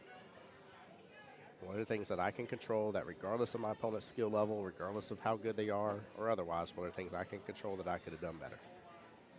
If you can ever stay in that mindset, guys, you'll absolutely win at this game.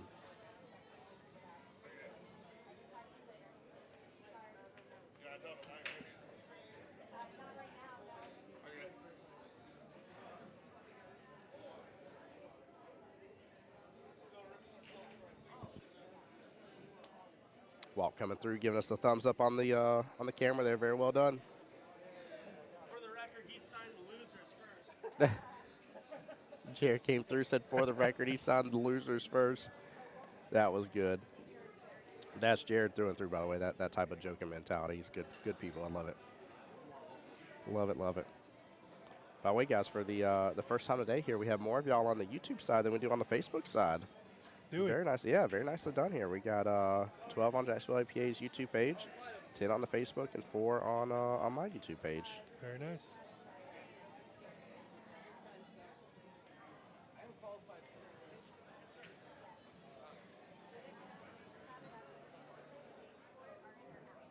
Nice attempt on the cut shot right there.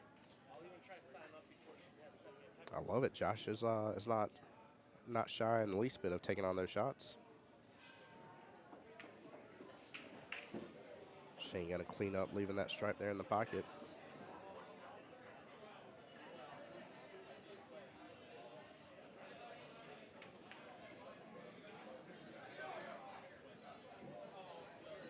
And the cluster continues.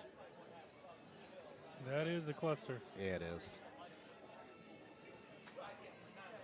Kind of pick it apart. Yep, take your time on it.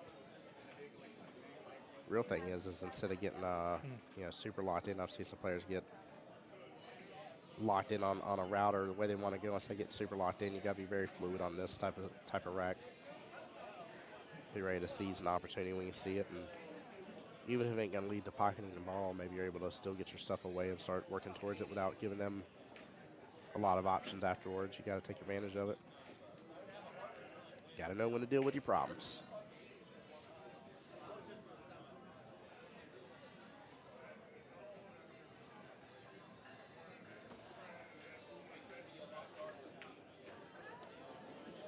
Hey, Mike, I think that guy's on our Tuesday team, isn't he? That guy right there? Jimmy? Jimmy? Yep. Oh, love messing with Jimmy.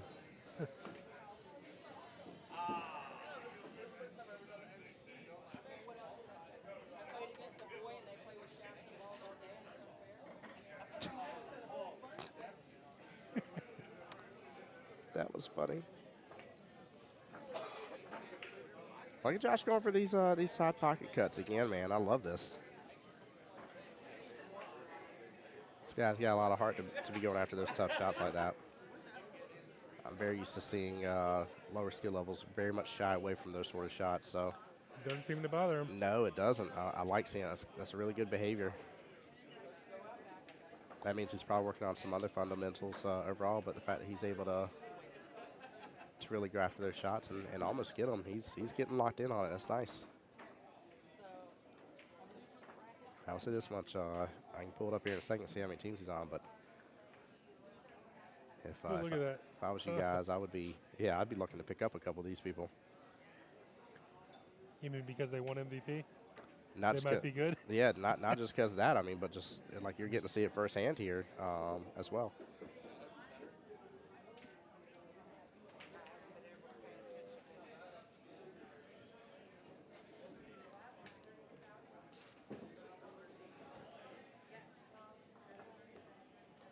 There you go. Here's our teammate. I think this guy's on our team.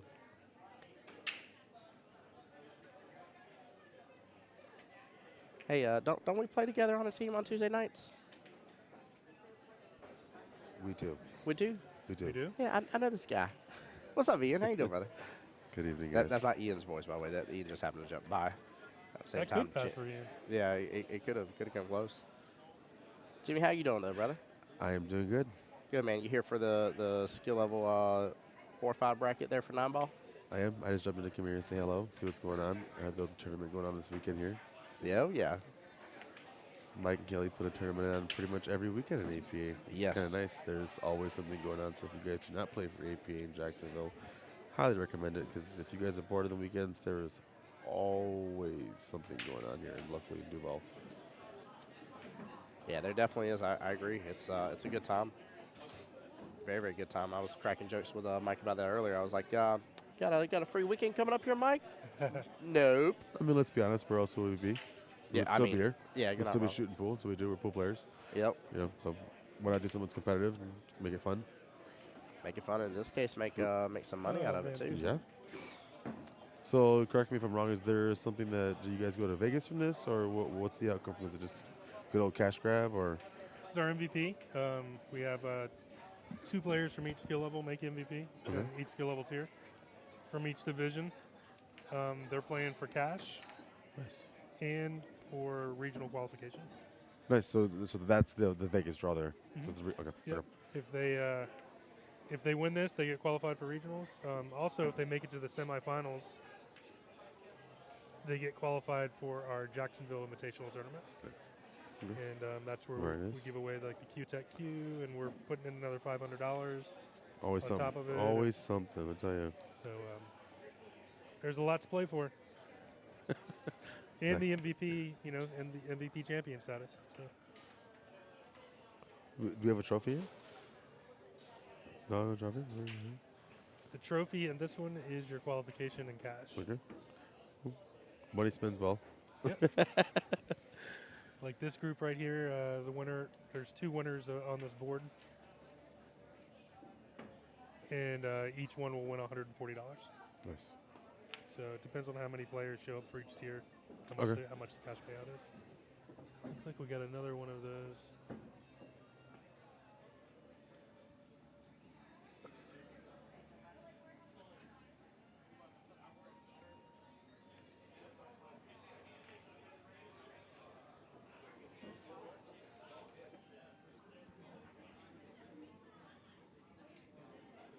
It's one of those advertisement things, kind of like spam phone calls. Like AI or? Tim checked out for a minute, so he normally takes care of that. But it's just, I guess people jump on your. Oh my goodness! Yeah, I know. I've seen a lot of just a lot of spamming Facebook. It's like the spam phone call with your extended insurance policy for your car. It's expiring. Call now. All right, so what do we got going on here? All right. We got Shane Ogsley and Joshua 1-1. Connor. Josh is on the hill, and this is Josh shooting right now.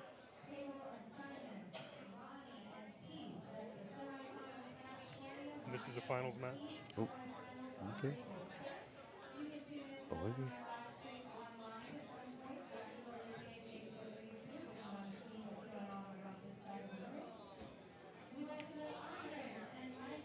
Here we go. Let's see in the line. Looks like Josh has a shot for the win, maybe. I don't know. Does it go by the 9? Yeah, he's got him covered by the 13, I think, right there in the side pocket. If he wants, he's gonna have to bank it, but for the 13, yeah. Yeah, gonna be a tough line there. It's always one of the harder defenses to hit when you have 2 balls on the table. You gotta. He's calling the side pocket though. Yeah.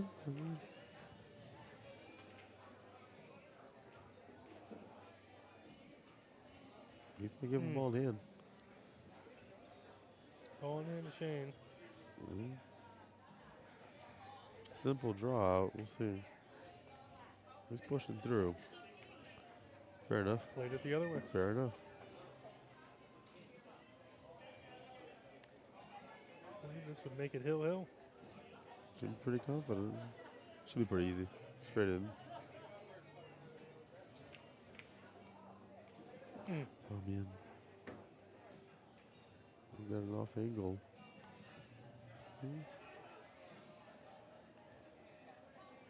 Josh has a chance to close the game out right here. See if he can keep his composure.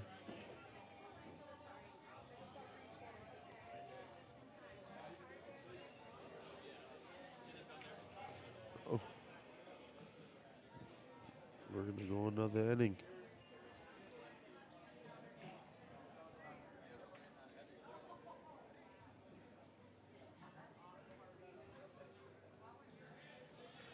Oh, he likes to put it in the side pocket.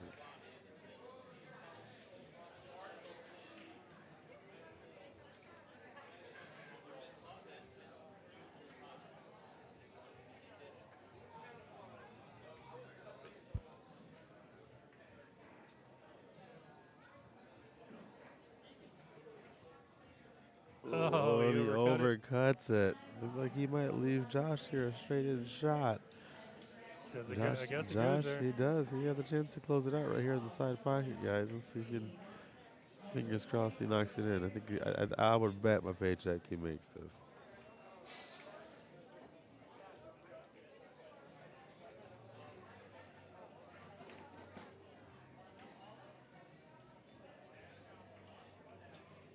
And he does. Nicely done. There you There go, you Josh. have it. All right, good handshake and sportsmanship there. Josh Good wins match, fellas. one of the winners in the 2-3 board. There you go. Congratulations. So that's the winner? That's the winner for that board. Yeah, he won. Oh wow! All right, congratulations, Joshua Connor. Yeah, all right. He wins $140. Nice. And, regional qualification. All right. And qualification to the Jacksonville Invitational. Very nice. Heck yeah. Listen, we got the people commenting on Josh. Oh yeah, Joshua got it. Congratulations, guys. Yeah, we got a couple fans out there. I like it. Yes, sir. We're going to get the next match started. We'll be right back. All right, guys.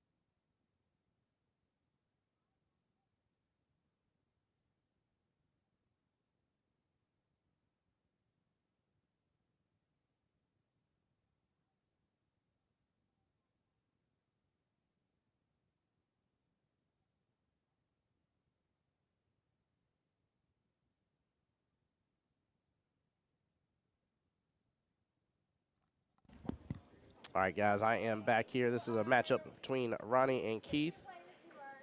Give me just a moment here. I'm getting 0-0. Okay. What are they? I'll ask them there in a second what they're racing to. I'll get the score updated.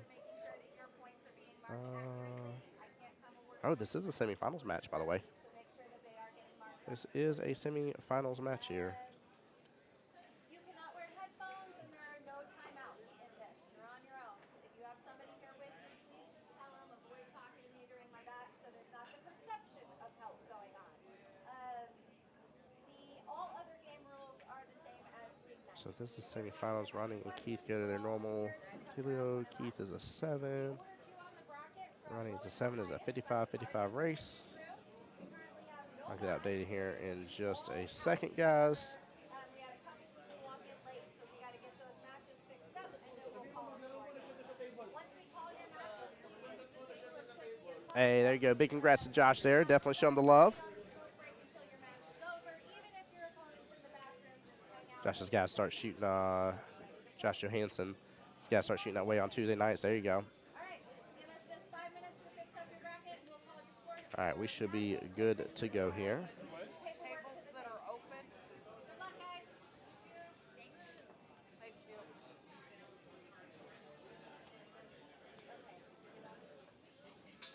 I can't believe for the skill level 6-9 bracket, we are already in the semifinals matches. This is amazing.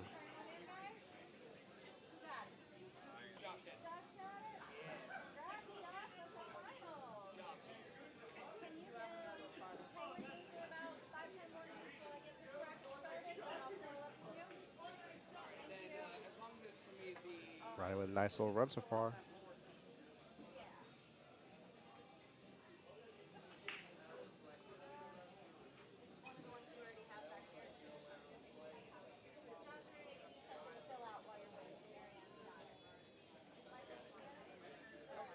so Take 7 off that one. this section up there. And guys, just in case anybody new is just coming in, tuning into the stream here, this is Tim Jones, Voice of Jacksonville Pool, here live with you at the one and only Qball, OG Qball, not Beaches here. We're at the one with the dinosaur. Hope you guys are having a blessed and wonderful day just as we are here. Jacob Stanford. Make sure everything is good here. On my end, give me just a moment. One second, guys, gotta mute up here.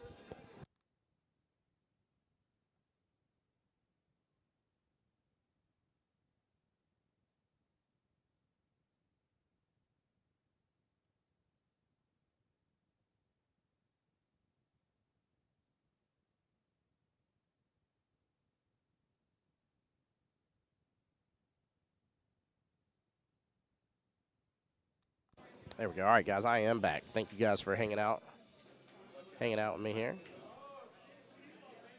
There we go. There we go. Let me turn this up just a little bit more. There we go.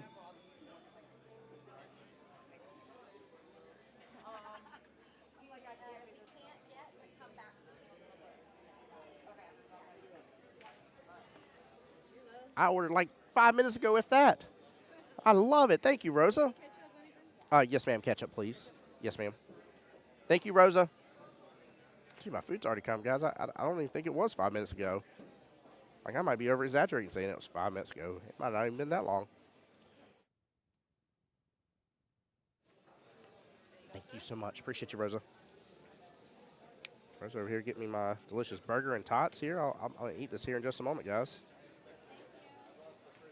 We're not using 13 and 14? There we go. 13 and 14. Yeah. Might get in on them tots. You see how golden crispy they are? They're perfect. Some of those tots ain't perfect. Oh, yeah, they perfect tots.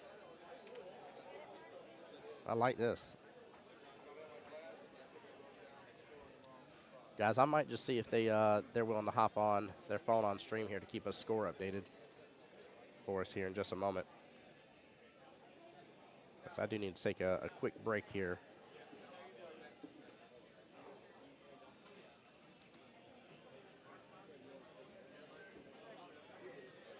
Small miss by Keith right there. Good attempt, though.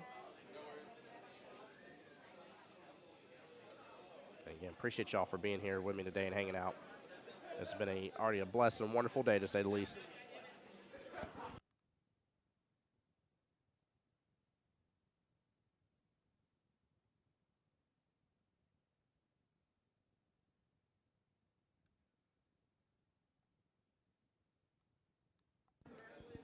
Yeah, by the way, guys, the tater tots with the burger is Mike's fault. He mentioned eating tater tots earlier. I said I had to have some. I mean, you literally cannot have made these more perfect golden brown.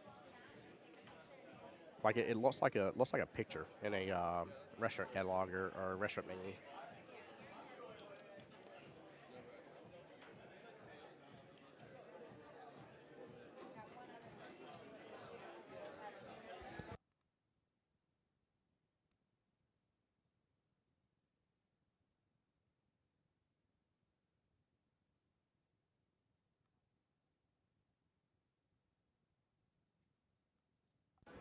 And guys, Tim Jones, Voice Jacksonville Pool.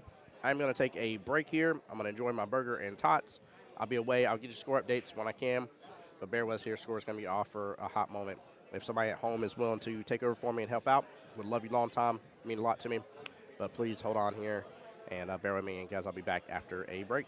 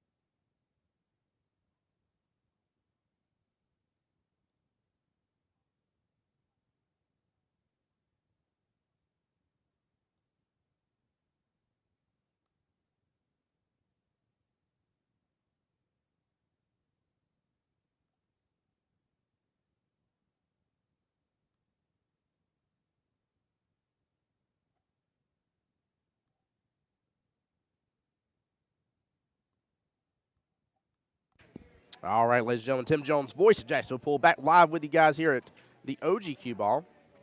Thank you guys for joining in here. We got Brett in chat saying, come on, team. Ronnie here.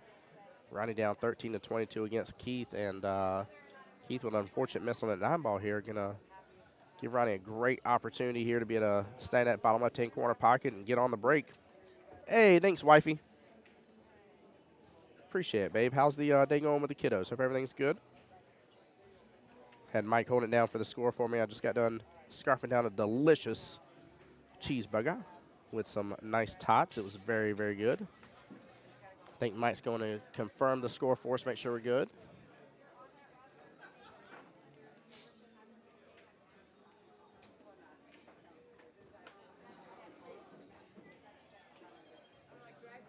Yeah, guys, I appreciate y'all so much.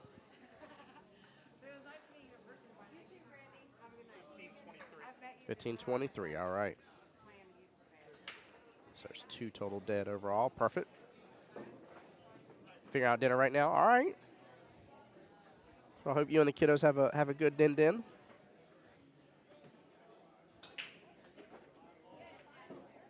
Yeah, wifey made me made her and myself a great omelet this morning, by the way. I was talking about that earlier on stream. It was delicious. 6, 7, 8, 2 dead.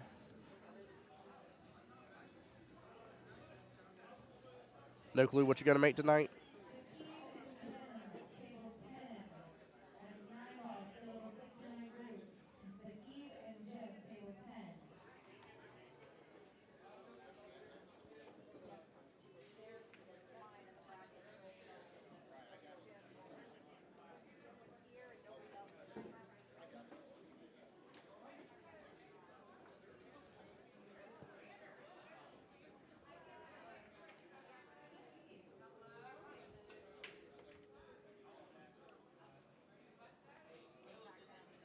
Keith with a possible good run right here. Nice job on the 1 ball. He's still above the 2, which I like.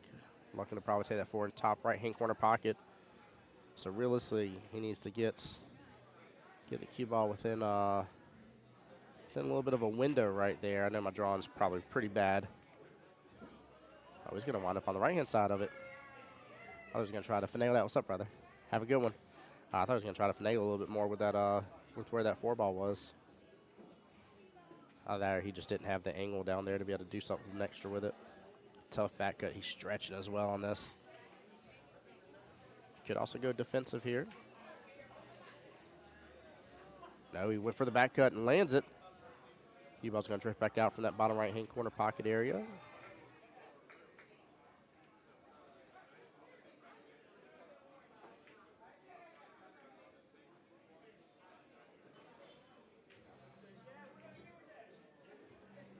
Small miss on that 6 ball. Going to open up for the bottom left-hand corner pocket. Actually, I didn't give him the point before. I don't think I did. There's 5 point. 1, 2, 3, 4, 5. There we go. I did not give him the point before. It's 26-15.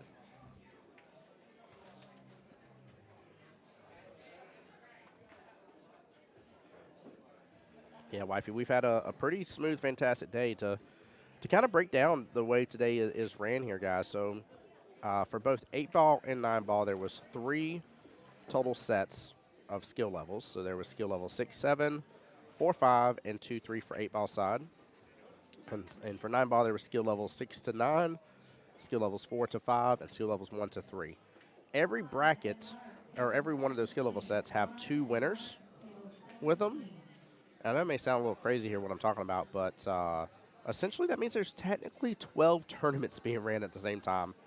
To put it in complexity, Kelly and Marianne have had to keep up with all of this.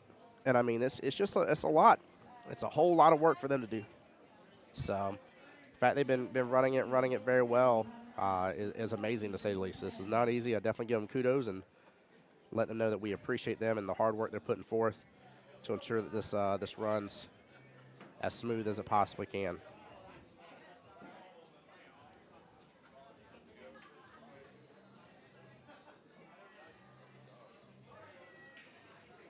Also, you guys have made it a very smooth day as well here, being able to stream on both YouTube and Facebook and having a lot of y'all come in and out and support and share the stream and share the love. It's meant a lot today, so thank you guys.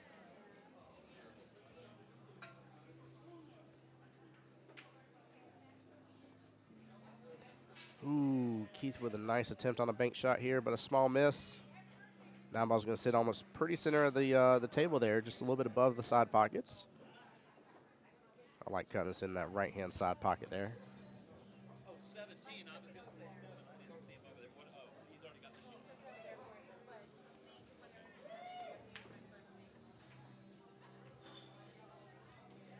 And a good smooth stroke by Ronnie right there. Let's see here. 27-19 with 4 dead. Adds up.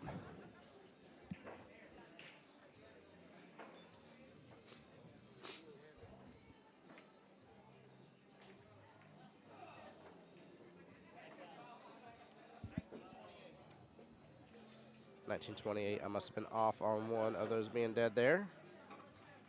There we go. 19-28. Appreciate Ronnie looking out for the score for me.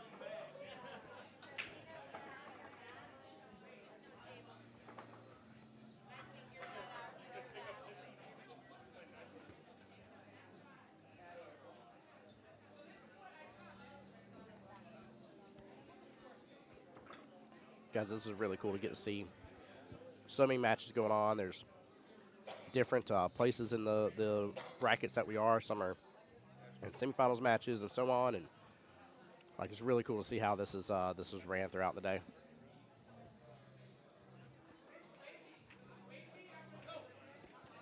Hey, there we go, wifey. Wifey said kids have learned how to dry dishes, put them away. I love how much Luke loves helping put away the dishes, especially. He has his little roll. He hops upon his little. They have a little step ladder that's made for them. I absolutely love it. Love it, love, love it. That step ladder is a good reminder of my mom. I miss her a lot, but she left that for the kids, and they get good use out of it in the kitchen.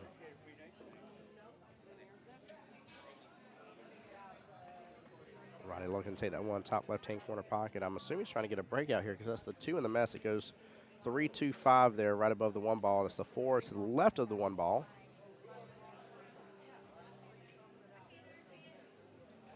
Oh, he needed more of a bump.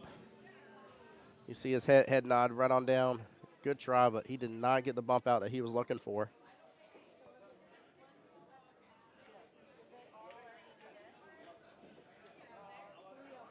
Mike, welcome back. What up? What up? He missed a unfortunate shot right here. Ronnie had ball in hand, went for the 1 ball, was looking for a bump to get that 3 out of the way with how everything was lined up. I don't know what it is, man. Every time I sit down and see a match, I'm really excited because I think it's going to be a good match. Yeah, same here. Watch Shot watch. Oh, never mind. Mike's got it. Never mind. Yeah, I agree with Mike. It's nice to see the high level of caliber play from all skill levels. I'll say it like that. Because that's exactly what it is. It's nice to really see all this just coming together. Went for a good hit on the 2, and I think he got it, and he just made it. What a freaking shot. I haven't done too many of these today here, guys, because we've been bouncing back and forth, but take a look at the replay. I know Ronnie's in the way a little bit of it, but you can see that he gets a good hit on the 2 ball. Mike calls it clean, and that 2 ball just happily drifts there to the bottom right-hand corner pocket. Wow. What a shot. It was. Talk about being excited. Mike just got to come over there and see that happen. Wow. That's one for the books, guys. That was one heck of a shot there, Brett. 100%. Oh, I just heard Jim getting called. Jim McCluskey? Yeah, Jim used to be on Maximum English team. Mike's laughing because he started that team. And then due to some changes on the team I was on, got to take over that. That was the first team I've ever captained before. You did a good job. I appreciate it, You guys sir. won the River City Shark? The River City Sharks. Billiards never been hotter since the River City Sharks. You changed the way I take pictures. I changed the way you take pictures? Yeah. Hold on, what do you mean by that? Well, I used to put the River City Shark out on the table and have everybody stand behind it. Oh, yes, yes, yes. And now I have the captain hold it. Yeah, got to. Yeah.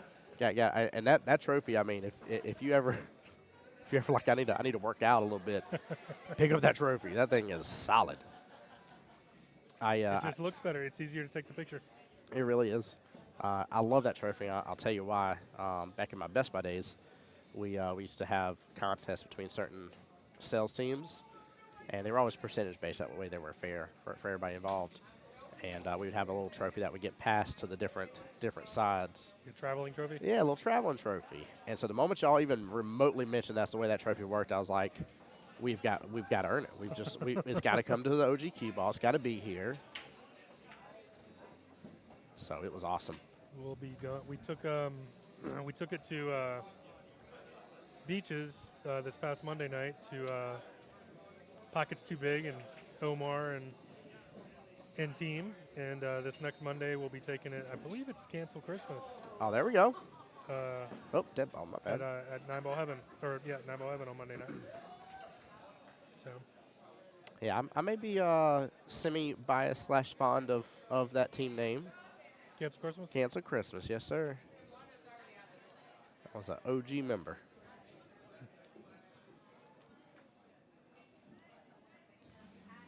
Well, Ronnie with a blessing here after just the accidental scratch there by Keith in the right-hand side pocket. 4 huge points and a chance to get on the break here. He's got to take advantage, of every ounce of this. If he does, it'll be 31-25, only a 6-point difference in the even race to 55. And that'll leave Ronnie on the break. Which I'll be honest with you, I'm interested to see if people start changing up their break a little bit. I've seen people kind of stick to the same break and not get anything, and not make any adjustments on where or how they're breaking. Right. I'm really interested to see some people, because like I'll straight up go from, because I normally like to be from the bottom short rail, 1 diamond over to the right, and then 2 diamonds up is where I kind of like that little quadrant. And if I feel like my break's not working, I'll go straight center. You have to move it. Yeah. Change it up. Yeah, I'll do center. I'll do some top on that cue ball. Let that bad boy fly.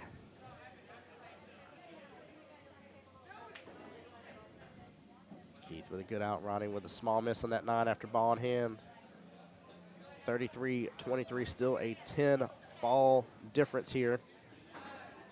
And still plenty of racks left to go here, so still anyone's game right this second. This is 9-ball for the... Yeah, for the skill level 6 through 9. So Keith and Ronnie again, they're already in the semifinals, so they've already earned the right to come back into the Jacksonville Invitational. Oh, look at that. Sakid came back on the other side. He did. He beat Jim. After losing to Ron. That'd be him and Steven then for the finals match of that bracket. Oh, wow.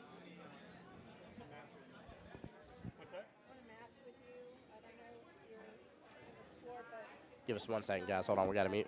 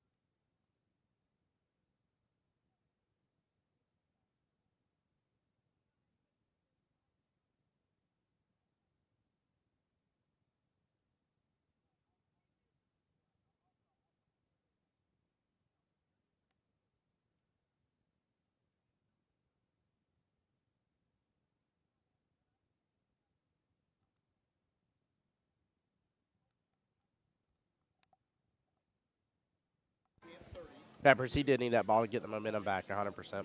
100%. Give us just a second, though, guys. We're working on something real fast.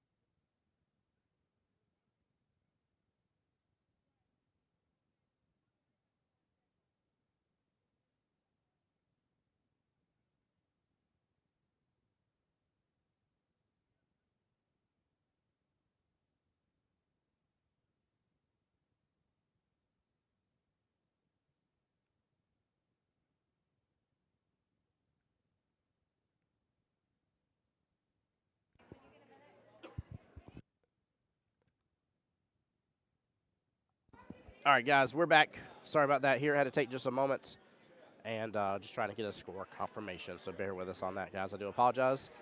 We are good as follows, 33-23 overall. But Peppers on the YouTube side here, I appreciate you commenting. You're absolutely right. Ronnie definitely needed that little bump forward. I mean, you got to think it would have been 31-25, 6-ball difference. He would have had the break. Now, granted, he does have some opportunity here with a little bit of a break. Might get the 3-ball breakout, but that may screw him on the 2. Oof.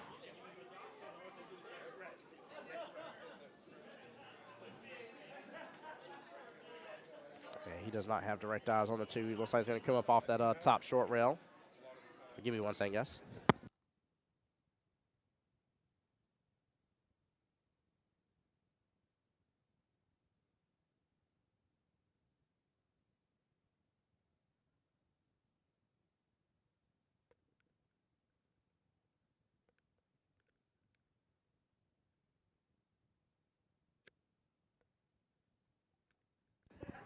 Hey, welcome back, Mike. Thank you.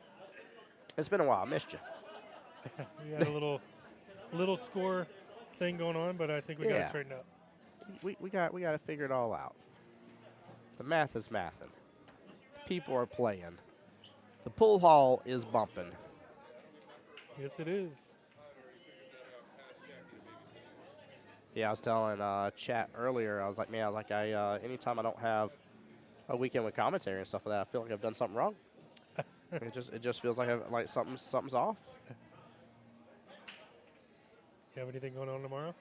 Nope, I don't have anything tomorrow here. I think we're going to go to church. I have a customer I just want to check back in with our computer issue I helped out, and she's having some follow-up questions on something else on it that was different than the original issue, but I told her, I said, hey, I was like, I always love to make things right, and if you give a chance and are okay with me stopping by, I was like, I'll stop by after church. She's like, that's perfect, and so I'm going to stop by and just kind of cross T's, dot I's, make sure everything's good, but there you go.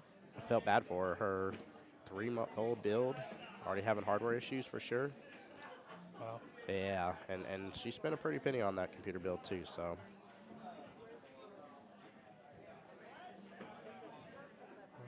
Mounting a little comeback here. Yeah, he is.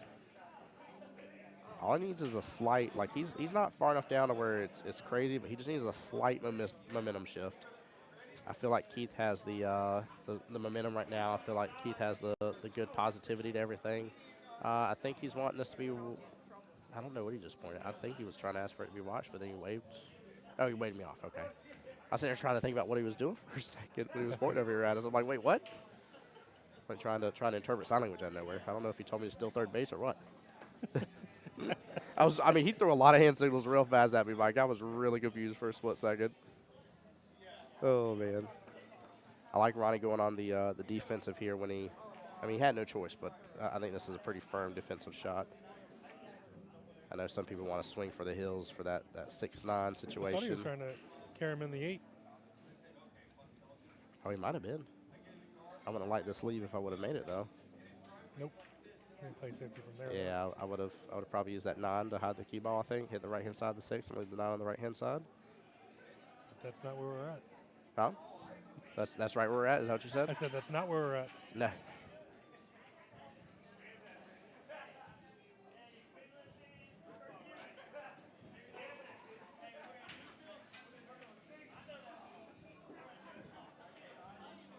Yeah, and guys, I do want to very much encourage y'all on your APA app as well here. Now, this is the Pool Players or Pool League app that we're used to that you actually sign into and everything. If you scroll all the way at the bottom, for those that are interested in trying to earn the right to get in this tournament here, you can actually see the MVP rankings as well and see where you're currently at. It'll tell you how many matches you need to qualify, which you need at least 6 to be able to qualify. It'll show you, a quick little breakdown as for what's happening there. But make sure you guys are taking a look at that and taking advantage of it. Don't want you guys missing out on the opportunity for great tournaments. Again, this is all a part of your normal annual membership, right? This is one of those things I like to point out that, yes, it's a $20 entry fee into this tournament, but that money's fully paid out, that 100% payout. So if there was 10 participants in your bracket and there's $200 prizes, there's 2 winners. Each winner got $100. So it's really, really cool. Kelly hasn't posted the payouts yet for for the 9-ball side, but Yeah. for the 8-ball side, the skill level 2 threes, each winner made $140. The 4 5s, each winner made $200. And the skill level 6 7s, each winner made $90. And that's on top of qualifying for regionals and the Jacksonville Invitational. Yeah.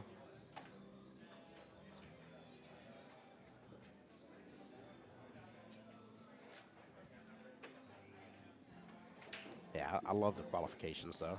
Not to say I wouldn't want to leave here with some money in my pocket. That's the whipped cream and cherry on top is what that extra cash flow is. Oh yeah. But knowing I get to go and continue competing, continue growing, continue getting better, and getting to go against other people makes me so happy. Plus, I'm very jealous that at the Jacksonville Invitational they're going to have the ability to be playing for some Q-Tech cues. Some nice stuff. I like play that. with the Q-Tech. I do too. Love my Q. I may be fair to middling biased about that. I just couldn't help it. They came out with the Florian Q, and I was sitting there. I was like, I got to see it in Vegas before it ever came out, Mike, which was already the teaser they shouldn't have done to me. And then I had the opportunity to order it day one when it launched and released. Myself and John Hummel both did, and got the carbon fiber shaft. But I will actually talk about that.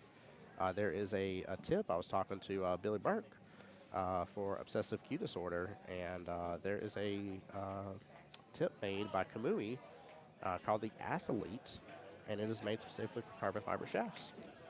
Okay. So I think I'm gonna get with him in the Give it a future. shot? Yeah, give it a shot. I got to play with it on Lauren has it on her Q, Miss Skill Level 8 herself, first one at Jacksonville APA, and she's like, shoot a little bit with it.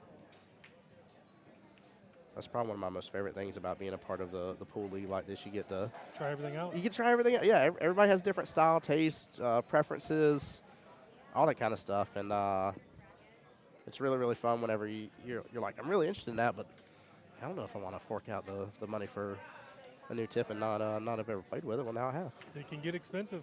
Yes, it can.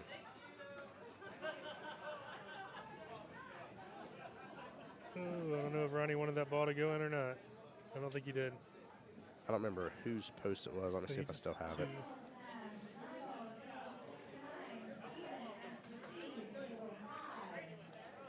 It says, when people see my Q collection, they think I'm rich. Bro, I'm just irresponsible. Oh, facts.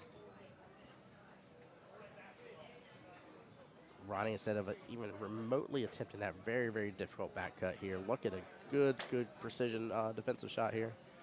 He didn't seem happy about it, but I ain't mad at that leave. Oh, Keith going for it, swinging for the hills. She's leaving the same similar shot. Yeah. Oh, I think some food just arrived for Mike. Oh, JK, some food just arrived for Kelly.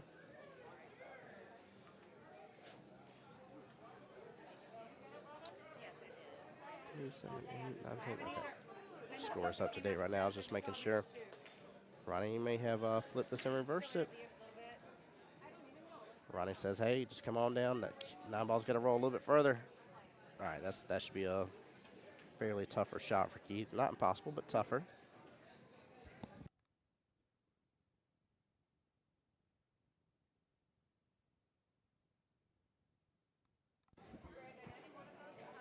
Guys, y'all hear the audio cut out, by the way. It's just me mute my mic for just a second here.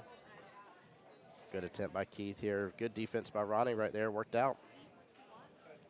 Now Keith has left Ronnie with a doable, but not a gimme cut shot here. This one has rattle potential.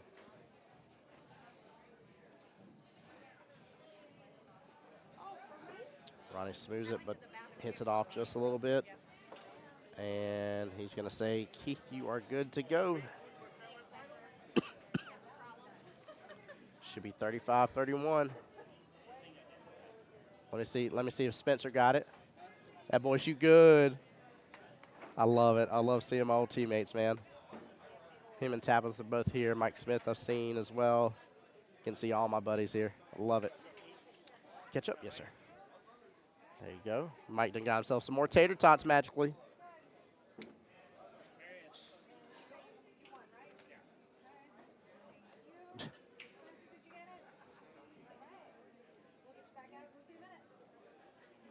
Janice, great question. She said, Tim, where can I get a tip put on my stick? So last weekend, we had Billy Burke with obsessive cue disorder, and he was putting on tips on site. I would recommend reaching out to him on Facebook and getting a hold of him and just saying, hey, Tim was talking about you on stream. I was trying to see about getting some tip work done. He has all sorts of styles. And the amazing thing about Billy, too, for those that somehow or another don't know Billy Burke, but, I mean, just well-renowned, absolute amazing player here in Florida and in Jacksonville, does a really great job. So he's going to be able to really give you some good, solid advice of actually knowing what will work well for you. So definitely talk to him and let him know that I sent you, though, please. But he's good people, man. Makes pool bags as well. That was Ronnie at the table here. I had to look, see who it was. Ronnie is hooked up. That is a 5, 3, 8, and 4 ball. 4 balls right below the cue ball. Bill says, way to go, Robin. There we go, Bill. Let's hear it. I love it. I love seeing the cheers in chat for everybody that's playing and participating today, by the way. Absolutely appreciate y'all being here on stream as well. Seriously, from the bottom of my heart, it means a lot. It means a lot. All right, Keith's going to have ball in hand here. And he's got such a conundrum down there, though. Again, that's the 3. I'm sorry, that's the 5, 3, and then 8. Going top down here, guys. We're talking about this situation right here.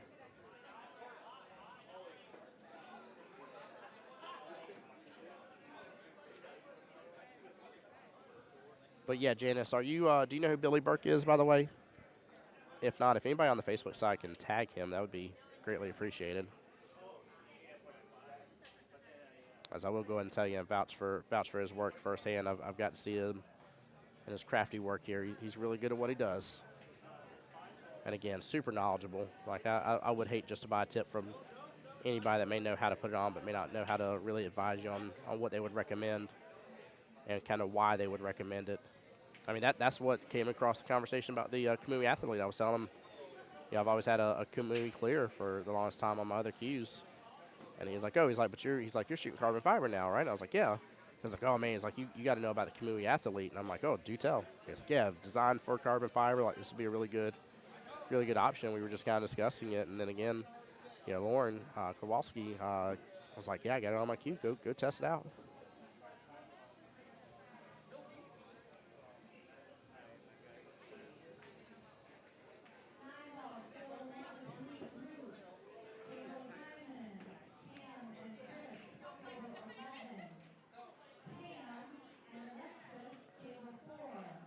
Ronnie did good leaving that 3 ball there. I think he's got a sliver of it. Assuming that's what he was looking at. That's why he's getting out the bridge there.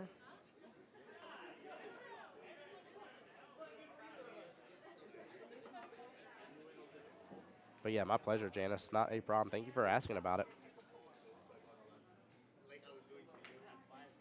Ronnie has closed almost every bit of this gap here. Keith trying to break back away. But it looks like we're going to end up having a potential really tight race until the end. Which you love to see it. This is for a semifinals match too for anybody just joining us. Semifinals right now, and this is for the skill level 6 through 9 bracket. The winner of this matchup goes on to play the winner between Mark and Ron, and that will be for the finals match. And then Sakib and Steven are playing in the table right at the almost top of your page right there.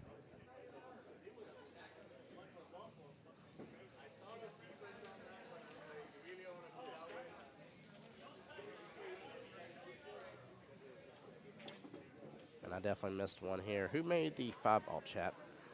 No, he made the 5 ball earlier. 1, 2, 3, 4, 5, 6, 11. Let's say it's 19. I'm definitely missing one. Peepers, great question here. This is the original Qball. Majority of the tables in here are 8 foot, and there are some 9 foot tables as well, but majority are 8 foot.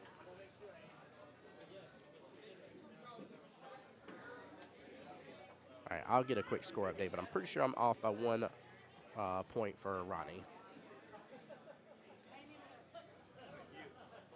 But I'll mute up here in just a second, run over and just double check the score.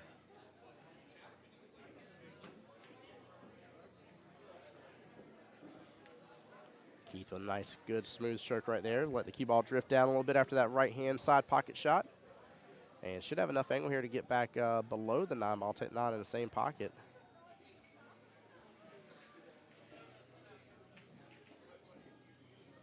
He's going to get back down. We get down far enough.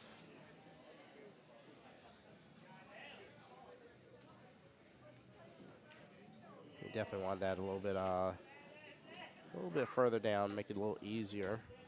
I'm assuming he's still going to go for the cut here, top right-hand corner. The bank's option as well, but you just don't normally see a lot of higher-end skill levels go for a bank shot. It's us lower mid ranked skill level players that go for that. Good job dodging that side pocket here. Give me 1 second. I'm going to mute up. I'm going to find out and double-check the score here and make sure that I'm good to go because, again, I'm off by 1 point somewhere. So be right back, guys.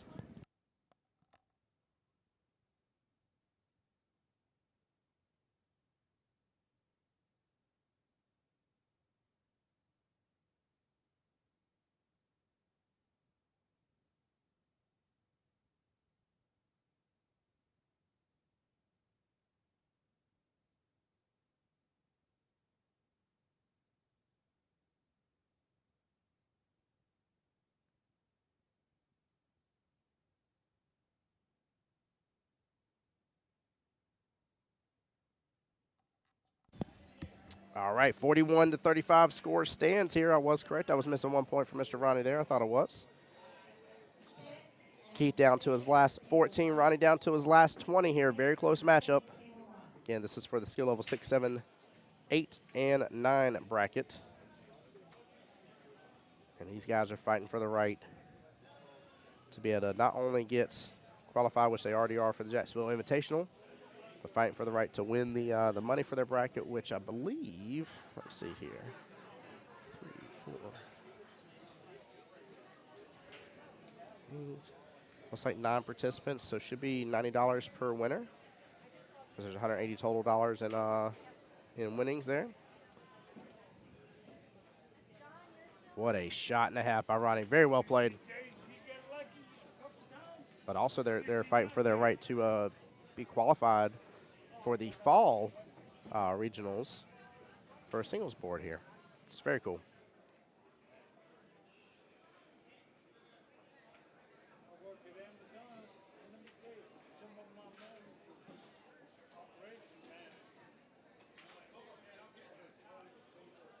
Ronnie's shooting really good here. I'm not sure what he's going to do about the 3-ball, though.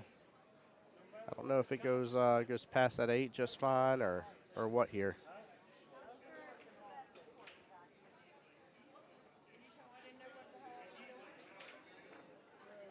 Yeah, it did not go past. We might get a good leave out of it, though. That cue ball sitting pretty close to that 3. I don't know if Keith's going to feel comfortable going for the side pocket from there or trying to do the harder cut, but he could hard cut it and fling it all the way to the top right-hand corner pocket. He must feel pretty confident with that shot then. It was a little hard to tell based on the angle here. And he gets it nicely done. Lets it just drift on in. Keith up 42-37.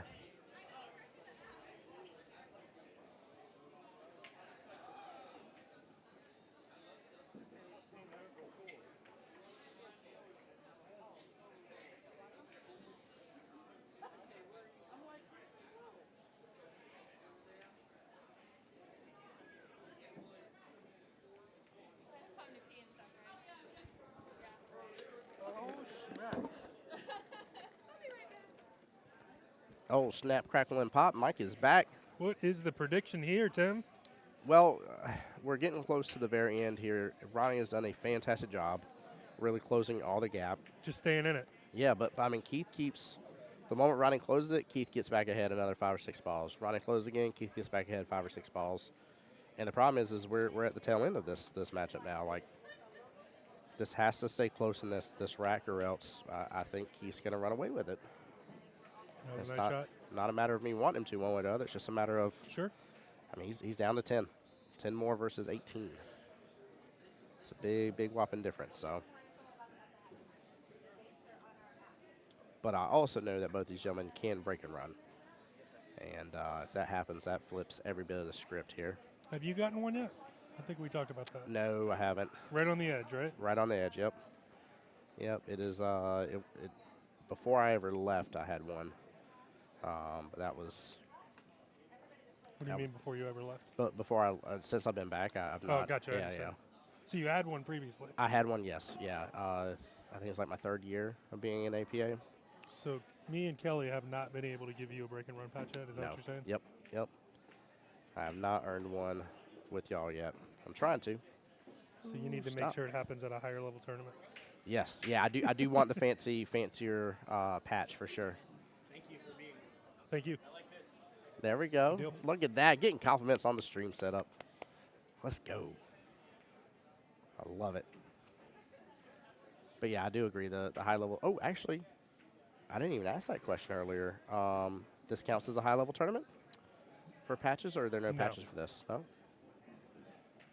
No, this is just didn't even think about that the earlier. MVP tournament. Didn't even think about that earlier. But no, I definitely love the way. I think it's all got to do with the red stitching on the high level tournament patches. The red really just pops out when they use the rest of the gray in there. And they're such like firm and just well stitched. I mean, they're just gorgeous. I'm doing no justice for you guys trying to describe it on the stream, I promise you. But next time you're at anything that's considered high level tournaments, triangles, for instance, which is where we got to give out a couple patches this past weekend while we were at Beach's Qball. So. He's cruising. Hey, I see Mike Smith made it into the semifinals. That is our ex-teammate there. Yeah. Max English, baby. Hey, I love it. He said get the band back together. He darn straight, too. Oh, my goodness gracious. He said we're on a mission from God. I love it. Little Blues Brothers there going on quotes. 1, 2, 3, 6, 8. Mike is a funny guy. Such good people. Mike Smith, I like him. He's a good guy. Yeah, he is. He absolutely is. He's one of those that cares a lot about his team and his teammates. What a stroke. If you know him, you don't walk away without smiling typically. Yeah, I agree. I can't believe he over hit that. Like, he's supposed to have to mass A on this too, but I can't believe he got all the way back over there. And, well, Hey, Ronnie needs to go here. This is it. It's a tough cut. Safety or something. He's got to go. I think they're discussing if it was a good hit or not. Whether it was. It was definitely a good hit. Ball first, then rail. Rail first, then ball. Love that, though. Guys, I got to give both Keith and Ronnie props about that. Shot was not watched. It wasn't going to be anyway, so it isn't something that you normally do in that instance. And both discussed, and yeah, they understand it comes down to the shooter here. That's one way to do it, Ronnie. I taught him that shot. Chris Martin in chat says, what tournament is this? This is the MVP tournament here. This is a great tournament, great chance for people to come in, have a bracket with their skill level, and they get to go against here, and a great opportunity to earn some money. I don't know why my thing just froze up on me. Hello. There it goes. Okay. Yep. Chris says it right between the score down there, APA MVP tournament. So anytime we run something, we always try to put it down there so we can say what it is. But Yeah, we got you, Chris. Not a problem, bud. Now, Chris, are you familiar with how to get qualified into the MVP tournament?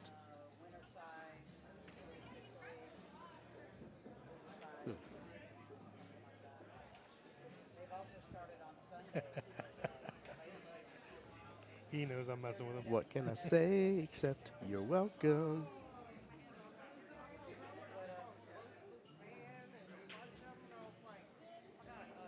I love the matchup I was just having on 12. The gentleman that was playing Crystal.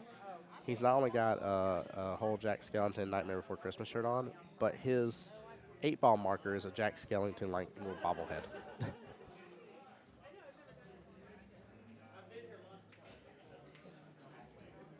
Your eyes aren't as good as they used to be. That's all right, brother. I know, Chris. I was just messing with you.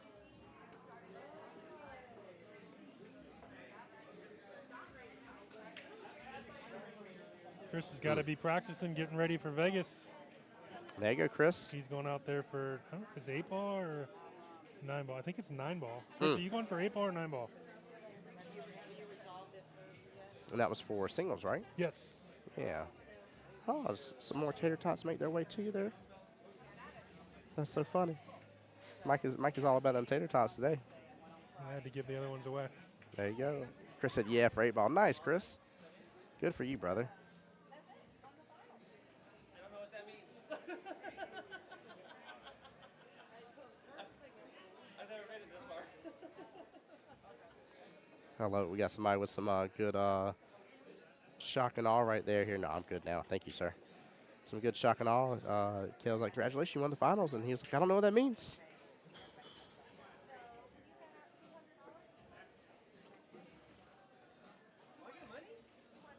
Got 9-ball singles coming up. There we go, Chris. Get it, man. Put the pedal to the metal. Go up there for both. Yeah, I'm very, very ecstatic about the next regionals for singles. Just the fact that we have as many people qualified for it as we do. The fact it gets to state here in Jacksonville again. And it just feels like we just work really hard to earn that right, you know? Yeah, once again, we got 47 on one side, 48 on the other. Gosh darn. Each tournament is going to be over 90 players. 90 players for 8-ball, 90 players for 9-ball. And that's funny that we make up half that number. We do. And that's a testament to the players, man. You guys really helped us out. We were dealing with a lot this session. Yep. 100%. No, I loved whenever I saw the amount of people that volunteered. It was amazing, and a lot of people first time too, never having ran a board before. And let's see here. I am one off on something. Let me go double check real fast here. You're eating. Give me 1 second. I got you. No, you got it. Mike's got my back. He's gonna double check the score. I'm one off on something. I think I'm one off for Ronnie. Should be 53-43.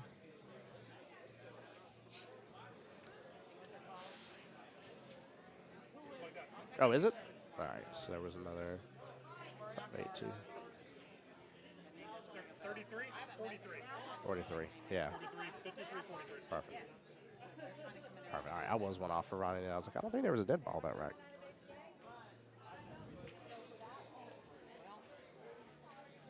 I know they don't have a lot of business on Saturday, but I think that's carryover.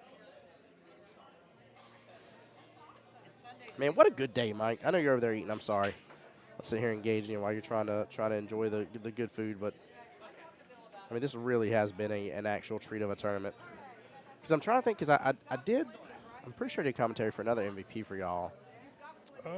I think you may have done just the finals before. I think that's what it was. I think you hit the nail on the head. We've never set up for the full day. Yeah, it's been enjoyable. I think getting just to really feel the atmosphere is different. And now that we qualified 2 on each side, can he see that? He can see that. Anyways, now that we qualify on 2 on each side, you don't have just a final. You've got we have 12 finals today. 12 finals. Yeah, like it's wild to think about that. He's standing in real nice here. Should just need one more, and he's lined up pretty good on this 2-ball.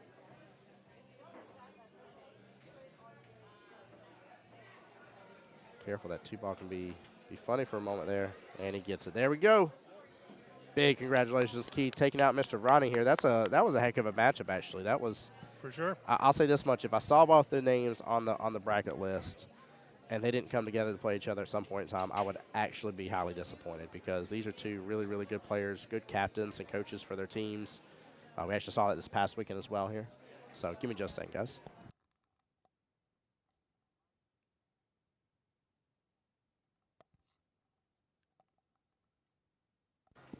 I think that means you're number 1 or something. I don't know.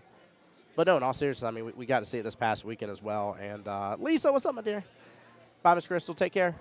But yeah, no, we got to see, you know, like I said, their style of play and everything. And again, they do well for their team. So it's really, really fun. Guys, we do not have a matchup. I'm about to eat my words, I think. We do have a matchup here on table 12. I need to find out which one this is. Oh, where did my bracket go?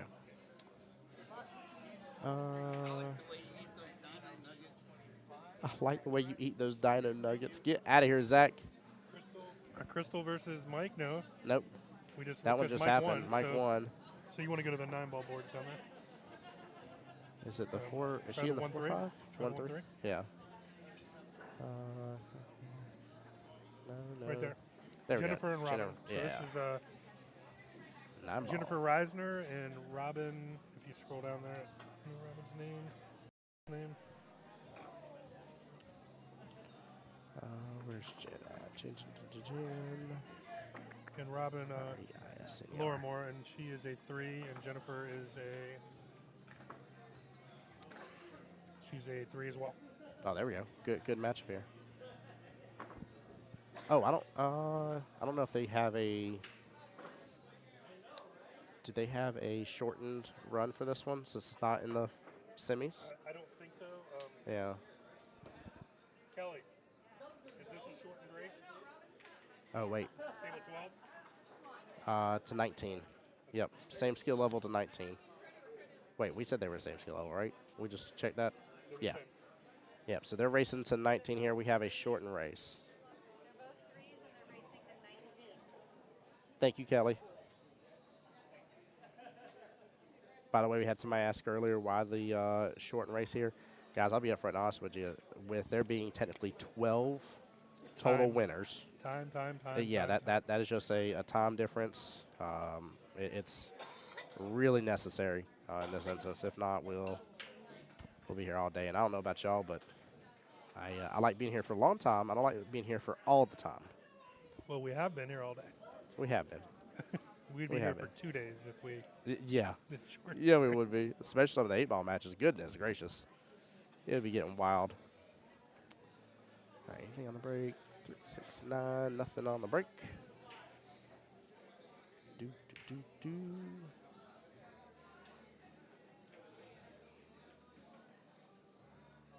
And no dead. All right, there we go. We are caught up now, guys. Camera's still sitting good. And guys, y'all can also kind of see some of the finals match there. And that is before I tell you wrong, hold on here.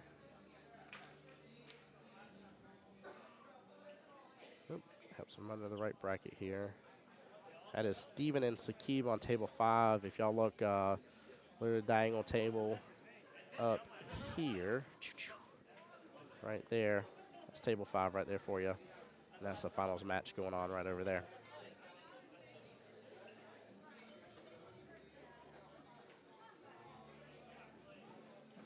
Yeah, today's been fun. The staff's done a wonderful job as well.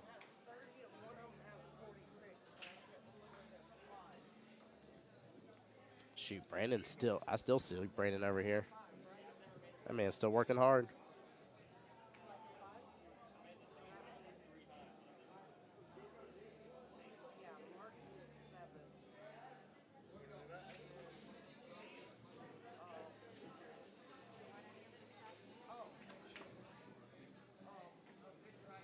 Jen going for a, well, bank shot gets a good leave out of it, though.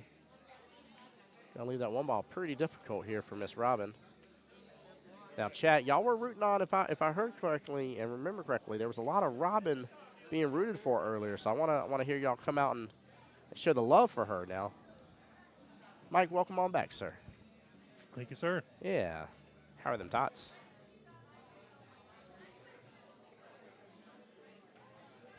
Tots are great. Tots are great. By the way, the winner here does move on into the semifinals, so the loser does go into the one-loss side. They will have one more matchup before they are into the semifinals.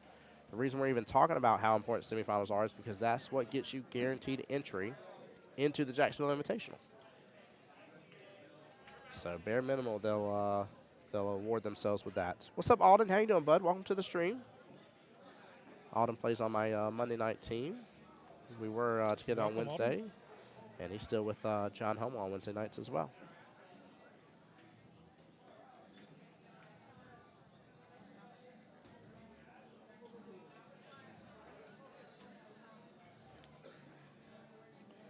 Tell you what, while we are more focused on this, guys, I'm just going to tilt the camera on over a little bit as well.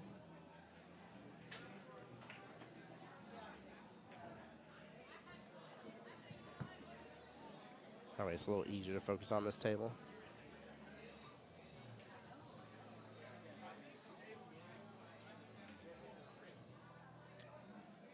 Hey, what'd you get today, Alden? Tell me. New Pokio?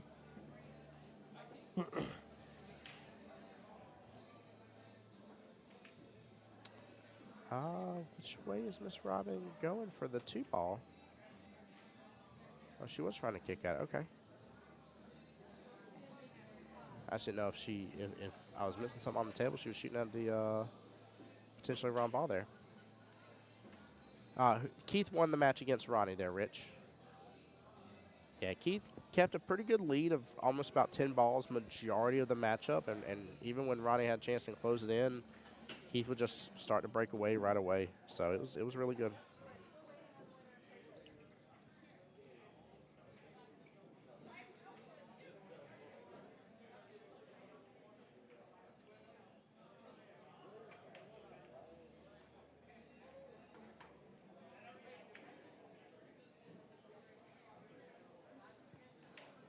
Hey, not a problem, Rich. I appreciate it, brother.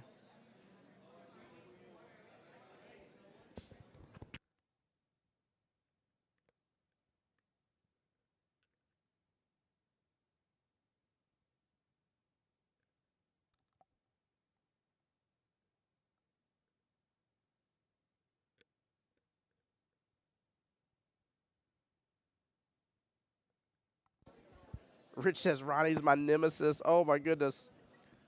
Well, it seems like we need a good matchup between you and Ronnie. I need to see this this matchup come to fruition here.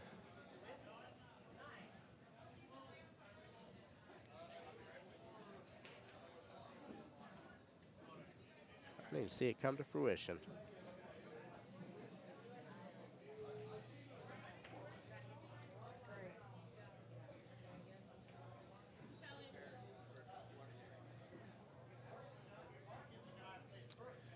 Kelly coming in to watch the hit.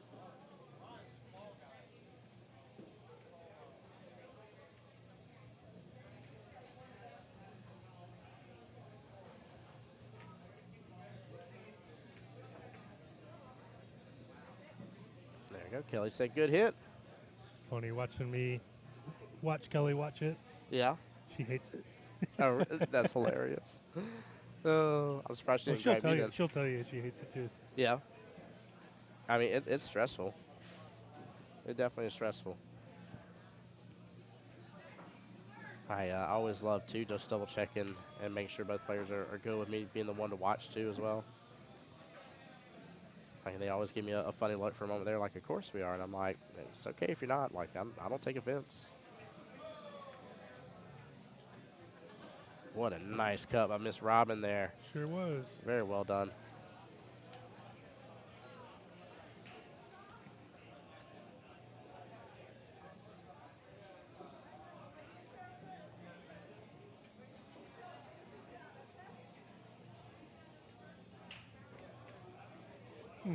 Just rattled it. Very unfortunate. Well, I think she's trying to be nice and see if Jen wanted the bridge or not there. There we go. That's what I was expecting to see in chat for a moment there. Like I said, I'm pretty sure there was a lot of y'all today shouting out for Miss Robin, so.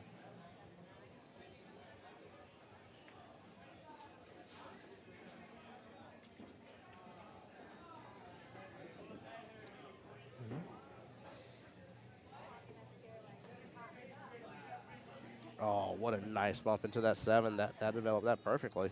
That worked out really well, didn't it? Yes, it did.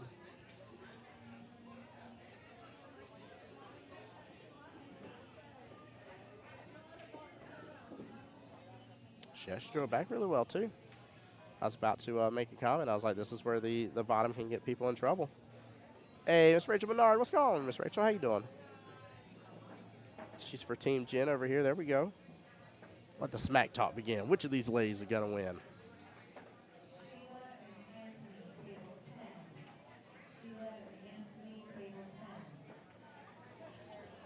What up, what up? Miss Rachel, how's your day going?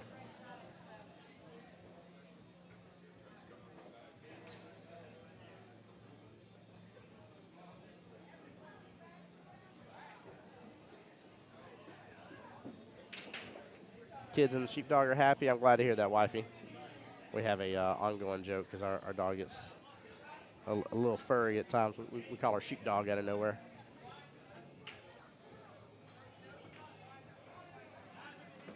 Ooh, going for the bank, but the 9-ball stops. Might get a good leave out of it. That's a tougher shot. That's a scratch bait shot. Who is it? Ben, are you the one that always says that to me? I think it's Ben on my Monday night team that says that to me. It's either him or April will be like, that scratch bait. And I'm like, I love that say. I was like, I'm going to use that on stream. Because it is too, because you're like, I can make that shot. I can make that shot all day long. And she's like, see, she sees it too. She's looking dead at it. Looking at that corner pocket. This is tough.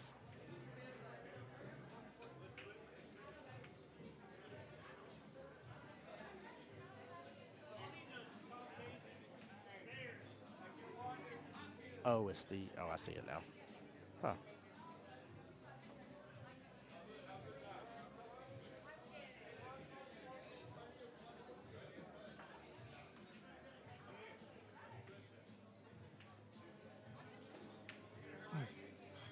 Oh, she went for the bottom left-hand corner pocket. Ooh. Almost multiple scratch bait right there. Guys, in case anybody's just tuning in, this is Tim Jones, Voice Jacksonville Pool, coming to you live from the one and only OG Qball, as we like to call it. One with the dinosaur outside, located here off of Beach Boulevard, close to where Beach and Southside intersect. Brandon and staff have been doing a phenomenal job, guys. You actually got a pretty good view of the pool hall here. Just Robin with a great out right there. But you got a pretty good view of the pool hall and kind of how today's been. Match after match, there are 6 total sets of skill level ranges. For 8-ball, there was the 6-7, the 4-5, and the 2-3. And then for 9-ball side, you got the 6-9 setup, 4-5, and 1-3, in which 2 winners will be from each. So essentially, if you break it down properly and look how the brackets are, whenever I pulled a bracket on stream earlier, you'll see there are 12 winners. So there's 12 tournaments technically being ran right now, is the way that all works out. So, Laurel, you like that saying scratch bait? Oh, I'm fairly certain it's Ben that does it. It might be Ben and April off my Monday team. It's one of the 2 of them. I know it is. But ever since they started saying it, I'm like, I got to use that on stream. That's got to be a thing. I feel like finding Finding Nemo for a moment. Shark bait, hoo ha ha. It's scratch bait, hoo ha ha. Good day, sir. That was funny. Any love on the break? Doesn't look like it. And that's a big negatory here. 1 ball sitting on the right-hand side, close to that right-hand side pocket. 2 ball sitting on the adjacent side here, towards the left-hand side pocket, just a little bit further up. This one may take a moment to really get things going because you gotta work with this table and its difficulty a little bit. This is not easy. I don't blame her for going this way, but this is a tough shot. Very tough. I don't know if the one's frozen at all, but what's up, Dan? Hold on, guys.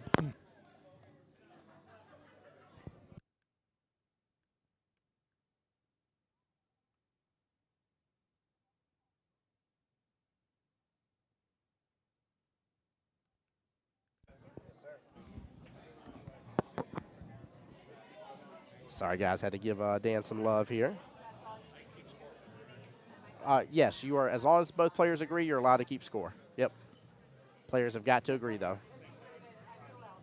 We had a rules question here, guys, and the question was if a third party can keep score for this, they are allowed. That's fine. As long as both players agree. Yeah, we're good to go. It's all about that agreement there. All about that agreement. Love it. This is at least developed up to a more shootable shot here for the 1 ball in the bottom right-hand corner pocket. And it looks like there's a little bit of angle here to kick on over and be able to take that 2 in the top left-hand corner. Oh, is that Wanda and EJ in the yes, it is. Wanda and EJ's in the semifinals there. Yep. Yeah. Huh. Looks like they're... Let's see, Cole and Christina right over there. That one's fixed to start on table 6. There we go. We're in most of the quarterfinals right there for the, I think that was the 4-5 skill level for 9-ball. Table 9 is the final. 9 is further down this way. 12, 11, 10, 9, 4 tables up.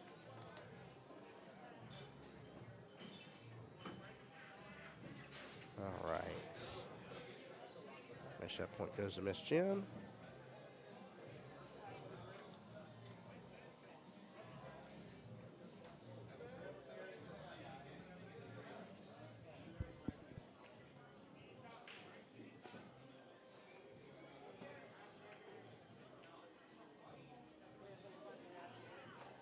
She might sit up in front of that side pocket, but it may not matter. Looks like the 4 is blocking enough of it. Chance has a great question. It's going to end tonight or continue tomorrow. This will be done tonight, my dear.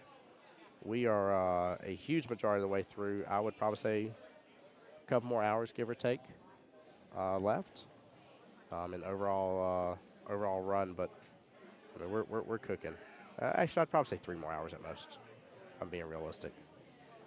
Just to give some extra leeway in case of some matches run a little longer, some hill style situations, that type of deal. Because we do move through the beginning matches a little bit quicker because they're a reduced race. So, like for instance, both these ladies are skill level 3s. Skill level 3s race to 25 points. Right now, they're racing as if they're skill level 2s to 19 points, and this is a quarterfinals match here. Qball's heading that right hand side pocket. It's gonna bounce on the pocket point. Very well done. But yeah, Janice, thank you for asking. They that's part of the reduced situation here. Even with there being 12 total winners, 12 total brackets running, 2 winners per each skill level category, that I'll call it. Even though there's that much, they try to reduce it here to keep everything flowing and rolling and make it a little easier on it. Because, man, I'll be honest with you, multi-day tournaments can definitely wear you out. Can definitely wear you out. So it's nice to see that they're very cognizant of that and want to make sure that we're able to get in, do what we need to do, compete on a high-end level, and get on back out and get out to our family and our homes. So I was super excited about this weekend, but I'm also super excited about next weekend, February the 4th. That'll be the 8-ball best of the rest, and then we'll have the 9-ball version of it as well on February the 10th. And then February 17th, 9-ball doubles open. So we still got another 3 more solid weeks of back-to-back-to-back tournaments for you guys to be able to enjoy the stream and be a part of.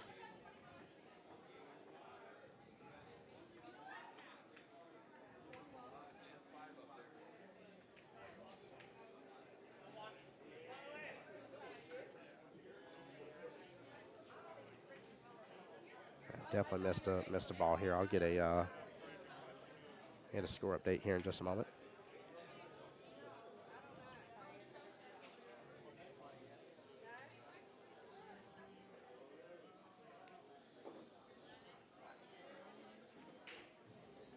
What's up, Logan Lane? How you doing, brother? Good, man. Logan Lane making a stop by the booth. I will say, anytime that you're watching, I'd probably say for sure skill level 2s and 3s. Like, getting them on that point of, like, hey, get it to where you at least have a shot on the next ball, but you need to focus on getting this point. Like, skill level 2 and 3s need to be like this kicker for football teams that, you know, all they do is kick 24/7. When it comes time, you're going to get them set up perfectly where they have the best opportunity in the world to kick that football and get that field goal, and they just land it every single time like money. And you've got to get them to that point here. No, power strip.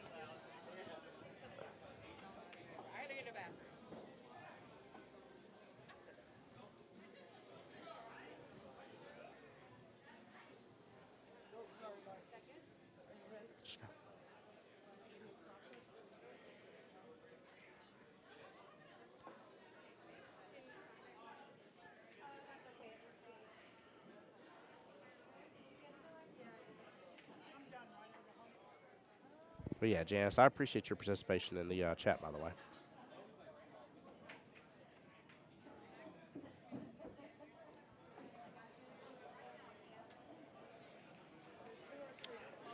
Mike, welcome back, sir. Yes, sir.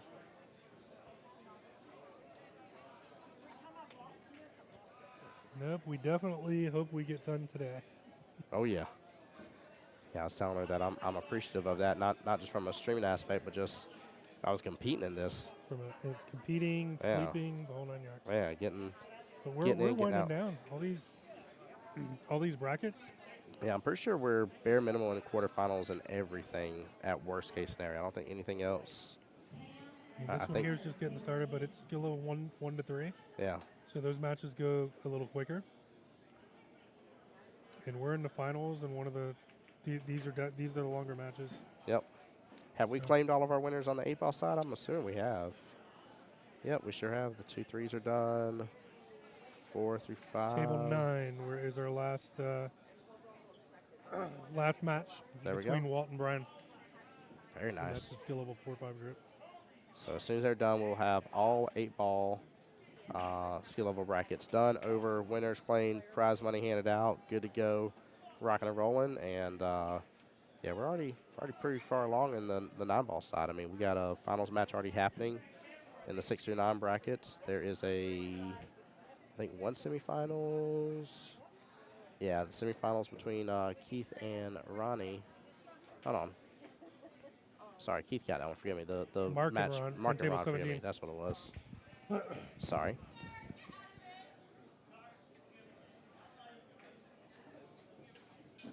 Jim with a good smooth stroke right there. And again, like I said, no, I'm off by at least a point here. So.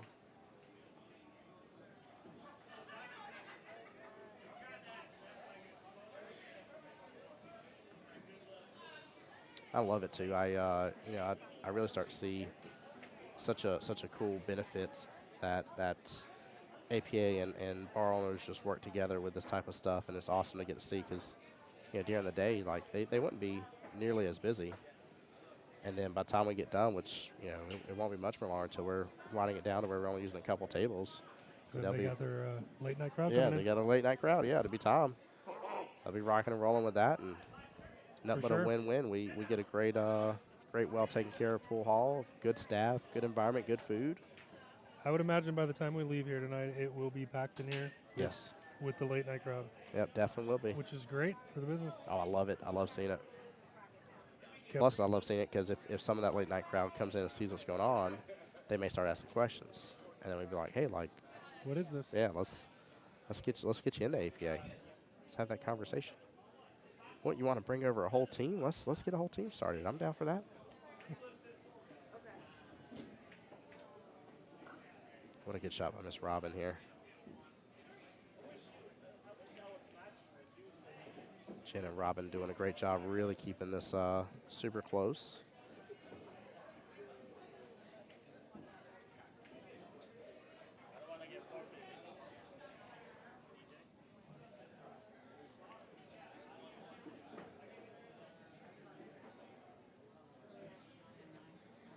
I see Miss Mary Turner over there helping keep score. Mary is always helping. Always. She is. I like to think that I'm super passionate about APA and how much I love it and stuff. I will honestly say my passion and love for this pales in comparison to her. Absolutely pales. She is such a supporter and trooper, and just overall an amazing person. Really cares about this a lot. Cares about how everything's going. She coordinates everything for the division reps. Yep. She is our person we go to when we need to communicate stuff for meetings or whatever with division reps. Mhm. She's awesome. Speaking of, do we have any nights that you know of just top ahead real quick that needs division reps right now? Is there anything that comes to mind super quick? There are. I cannot Don't know that. pinpoint them off the top of my head. Guys, I would love to encourage you. One of the things I've enjoyed is being a division rep. It's a lot of fun. I love helping out when I can on a singles board. Between that, helping be able to run the night, make sure everything runs smoothly. And my one only ask for you guys as well, for those that maybe don't want to be division rep and stuff, always just respect your division reps. What they have to say and stuff, guys, they're there to help you and helps make everything smooth and take care of everything. So, ooh, I thought she was about to get a little freebie there in that right-hand side pocket.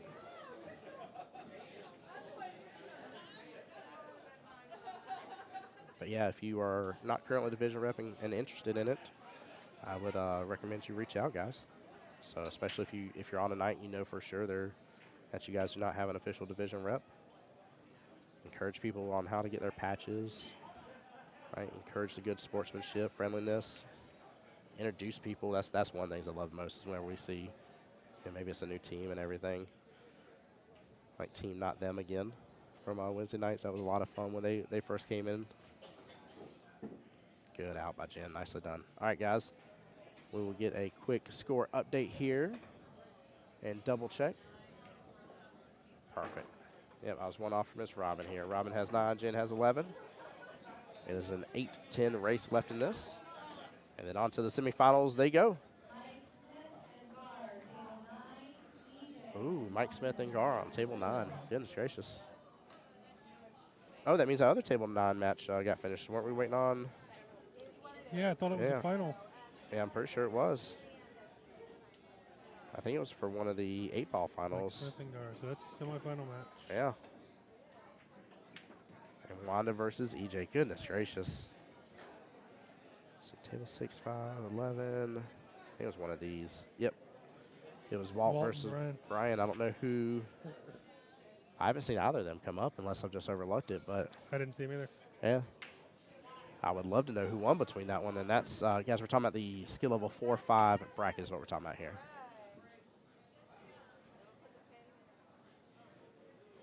Hey, Elliot, what's going on, sir? Talking about some division reps right there. Elliot, I hope you're having a wonderful and blessed day. All right, Oh. just in. Walt Walt, won. Walt got it. There we go. Walt is the winner of our Walt. 4-5 8-ball skill level group. There you go. And oh yeah, that's the big money group, y'all. $200. 200 smackaroos, baby. Woo! I love it. John Hummel asked the most important question of the day. He says, "Who?" That is Walt Hill.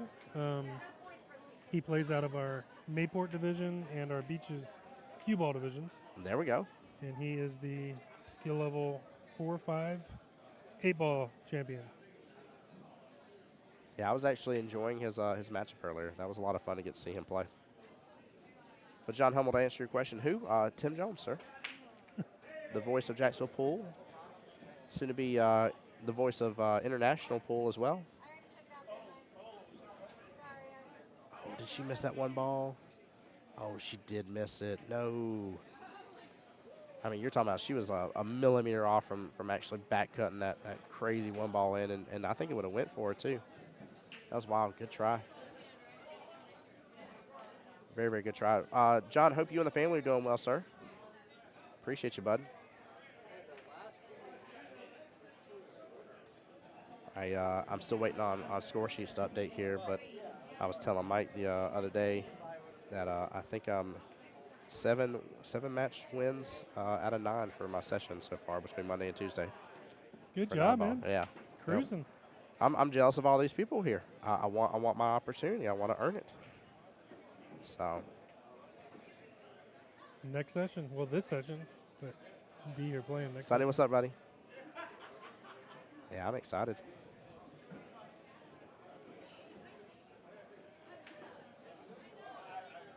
Yeah, I really wonder, Mike, what 2024 has in store for us. Really do, man. To see all the lineup, all the events that we have going on and everything is too much fun. Hey, I'm glad you're grilling out, brother. Make some good noms there for the family. Sounds good.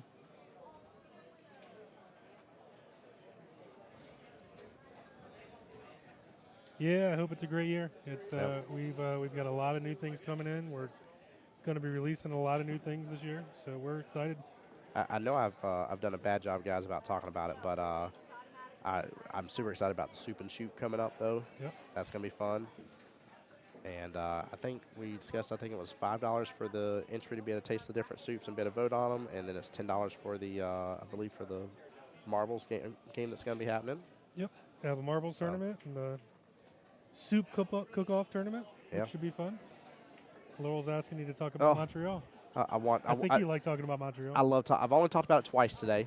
I've behaved. I feel like I beat a dead horse last weekend because I was so excited. That's okay. But just because of being blessed because of Mike and Kelly and getting to talk with some higher ups that help run the Montreal Invitational, I've been invited out to actually do the live streaming commentary. Kelly will be up there with me. And we're hoping, I don't want to promise it though, guys, but we're hoping we maybe get a Jacksonville team on there as well. And then I know there was already talks. Definitely going to have some French-speaking people on there. That's what I was going to say. There was talks about having a couple people on the stream be able to speak French, which is primary for that area for the most part. And I'm looking forward to that. I love people's different culture and stuff, and I'm very, very excited about it. Get to see it, get to try and eat some official food up there while I'm there, some French cuisine. Kelly's been. I've never been to Montreal. She's been before. She says it's a beautiful city. I'm so stoked. I am. Ooh la la. Sorry, Lo, I had to just because you typed it out. Oh Lord. But yeah, I'm so stoked. We've just been in constant talks about everything with it, and I just can't believe it's. I mean, it's only at the end of March. We're literally right 2 around months. the corner. Right around the corner. Yeah, it'll take no time before it gets here. So if that passport shows up on time. Yes, I have good firm belief in it. Just because I did explain to Lay because I was like, you're gonna be swimming across Niagara. Oh, 100%. Yeah. Got to learn how to handle that current real fast. But I even told Lay, I was like, what was going on? She's like, yeah. She's like, usually with expedited, majority of cases are right at 6 weeks, and I put it in well before 8 weeks. So that was what a cut. Even Jen, I don't know if you heard her in the background, guys. Jen was like, that was beautiful. Yeah, you can't be mad at that one. Such a good shot. No love for her afterwards, but just Robin getting not a great leave here. I think she sees some of the 5 just fine, but yeah, she was able to get a good hit off of it. But yeah, super excited. But I'm also looking forward to everything else this year has to offer. I'm looking forward to the USAM qualifiers. I'm looking forward to the next singles regionals, which is going to be the biggest one yet. We literally have half of the opponents, the people qualified out of the entire bunch up. So there's that, but like all 3 areas have really stepped it up. Kevin and Ashley over at First Coast, they've really stepped it up and qualified a lot of players. Yes, they have. Will Hoyt in Southeast Georgia, he does a phenomenal job with his area, and it's a joint effort for this size region. And we are one of the biggest regions now. Yeah, his crew is. I cannot think of a single person in the last regionals that I knew that came from Will's side that was not super respectful, was super thankful. They were so happy to be there, and they're like, wow, look at this pool room and just everything, just their level. Ooh, good try, Miss Robin, but their level of excitement was so much fun. Yeah, John. Yep. Sorry, I forgot I did pan over earlier, but absolutely can, my friend. Thank you for that. Sorry, we didn't have anything on table 6 a moment ago, so I did a little. Just like that. There we go. I don't like that. Yeah, sorry about that, John. Thank you, sir.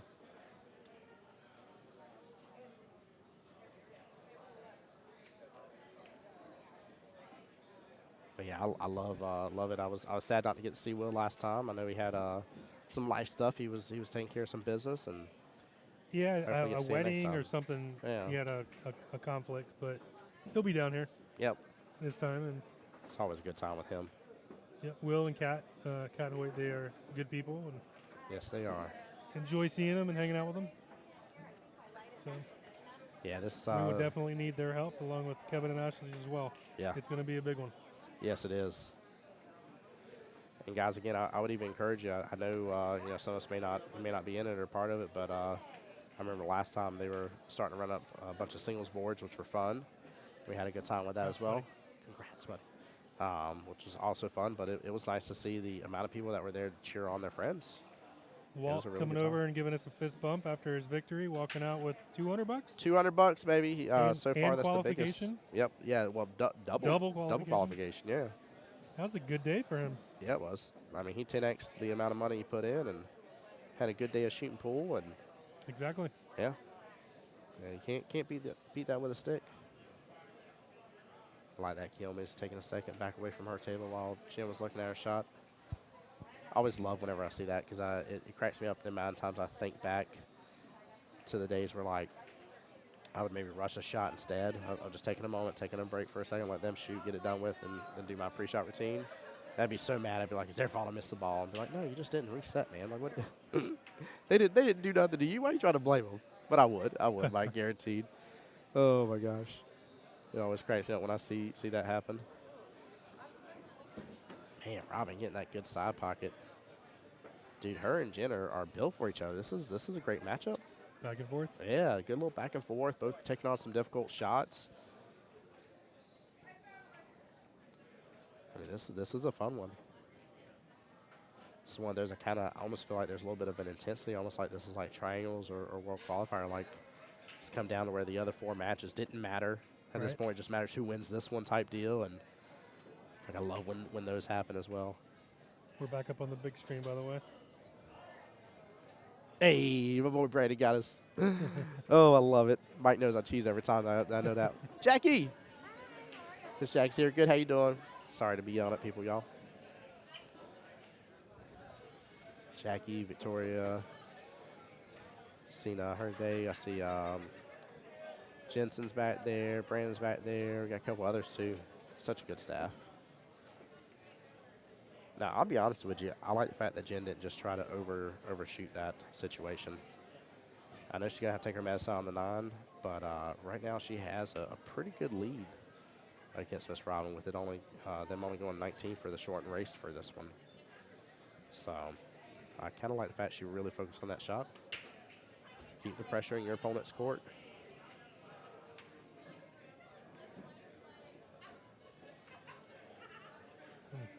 Good try. She had off into the round a little bit to the left-hand side. That 9-ball is where Wyatt sent it the way it did. It's Robin with no gimme here. Pretty good long-distance cut shot here, bottom left-hand corner. There's a little bit of angle on it, not much. And she drains it, though. Very well played. 16-14. Double checking on Miss Mary here to make sure we got it right.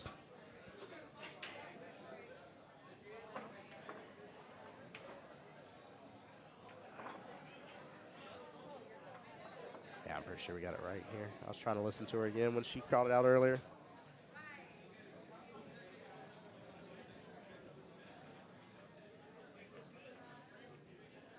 I tell you, too, doing these streams, Mike, I always love yours and Kelly's reaction to how the stream went, how the day went, and everything. And you said it earlier, and I was just happy as could be. You're like, today's a successful day? And I'm like, yes, it is. It feels good. Definitely been a good day. Yes. Yeah, a lot of fun, a lot of good matches going on and everything. I love the amount of people that are not part of this, that are watching out for that camera and being respectful, duck underneath it, is amazing. Everybody. Yeah, it's been all day, and I'm like, I don't know you, I definitely don't know you. You know, like, I haven't seen you talking to anybody, so I don't think you're here for APA, which is awesome. The fact that you're even trying to duck under. Oh my gosh, I love it. Sorry, guys, I'm super protective of those cameras. It's almost like a culture. It is. It really is. You can still see them go underneath too. Yeah. Oh yeah. So some of them duck, but not enough. But I just love the fact they're considerate like that.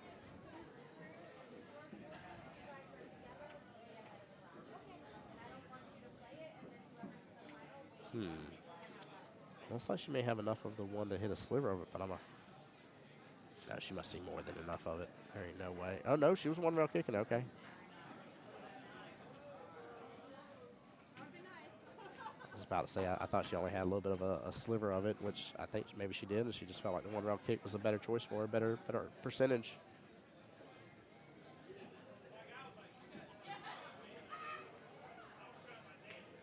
And guys, keep in mind as the night progresses, we're going to try to continue giving you as much coverage of any semifinals and finals that we possibly can between these couple tables, and we'll keep the zoomed out approach here so that way you guys can see what's happening, at least for sure on 6 as fairly clearly as you possibly can. And I'm pretty sure all the next matches that we have here on table 6 as well will be finals.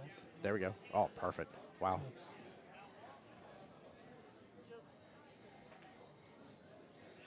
There you go. Limbo. Yeah, do the limbo. I love it. I love it.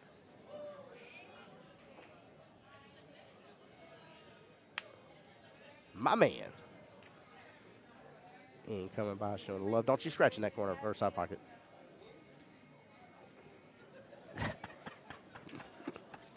We caught some of them on stream. Ian was trying to do the limbo underneath the camera. That was funny. I love it. Miss Robin with a great opportunity here to bring it up one step closer, but she needs to let this fly a little bit to get back over that 2.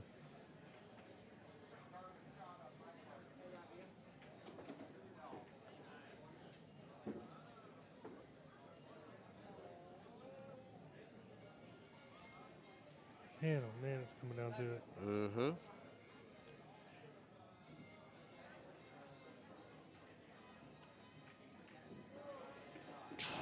She just cut that in so well, Mike. Drilled it. Man. Super confident in it as well. I love it. Tied up. Yep. 3 balls apiece. She's looking for a bridge. No coaching. Yep. Mano y mano. Mano y mano, that's what it is. That's what it's about. And again, I know I normally flare up a little debate and chat about it, but I feel like because it's that way that the reward feels just so much sweeter. It's so much tougher. This is tough to me. Like there were several times when I was playing in singles that I remember just like begging, like, man, I really wish I just had that timeout. Just somebody to I feel confident in 2 different options. Right. But like I just can't break down enough to say which option is a better choice for me.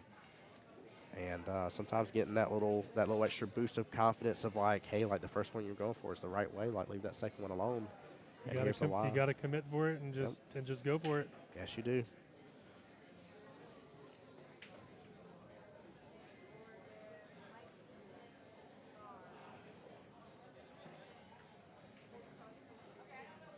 I wonder how many of these same people we're going to end up seeing in singles regionals too. Ooh, oh, you mean that are already qualified? Yeah. Huh. That's a good question.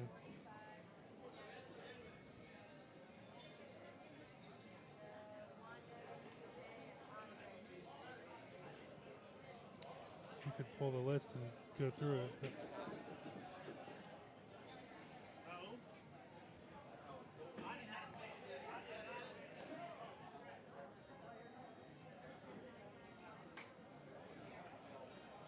Shenanigans are afoot at my house right now. We just saw a little video my wife just sent me.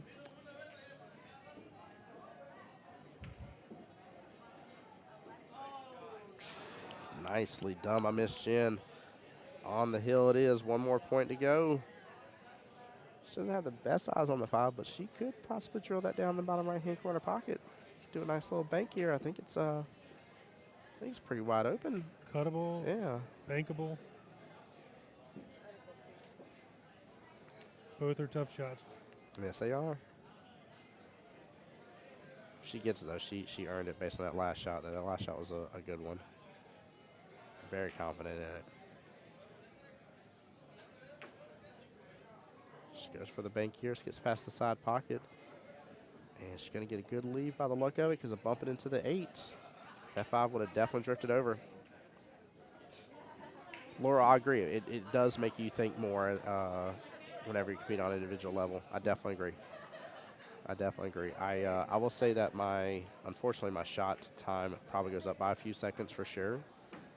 I like to think I'm a little bit more methodical whenever I'm shooting a solo like that, but past that, I don't know.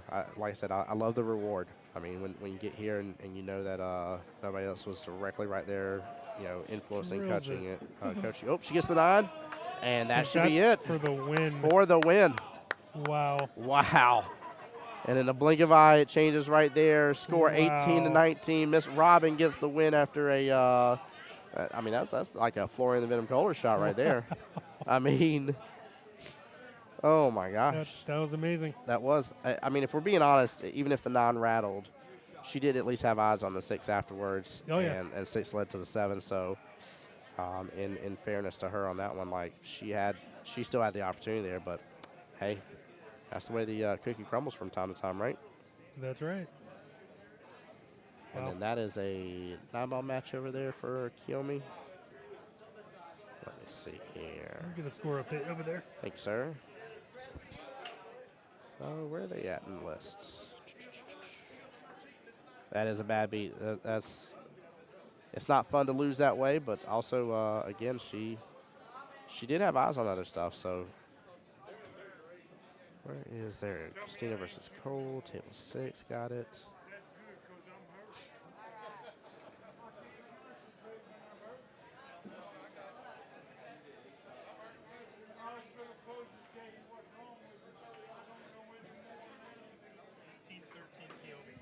What is it? 18-13 Kiyomi. 18-13 Kiyomi. And what's their race? I'm assuming 19-13 Kiyomi. Thank you. Pull it up here and look. Perfect.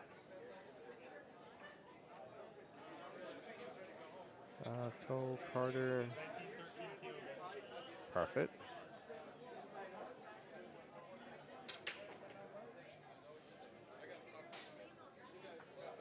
Cole's up next. Made it 6. 19-14. Thank you, sir.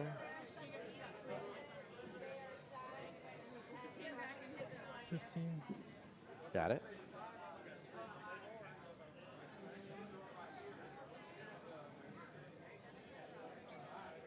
All right, and it says slide lower player to 3, higher player equivalent. Oh.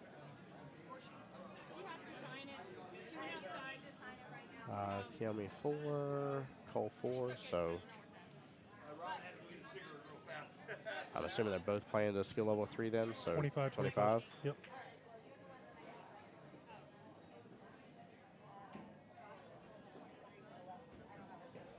There we go. Yep. Yeah, Laurel, that's right too. Flip side is in singles, if you lose, you're not disappointing your team. That's true. That is true.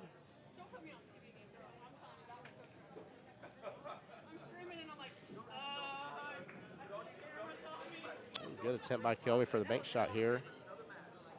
That 8 rolled a little close, but looks like it's on the rail for Cole. Not an easy shot at all. It's semifinals and finals. You have to do it. Yeah. I did it in the semifinals. Yeah, good Pull attempt left the here. ball there. Kimmy, how's your hair grow so fast?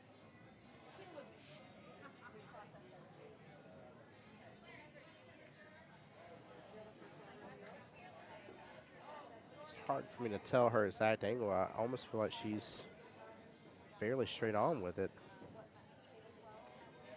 She's about to look right now. Yeah. There may be a little angle to work with, but there's not a lot. Yeah, I think I'm drawing this back. Yep.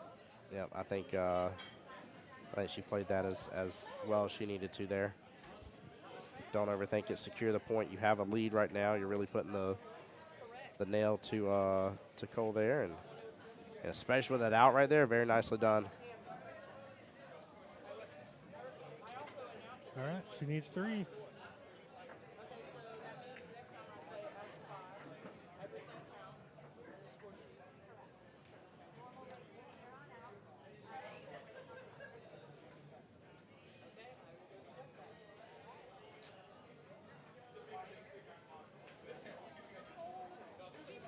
Yeah, this is huge right here. Really huge. Kiyomi on the break, in control. Looks like she's got the Qball kind of center. I'm assuming she's... That's fine. That's no problem. Kelly trying to look out for us, get us some final matches here on the stream tables, helping us out. Yeah, I actually like this. I like the fact she's Kiyomi a center ball right here. Now you got a little movement. One drifts over there towards left-hand side pocket. Whole bunch of nothing there, but looks like the cut shot is open for Cole. I don't know if the one's blocking enough of, or I'm sorry, the 4's blocking enough of the 1. I think it goes by. Rich said that finish for Robin was amazing. It was. And again, in her defense, I know how some people will be, and they'll be like, hey, that sucks, et cetera, et cetera. Like, I ain't saying that I want to lose that way. Don't get me wrong, it hurts my soul a little bit. But she hit the ball so well, and she had eyes on the 6 ball next. So even if the 9 rattled in that pocket, she had the 6 with ease towards top left, and would have been able to come off rail just a little bit and have the 7-9 combo. She still would have had the opportunity and the ability to realistically still be out, even without the extra 9 ball. So she had to make the shot as well as she did, and she did.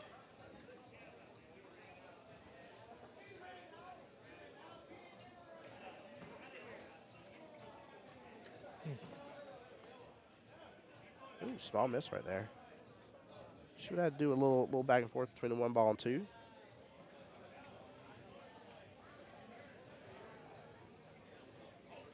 Gotta be careful not to slam this in the back of your Dracula there. That's for sure. Oh, there we you go. go. Early 9. 4, 8 dead. So, let's see, 7, 8, 9. So it should be, I think, 11 dead total here. Well, that is one way to catch back up on it. Cole wanting to take back control here of the rack and get the break. Looks like he's choosing center as well. Again, there's something to be said about just choosing to break this way. I'm not saying I don't like to shoot from the sides. I like to be over a little bit. I like to be 1 diamond over from the right there and then 2 diamonds up. I don't have to squat. Mary just came by doing the squat for the camera too. She's like, I don't have to squat for that. Love this Mary Turner. Such good people. Another dry break.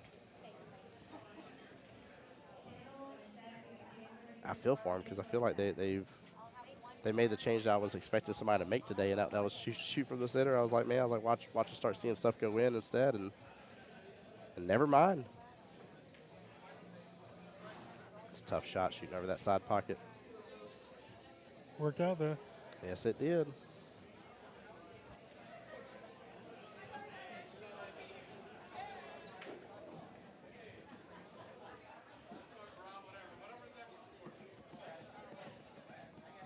Oh, yeah. I'm starting to see some more of the crowd come in, too. Oh yeah, here it comes. Yep, Mikey hit the nail on the head. You know, as we're getting things done here, that Saturday night crew starts to rotate on in, and good old Qball gets even busier. I love seeing it. Always wish the best for all the bars and the bar owners that support us and give us these venues to be able to have, take care of their tables. Like I said, Brandon was here 7 a.m., vacuuming up the tables, cleaning the balls, getting everything ready. And I still haven't seen Brandon leave. I saw him just as a few minutes ago. I don't know if all day long. Yeah, since 7 a.m. So he's on 13 hours now. That man runs around like nobody's business. I know it's shorter distance, but I like taking that one in that right-hand side pocket. You guys got a Ron and Keith final coming up below. So you're gonna have a Ron and Keith final. Oh, really? Ooh. Click on that bracket. Oop. Yeah. Ron. Still waiting on the matchup between Oh, that's Steve and Ron. Hopplinger. Yes. Yes. I'm bad. Good final. I'm bad at butchering his last name. I'm so. So it's a 9 versus 7. It's gonna be a full race too. Yes, it will be. So that's 75-55. 75-55. Yep. Even Rogers came by after his last match. Said, "Woo, that was a long one."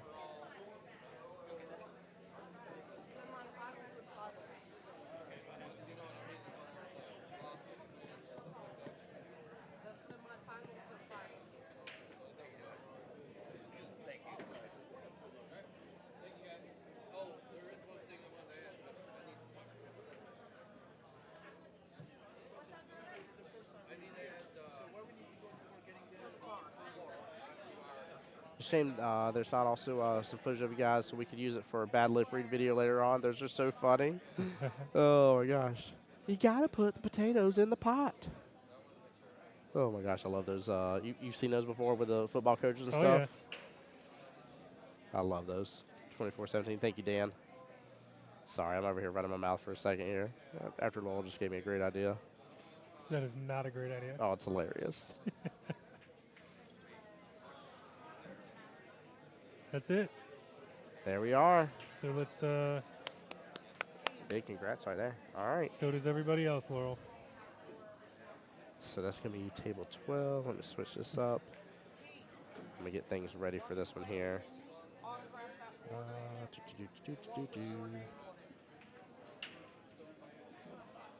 Good luck. Cheating.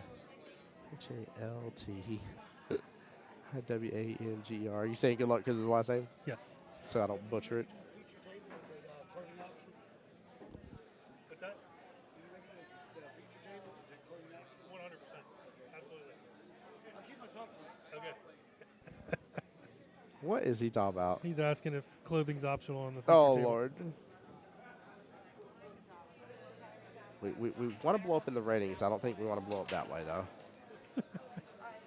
Oh, my gosh. Good old Jason.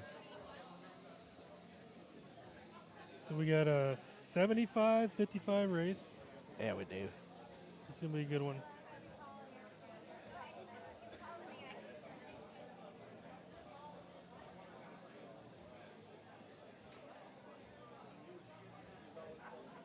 Yeah, this is gonna be a fun one. I'm gonna change the camera back over where we're primarily focused on this table again, and we may open it back up for table 6 if we. We should be having another final come in on that one, but Yeah. wait till it starts. There we go. I like that. Clothing optional. Laurel, don't you encourage him. Jason's funny as all get out. Yeah, he is. He's good people, though. Good people. Another one of our vets involved in APA. He was at the vets board as well. That's awesome. Yeah. Yep. I bring it up, by the way, guys, not just because I ran it, but because Mike and Kelly allowed every vet to play during Veterans Day one board for free, which was amazing. Yeah, every vet gets a board for free. Yeah, that's. If y'all don't understand what that means, every single one of them, that's bare minimum $20 each time. It's starting to become a pretty good. This is the second year we did it. Yep. And first year we had a pretty good turnout. This year was even better.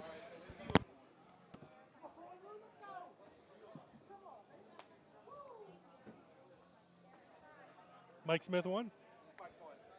So bye.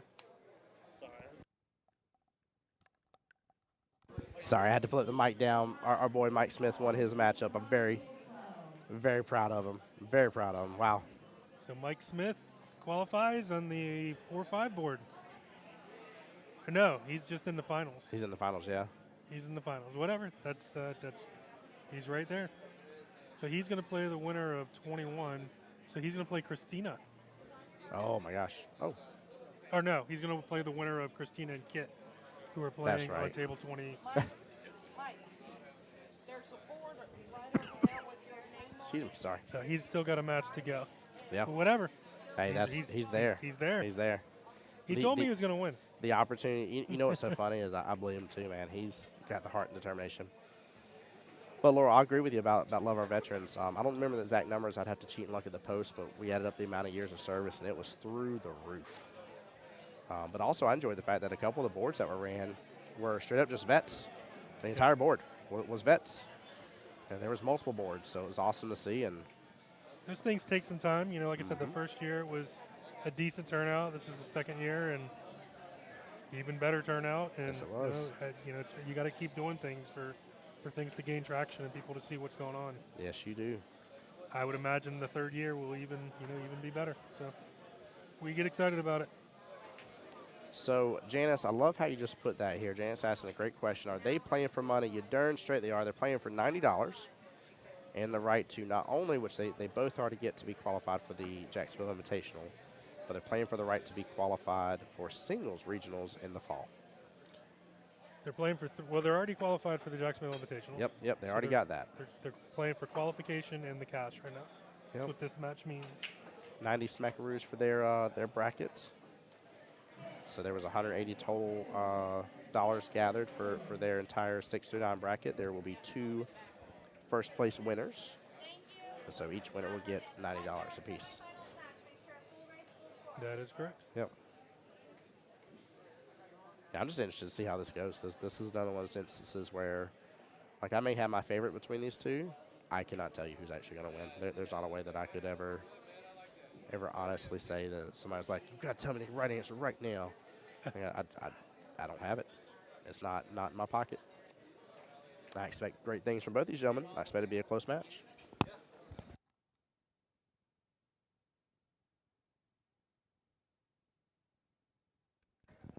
Thank you.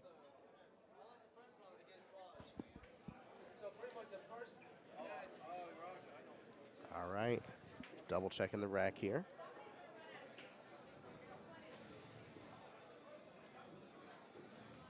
I don't blame him on double checking it either here, and it's just for the sheer simplistic fact that I have had a rack roll. I've had the one ball, like we weren't, like player wasn't even down to shoot, and you just see the one ball just go bloop and go forward all on its own, and you're like, Well, they've been here for, everybody's doing what, it. they got here at 4 o'clock, Yep. so they've been playing here for 4.5 hours. And the last thing you want to do is not look at a rack correctly, or Yeah. not look at a rack and get a bad break and be frustrated by that, to start out with. Who's to blame if you get a bad rack? You didn't check it, Like you can't say anything. Same thing for the shoulda, coulda, wouldas about getting shots watched. I should have had that watched. Like if you just assume positive intent, guys, and understand that a lot of people just unknowingly make a simplistic mistake of some way, shape, or form. I try to rack my Understand. best every time, Yeah. and I've walked away and been asked to come back and rack, and a ball rolled off, and I didn't realize it. Yeah. No, I've had to more often now. I use the hand shadow to where I'm using my hand to kind of create a little bit of a shadow and see the light difference, make sure I'm not missing anything. I felt bad, but like I tried to re-rack probably almost a dozen times during one rack last week. And I finally had Brandon. I was like, this rack is like no matter which way you flip it, It's a dead ball. the one ball doesn't touch no matter what. I was like, we need a new rack, and Brandon up at the counter got us a different rack for it to help us out. But it did not matter which 3 sides you did or whether you flipped the rack over and tried it upside down. The one ball was not touching the others. Did not matter. Just the way the rack was. just the way the rack was. Yeah, I've had to take them before. You kind of just push the second ball together a little bit. Yep.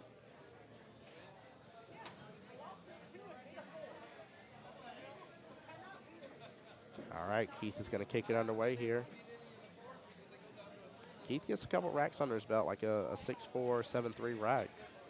He'll start putting real good pressure against Ron over here. This is exactly what Keith needs to start out like this. Put some pressure on Ron. He doesn't want Ron to take off on him. No, Ron was happy. I'm trying to think who it was. He was just here playing against a moment ago, but he was real happy. Oh, it was Saqib. He was happy to leave Saqib in a seat. Yep. It wasn't even Saqib's fault. He'll do it, too. Yeah. Very capable of doing that. Well, and a lot of times too, like Ron is very familiar with this table. Ron plays a lot on these first 4 for practice purposes and stuff when he's warming up and everything.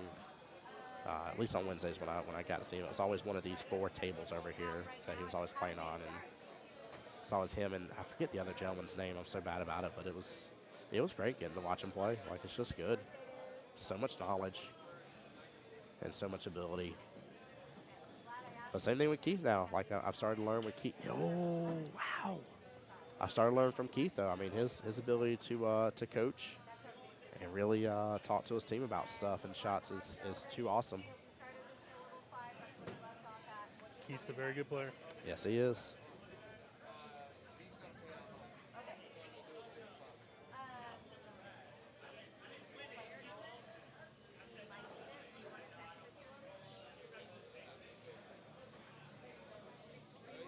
That's passing not badly, but that 5 thing creeped out. That top right-hand corner pocket looks pretty open to me. My question is once he hits into the 5 there, how's the 9-ball come in play, and how's it going to interfere with him getting back for the 6-ball here towards the bottom short rail? See, these are those situations, chat, that like I know just enough to kind of get myself in trouble. But like now that I know that that's a possibility, I feel like I'm going to end up bumping that 9. Looks like he's loading up on some bottom, if I'm seeing correctly. No, he's throwing some outside on it instead. I thought he was loading up on some bottom. I like the way he handled that. He definitely wanted to take the 9 out of the equation. Very well played. Also, guys, if I haven't said thank you in a while, there's been a lot of y'all participating on the YouTube side as well. More subscribers for Jacksonville APA. Appreciate y'all so much. Thank you for that, guys. You make it worthwhile to have that restream service, and seriously, from the bottom of my heart, I appreciate y'all.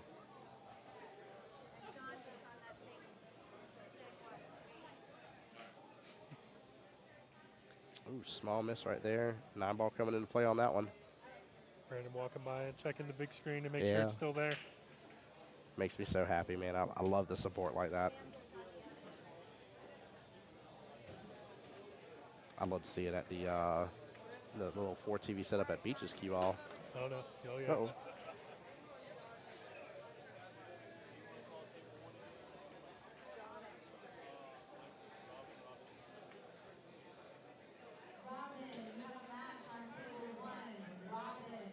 Okay. I don't think that ended the way he was quite wanting to, but I understand where he was going with it now. I was about to say right off the bat, it was a little interesting how he hit the right-hand side of that 5, but I like what he was going for. I know it opened up, but I love seeing defensive matches against players, especially of this caliber.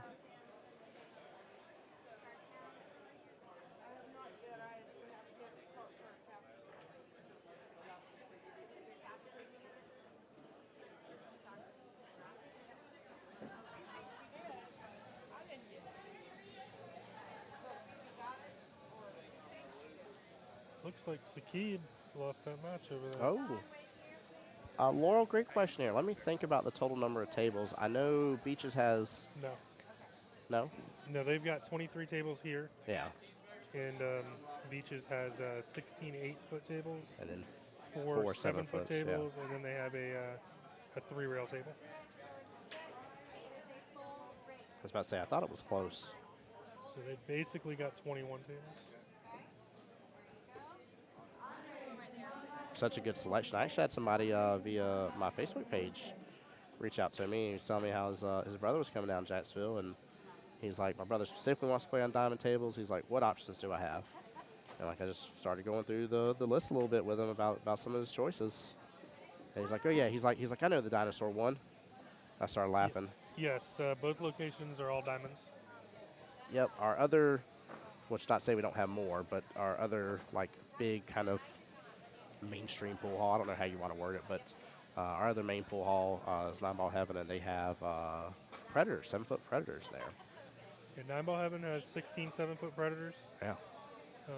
The original Qball has 16 8-foot diamonds and 7 9-foot diamonds. Love those 9-footers. Beach's Qball has 16 8-foot diamonds and 4 7-foot diamonds. There we go. I will say though, I was very excited, and nothing against the 3 cushion, but I wouldn't be upset if that disappears and a couple more 7-foot diamonds appear out of nowhere. I love the fact that it's the only one on essentially this side that we have right off the bat that has the 7-foot diamonds that I know of, at least. Yeah. So there's still a couple other options within like Jacksonville and Orange Park and stuff that have other 7-footers, or 7-foot diamonds, but it's just nice to know, because if I end up knowing that I'm going to take a trip to Vegas, I'm going to spend a few days over there at Beach's Qball and get my practice on them 7-footers. I know they're a little different, but I'm going to get my practice on. Speaking of, I mean, oh my gosh, y'all were taking photos and stuff this past year of the new 7-foots in Vegas. Man, I was so impressed. That is, like, that whole site already just takes your breath away walking into the room and see 300-plus pool tables out of nowhere, and then Diamonds. now you see they're all diamonds, and then I think back to the moment that, like, saw the commercial for the first time, and it's like, where there's smoke, there's fire. And I remember exactly how the commercial was, and I'm sitting there getting goosebumps. Like, they're getting diamond tables, they're getting diamond tables. Oh my gosh. Yeah, Laurel, baby diamonds. That's right. It's definitely a change for the event out there. We've learned a lot with those tables. They're definitely a little bit different than your standard 7-foot diamond. They're made specifically for us, for the APA. So I'm so glad they took that into consideration too. Like, that's awesome. It's absolutely awesome. And I think the other big part of it too was the fact that they replaced all the tables. It's nothing but diamonds. This wasn't a, hey, phase 1 of this initiation, we're going to have 100 of them, so some of y'all may be playing on diamonds, some of y'all may not be. There was none of that. It was all diamonds. Boom, here it is, enjoy, like, rock and roll with it. So. Yeah, they definitely put diamond to work to get those tables ready.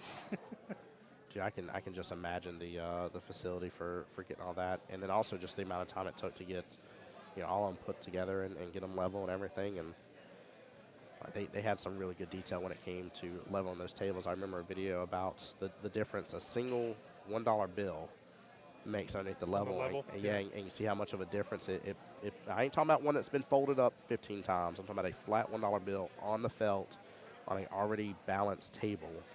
And if you just put that level partially on that $1 bill, and you see how it's off level, and I'm like, goodness gracious, like they've really got this down to just an art and science on how it's supposed to be. And again, I know that may not worked out the way he wanted to, but I love the fact that Ron did a good defensive shot right there and has his opponent shooting over that 9-ball. I get it. Keith's the skill level 7. Like, I'm sure he can handle this, but you see he's taking an extra moment on the shot. He's actually having to take this in consideration.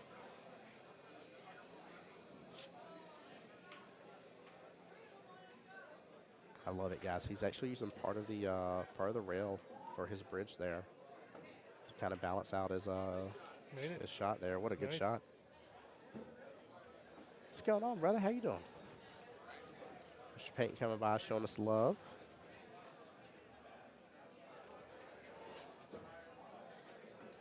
I might be 1 point ahead, actually, because there was one dead before. There we go. There was. Yeah, there was one yeah, dead last rack. It was 9-1, so.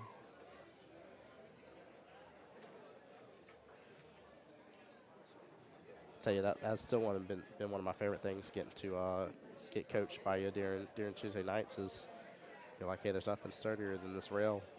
Use the rail when he can, and Keith just proved it right there. He literally had his.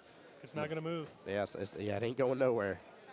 He did have majority of his bridge using that rail there. I like seeing that. I like understanding how to overcome those situations a little better. Mike is stuck behind the 9. No, it's lining up on top of the 9.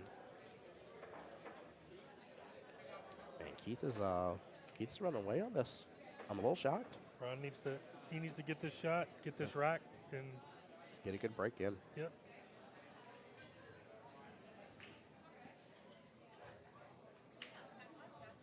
Keith's team was very impressive last weekend in triangles. If I remember correctly, his team was the one that only had the 5 total players. They had a specific lineup they had to play, and they were willing and ready and rocking and rolling with it. And again, his ability and use of timeouts was so just necessary and really good. I mean, he was almost to the point where it was like, oh, he was in it. Oh yeah, I was like, I feel like he may have called that timeout just a little too early, but I would rather it still be that than it be, your player. Yeah, not at all. And your player's in a junk situation now because you didn't call a timeout and explain some stuff. And yeah, he was probably one of the most focused coaches I saw from any team that was on the stream tables. Ain't saying there weren't others, but from the ones we all saw, I definitely, if I had an award to give out of most focused coach for the team, he would have won it, hands down.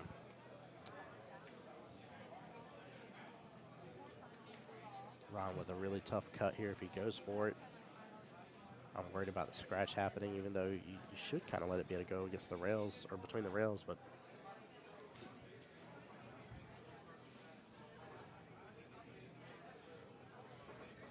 I want him pointing up there. I don't know if he's looking to back cut this into the side pocket.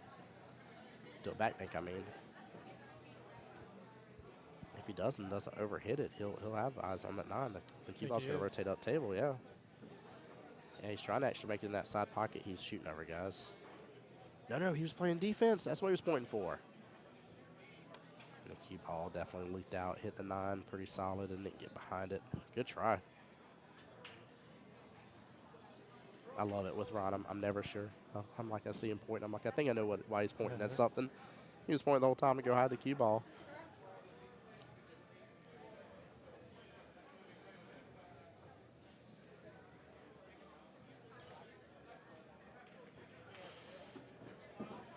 Nice cut by Keith. Should get back up table. Yeah, it's going to pump up the brakes, yeah. Yeah, I don't think that could have been done better, yeah. So if you recall, yeah, last weekend we watched Keith in the final. Yep.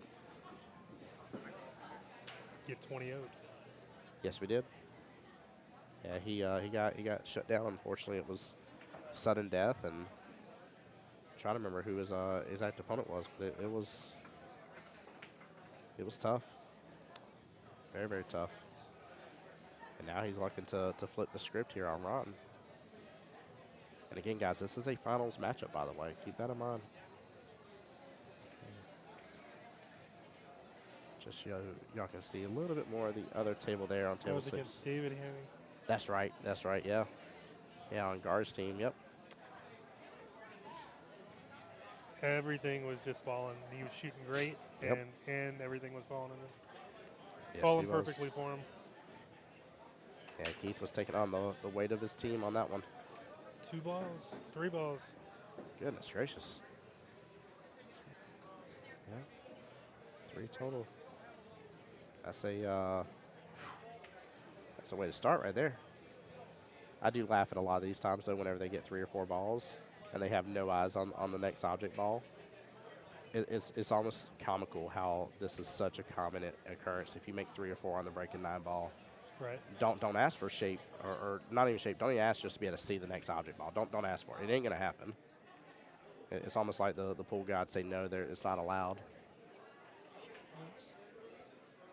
You're both staring at me with alien eyes. Yeah, like you coming over, Kelly. Well, it's the first I've been able to break away from that desk over there. We did have a request Been a busy earlier. day. It's been a very busy day. We did have a request. There was a couple compliments about me and you being behind the booth. Aw. So I was like, we'll see if we can. But I was explaining how complicated it ain't that's complicated. That's a lot. There's a lot of tournaments. There's 12 tournaments. Y'all Yep. are running 12 tournaments today. It's And all under one name, but it's 12. I've been standing right there in my little 3 square feet of space for the last 8 hours doing it. Mhm. 9 hours, yeah. But things have been moving today. I can't believe it. Do you know we only have 2 semifinal matches and 4 finals left, and those are the last 6 matches to call of the entire day? That's amazing. Wow. Isn't that crazy? And this whole Yeah. room is still playing matches right now. But It that's It has been busy all day in here. It's been great. That's bad. but we're down to the last 6 matches to call. So Well, I know earlier you were sharing with me some of the caveats of how intense this can be, having to run this tournament and everything. How do you feel everything went overall? Because I think it's been a good day, a fun day. Good. I was about to say, I can tell you what the room has said and everything I've seen so far, and it's been very well received. So And it's in the air. The whole objective is to make it to the semifinals today. yes. Make it there, and then people are leaving feeling like at least they did something. Mm-hmm. Yeah. Yeah. All right. I got to go process. All right, take care, Kelly. Thank you Bye-bye. for jumping on. As always, love having Kelly on the stream here. Ugh. Ooh, almost got a little combo there. That's very interesting. And I don't want to say it's fully snookered on top of that 1 ball, but if there's much space at all, it's I can't see it from this side. I got a little bit of angle to see if there was much anything on it, and Ron's having to stare at it.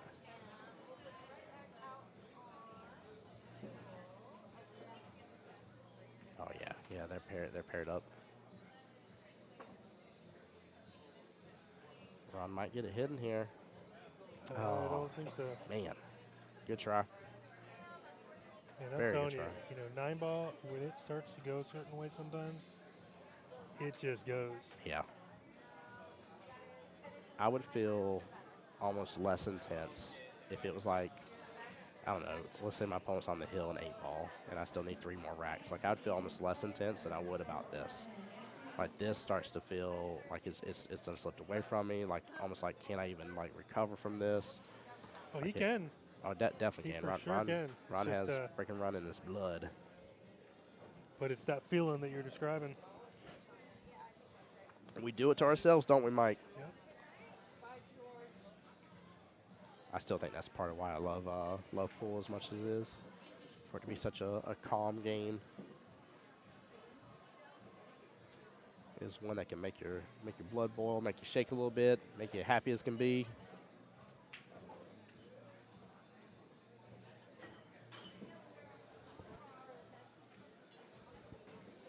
I like the speed on that.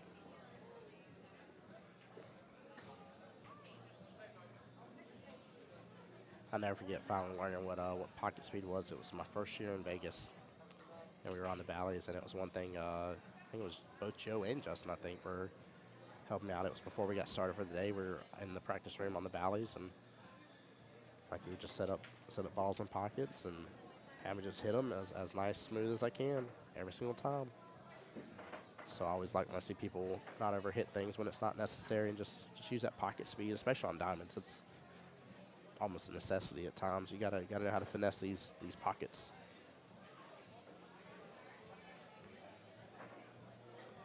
Let's go for the bank here and just drill it.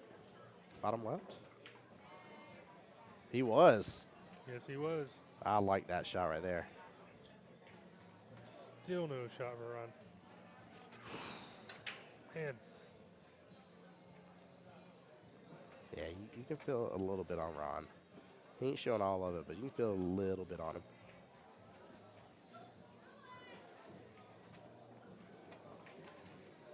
good hit. And once again.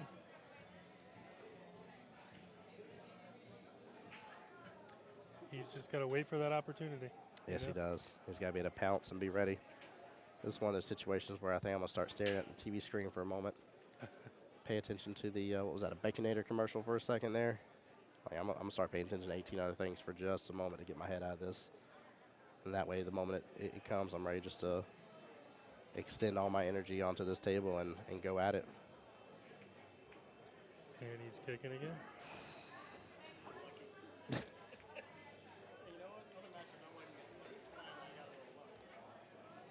He's like, finally, I'm getting a little luck here. Yes, he is. At least he sees it, though.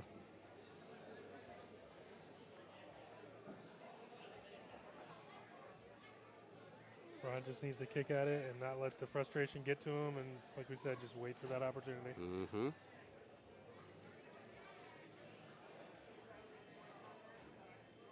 Just about to try to see if there's a two-rail kick out somewhere. I think he's just got to do the one. He's going to go down to the bottom short rail. Looks like it. Yep. Good speed. Ooh, got It over is. close to that left-hand side pocket. That's not a bad lead. That's not a bad lead at all. Now, I actually kind of like these shots. These are ones that people don't like taking on that left-hand side pocket. I'll take this shot right there, that 6-ball, that left-hand side pocket. It's a sharp angle. You just got to get there. You got to know where to aim in the pocket, though. I think that's where the difference comes in, is when you know that you're basically aiming where like the felt and the leather of the pocket come in. So he's essentially aiming right over here on this part of the pocket is where he's trying to aim at. And that way, as the ball just drifts down this area, the pocket comes on out, jumps out, and takes it in for you. But you got to let it drift. Sucks it right in. Yeah. Just like that. Boom. And because of where he hit in the pocket, it hit up the top part of that pocket and dropped on in. It's beautiful. Very well played. Good speed. Didn't overpower it.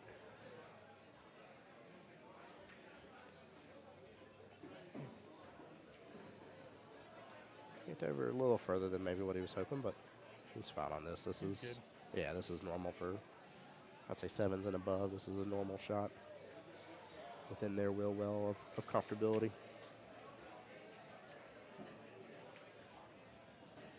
And clean. All right, guys. Keith, according to everything we have, has all the points.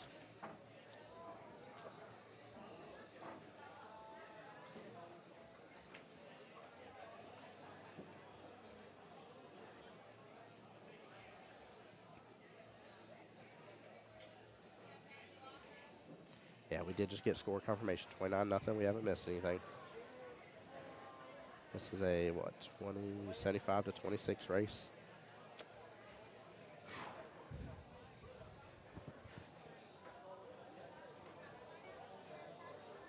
This is not how I expected this one to roll. That was a great shot on the 6, wasn't it, Laurel? I love those shots. There's so many people. I've had skill level 7s through 9s sit in this booth, and I'll talk about a similar shot with that, and they'll be like, no, you drained all the way down. Yeah, you were getting called out last week on that. Yep.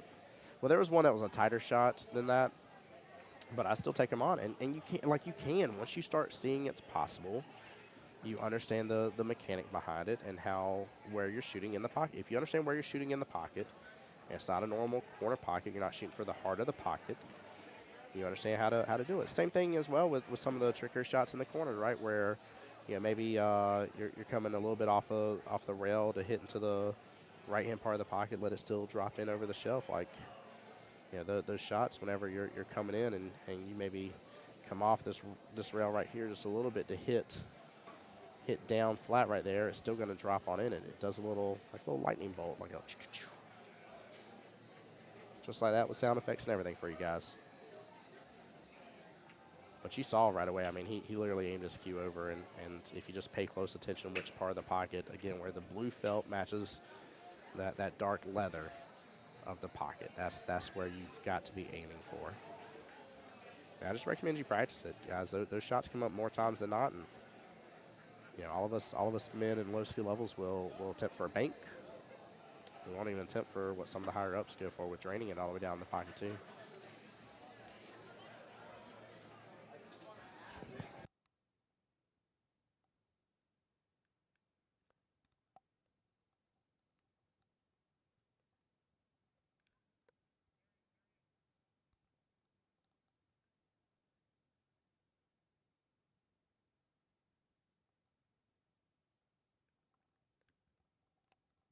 It was just a moment, guys.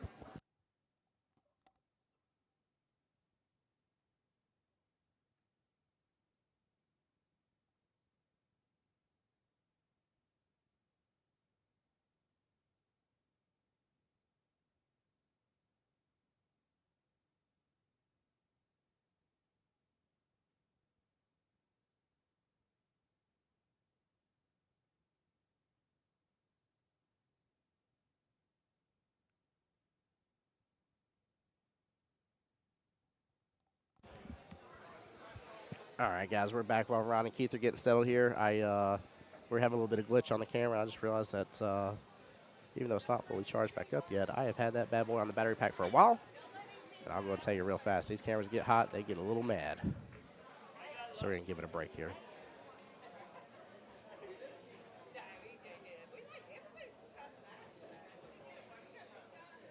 And then while we were working on that, we had a little bit of a rules question over there on another table.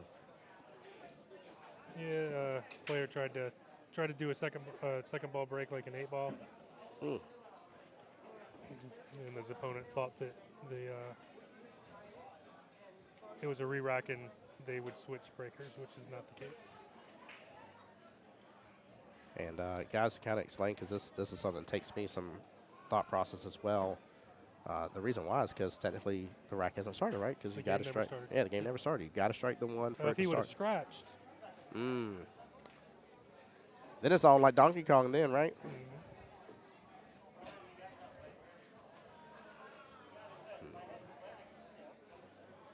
Man, Keith is still cruising.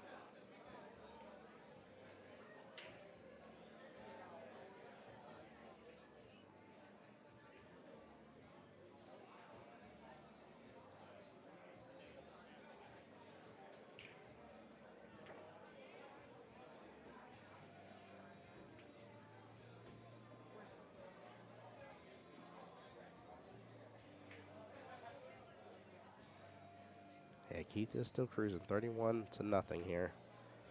Jason, what's up, bud? Ask me how it's going. It's been a great day. I've had Mike Moore here on the mic with me almost all day long. Here's, oh my gosh, did that just happen? It just never ends. Guys, I don't know if like Ron did something really bad in a past life or yelled at somebody's grandmother or something. I don't have a clue, but this man is getting zero love here, and Keith keeps leaving him rough. This is one of the situations where somebody just gets the rolls. It happens.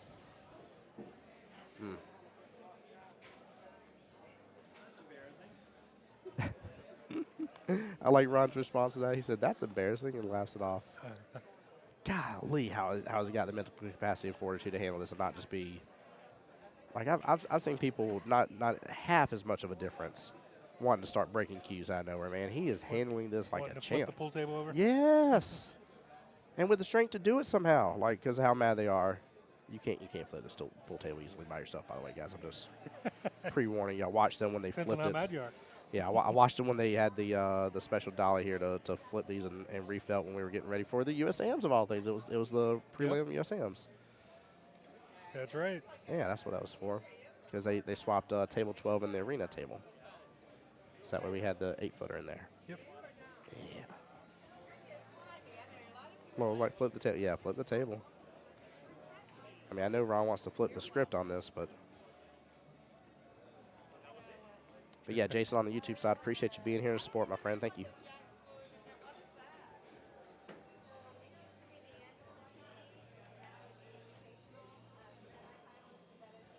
tell what sort of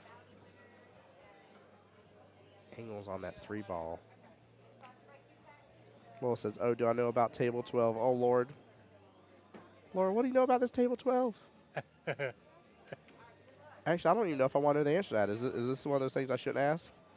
Mike laughed about it. I don't know if I need to ask about it anymore now. Why know about it, but she should go ahead and tell you. Oh, Lord.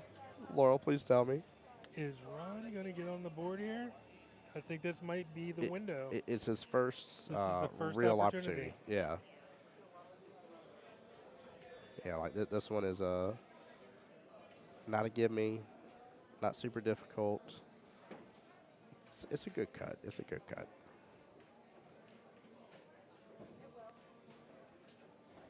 Alrighty. Let's go. He's on there. So back to the USM. My first match I was called to was table 12, and I couldn't find it. Table 12 was not where it should have been. It was in the arena. Oh, no, Laurel, that's right. Oh, my gosh. I didn't know that happened to you. Just like it's not where it was supposed to be. I was about to ask where it was. I just said where it was. It was at the arena for the USAMs. That's priceless. Oh, my gosh.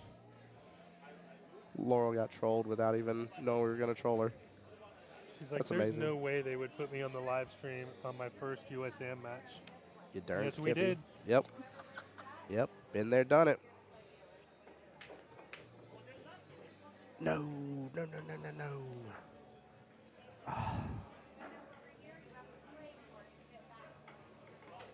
My soul's hurting for him. Really is. I even had a friend help me look for the table. Get out of here, Laurel. Are you serious? Oh, my gosh. No, you don't need to feel super. I mean, at least in your defense, what a freaking bank. At least in your defense, it had actually moved, so.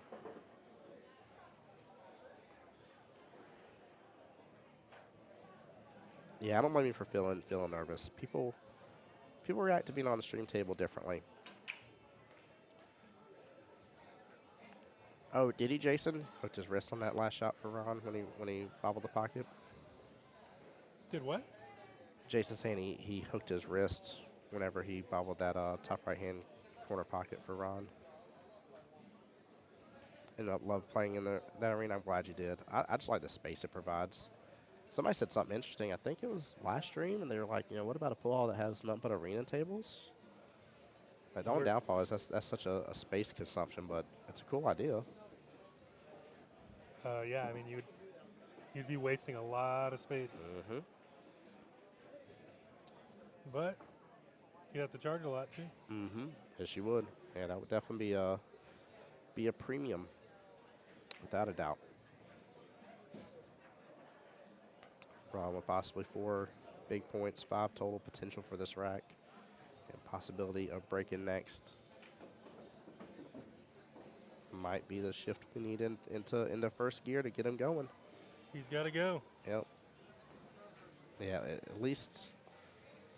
I mean, I don't know if I'm really counting my blessings there too much, but at least Keith still needs 22, so we're not at the very tail end. We're a little over the midway point for Keith, but. Oh, Laura, I like that. Yeah, the arena table light, I love that light. Such a nice light. It is. Yeah. I love that style. Like, to be honest with you, like it's nice. It's LEDs and. Did you notice the light at the USM this year? The light's amazing. No, I can't even tell you what it was now that I'm thinking about it, even though I watched some of it. It was in the shape of a 9-ball rack. That's really cool. Good out by Ron right there. I gotta go back and look at that now.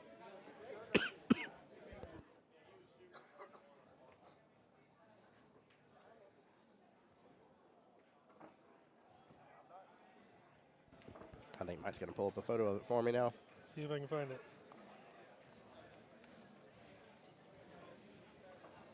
33 to 5. Yeah.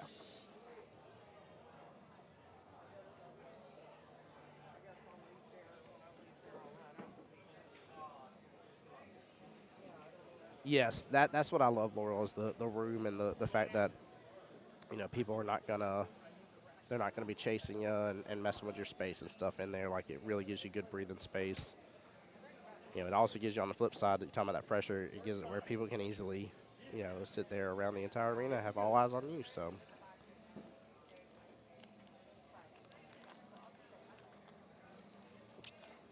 Excuse me.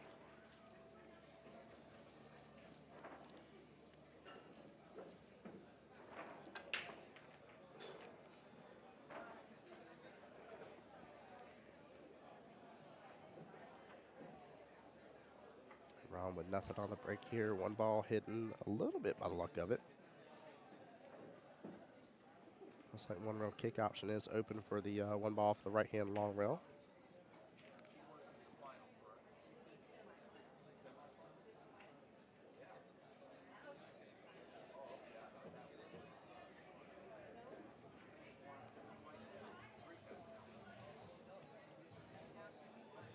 Yeah, I think this year I may try to run on down to the USAM, see if I can get a day to come out and support our peeps. Maybe make a day trip of it. Yeah, it's nice that it's in Orlando. Mm-hmm. Yeah, not About a 2 long hours drive, from yeah. here. Yeah, I can't. I took a picture of it, I thought, but I can't find it.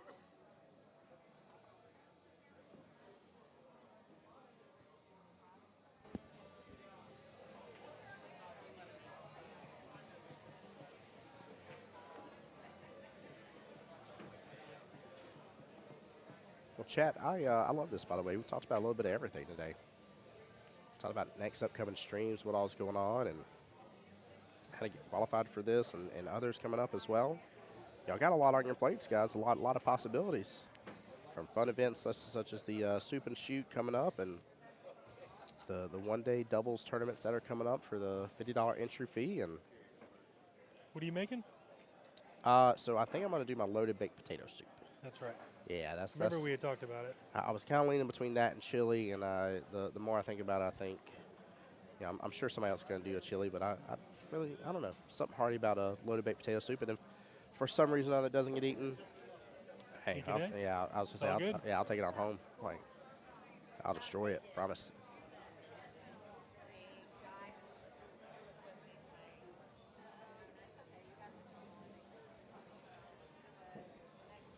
We asked to, but they said no. Like, okay, whatever. I'll try to make sure now. Y'all see each other. Semifinals, so you're qualified now. Oh, he's hooked again, isn't he? Yep. 5 years, Tatum. Good to see you. We'll see you. That was a lot of traffic to navigate that Qball through. Yes, it was. And he knew it too. That's why he hit it the way he did. But just unfortunate. Sometimes I feel like in some of those moments, there's not a lot you can do, and it's just go with what you have and try to make the best out of it.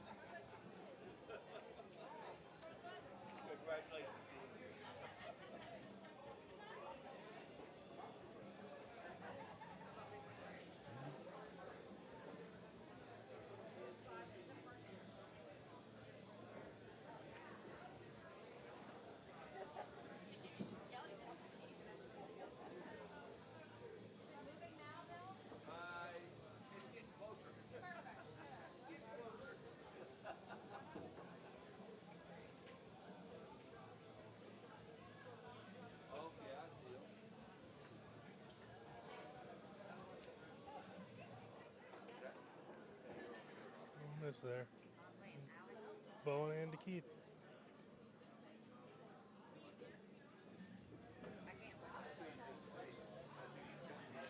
Yeah, Keith needing 2 more now to make it where his race is only 20 left. Ron still needs 69 more. Yeah. Such a gap. Yeah. Yeah, I get that Keith has had some lucky leaves, but Keith's also been shooting well also, so I know sometimes we can get caught up on that. Ooh, Laurel, great question. How many players compete today? I can get you the answer. I don't know the exact number right off, but give me just a moment. We'll find out.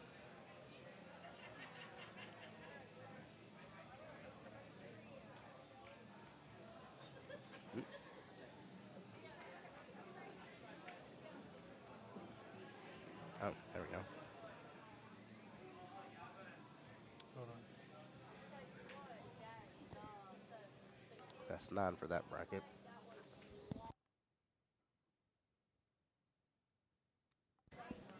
It's on 38 to 7 out of 19.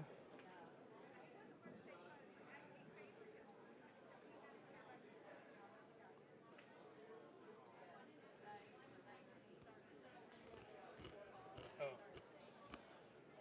34. Kelly.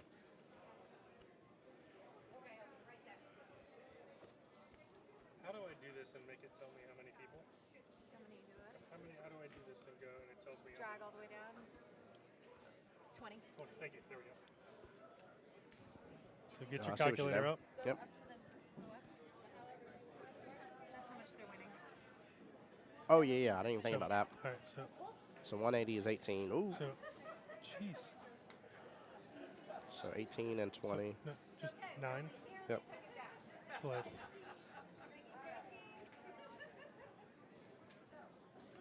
20. Mm-hmm. 14. Got it.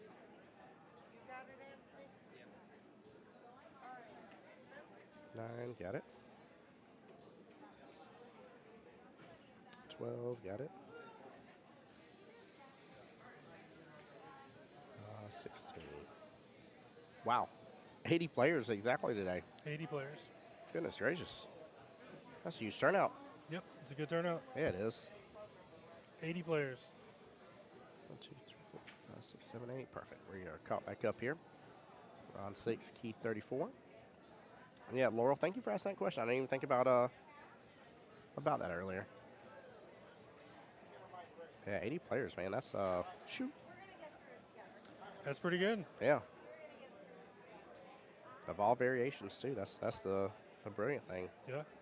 In fact, our 4-5 bracket is the one that had the 8-ball 4-5. Those are the biggest. Had the biggest brackets. payout, yeah. The 4-5s are the biggest. If I remember correctly, I think for the last, I think it was 9-ball singles, where we had 2 winners for the 4-5 bracket. So in 9-ball, the 1 to 3 was the biggest, Okay. and in 8-ball, the 4 to 5 was the biggest. There we go. And in 8-ball, the 1, 2 to 3 wasn't much smaller. So, yep, 4 to 5 in 8-ball and 1 to 3 in 9-ball, which is great for the lower skill levels in 9-ball. That's awesome. Yes, it is. Yep, and the fact you're running on schedule, yeah, to finish today. You're Yeah, right. We are right on schedule. Yeah, Kelly wasn't kidding. I was gonna make a joke earlier, be like, nobody puts baby in a corner. She's just been over there by the ATM the whole time, doing her thing, running stuff, getting photos of the winners, and making sure all the brackets that need to be filled out properly are filled out. And whole 9 yards. Her and Marianne been chomping at it today with all the paperwork side of it all. Also, while getting us more matches on tables too. It's taken us a little while to get used to these tables, and the different tables at each location. Mm-hmm. We have to allow more round time here than we do at 9-ball heaven, even when they had the other tables. Yeah. And now that they have the 7-footers, the rounds go a little faster there, and rounds take longer here in these blue diamonds. Yes, they do.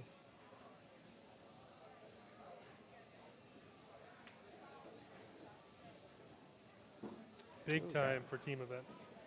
Yeah. We've had to add like an hour than what we used to do. I can see that maybe just with the extra in and outs traffic. And we're still, even at the team events, we're still waiting on at least one match. Yep. Typically still waiting.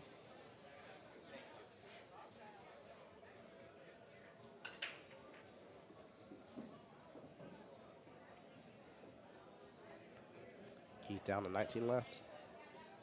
How many tables does 9-ball heaven have? It is. They got 16 7-footers, 3 9-foot diamonds, 2 8-foot diamonds, and 2 bar boxes. There we go.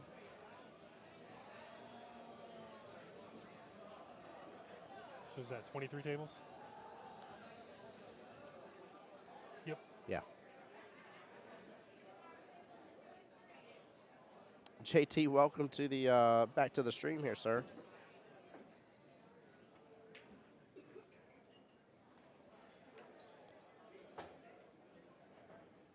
Yeah, holy score indeed. Keith is tremendously broken away from this one.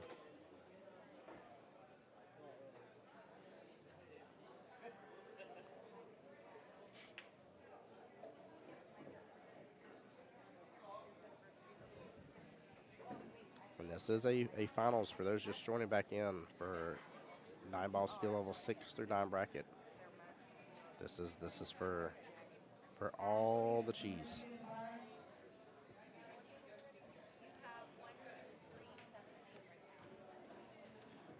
Boy, that ball almost held up on him.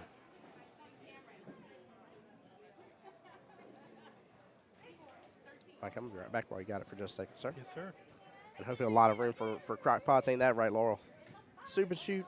You going to be here, by the way, for that? Or are you coming down? If so, I'd love to know what you're making.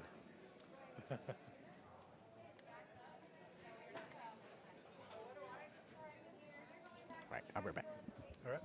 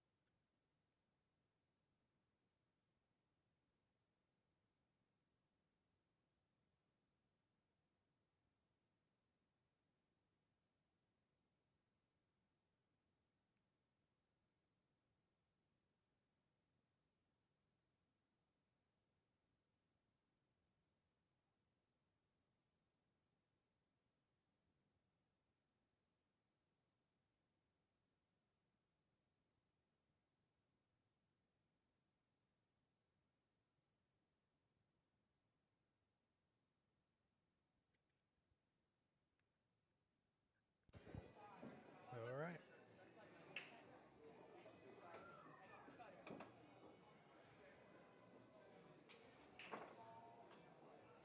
Ron finally gets the break.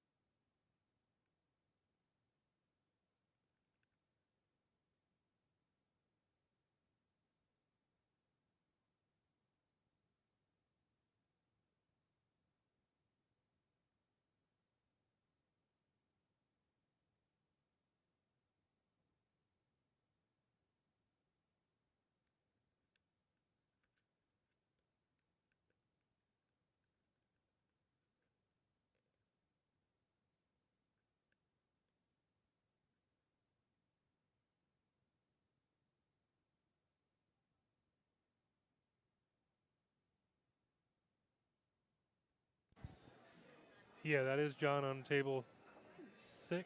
I can get you guys a score update here in just a second.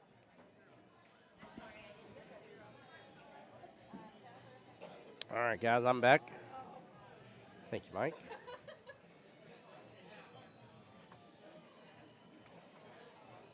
Chance says it's been a long day learning how to play pool. Yes, it has been.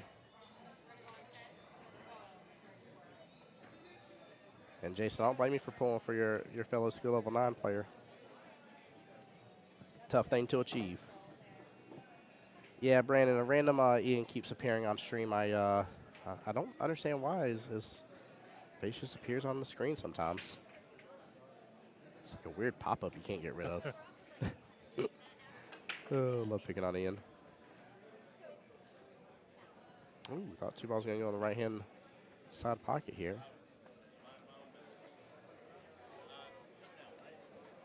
Well, I saw he recovered a little bit of the points here. Yeah, he actually ran a couple balls to get out and was able to break, which is different. Yeah, yes it is. 63-19 in the race.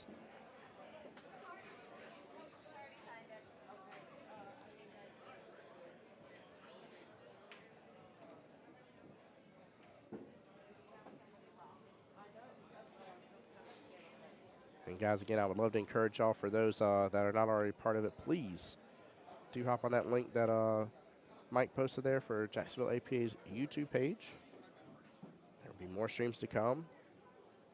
And that way you guys can enjoy it the way that you want to.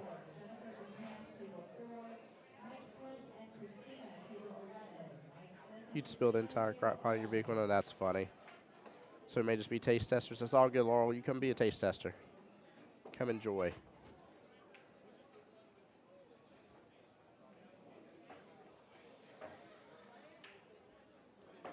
Sounds like an excuse, Laurel.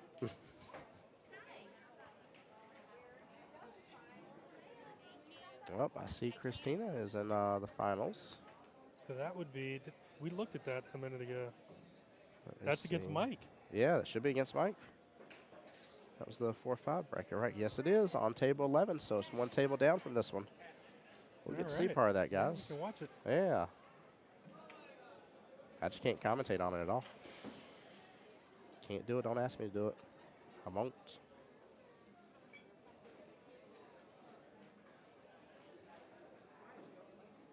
Perfect. Laurel says I like being a taste tester, and yes, it's also that, Mike, about the excuse. That's funny.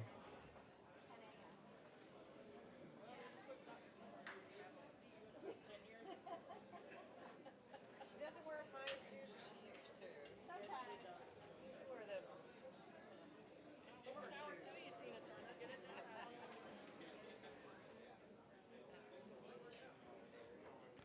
He's looking to shoot over this 5 here, get a 3 in the bottom left-hand corner pocket. Got to be a little cautious here.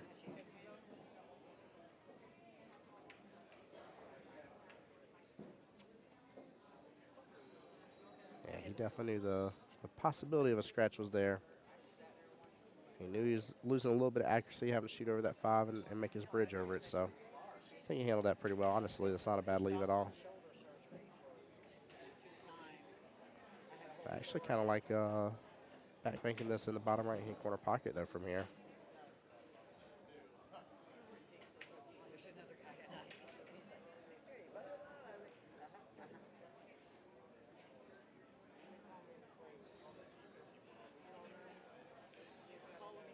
Laurel, now that's funny. She said she'll get to taste test some of the soups this time because Kelly's not going to be able to trick her into playing cornhole all day.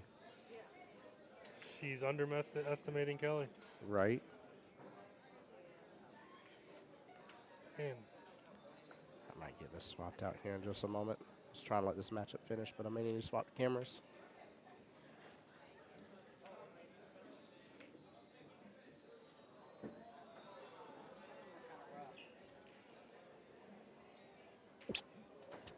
Excuse me.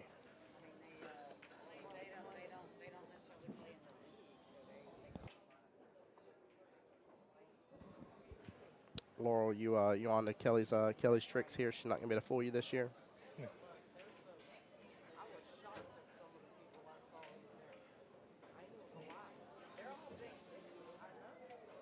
I've tried the 9-ball once or twice, but Friday night.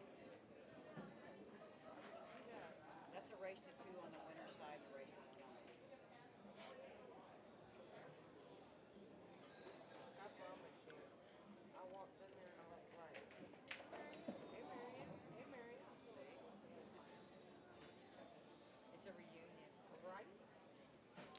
So you've already got that one linked? Yeah, I already got it back to the iPad. I might be able to do in between the next rack for them. That's right, my spidey senses. Oh Lord, they're tingling.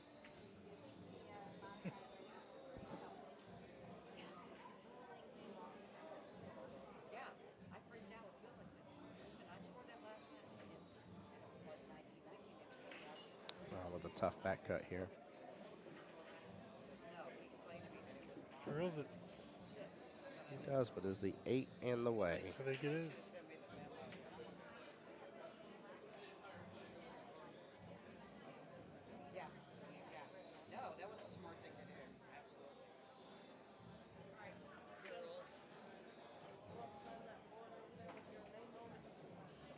Ryan going for a defense there. At least he left Keith a little long on this.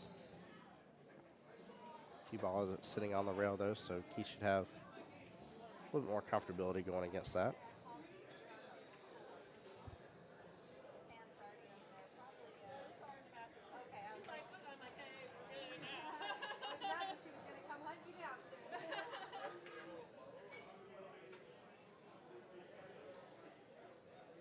I feel like this game's slowed way down. It definitely has, and we are actually reaching the 7-hour mark. We may have to do a stream reboot after this anyways. So we'll be close to 8 hours. But yeah, this matchup definitely has come down a notch or two in terms of its speed.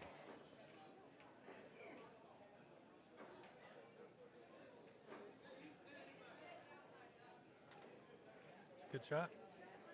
I like that.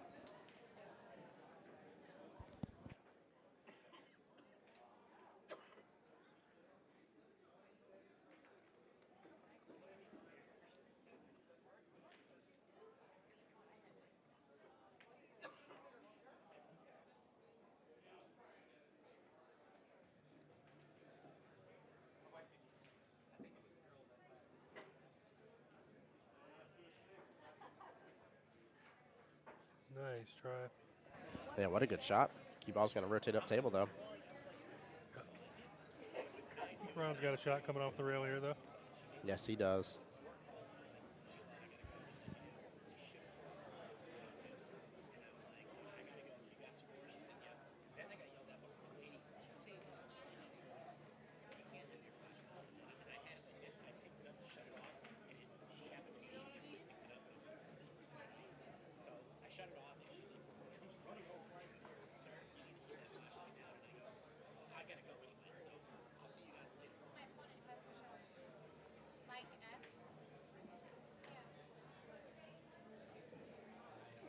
Uh-oh. Christina's looking for Mike Smith. I just heard her saying he hasn't shown. I know he was in here. I'm going to go get that match back here.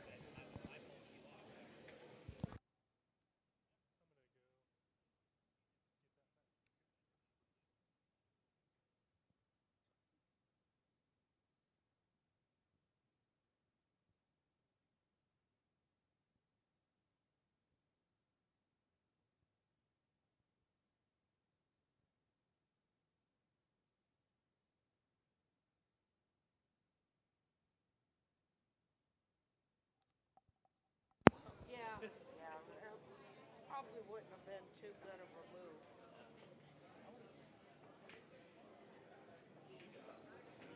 move. What a shot by Keith. Very well played.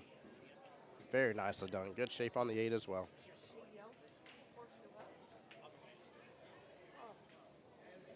Definitely gonna mark it down like a 2 on the sports issue. Okay. Maybe a 3 at best when she started up. Okay.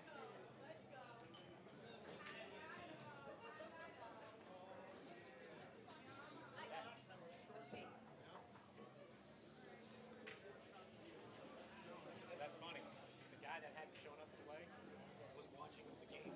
That 2 just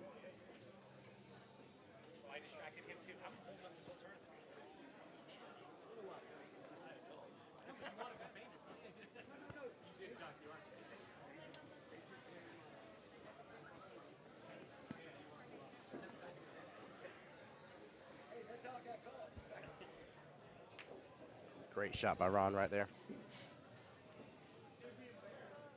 Doesn't have the best shape on the 9, but he's got to start turning this around and get some points happening.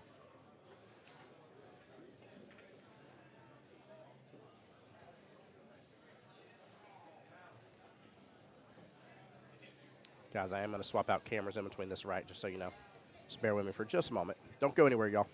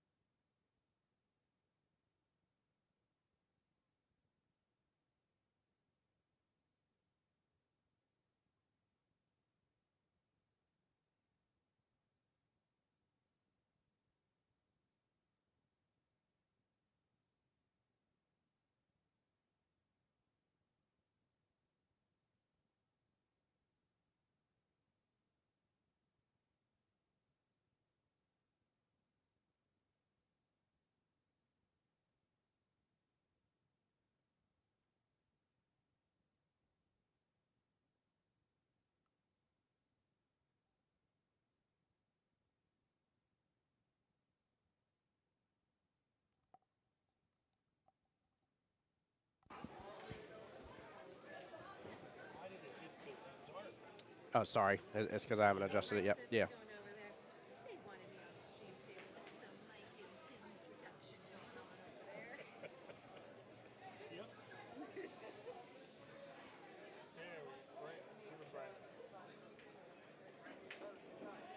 Keep him going.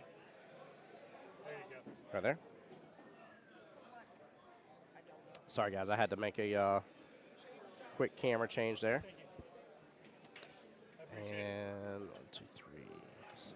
2, 3, 7, 8. 9, 10, so it should be 2 for Ron if I have it right. I have to double check here in a moment, make sure I got the right score, but I'm pretty sure I do. All right. 'Cause I don't think I've seen Keith back to the table yet since Ron broke. So We got this match going on. Starting over on table 6, we've got one of our division reps, Kiyomi, versus one of our ex-teammates, Mike Smith. yeah, So should be an exciting match. yeah, we want you guys to be able to see both because these are both finals matches. Is that an even race between Kiyomi and Mike? Oops, sorry. There we go. Let's see.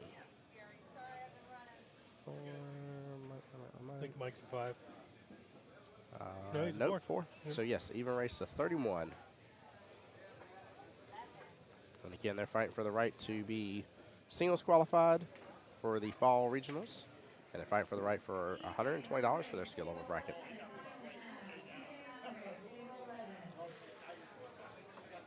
And again, guys, I appreciate y'all bearing with me here. I just need to give the camera a rest here, let it relax, recharge here. So I had to do a quick little swap-a-roo between racks.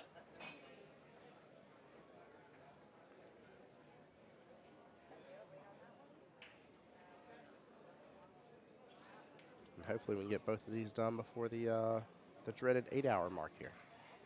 How much time we got? We got 49 minutes and 20 seconds. No problem. There we go. We got this. We got this. I believe. All right, looks like Kiyomi won the lag on the other table, so Mike is ragging. That's right, Mike. Get to work. He's in hot pursuit. Yes, he is.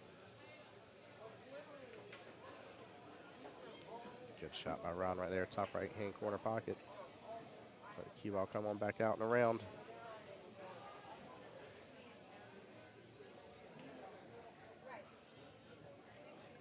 This is not what Keith wants to see. No, Ron no, getting this, going here. This is a rally for Ron. Yep. This is a vast improvement over where everything has been. He's nowhere near where he needs to be, but Ron's like a tried and true train there. You let that steam engine build up a little bit, and away he goes. I will say he's got a different look in his eye. Yes, he does. A little more hope, a little more possibility here.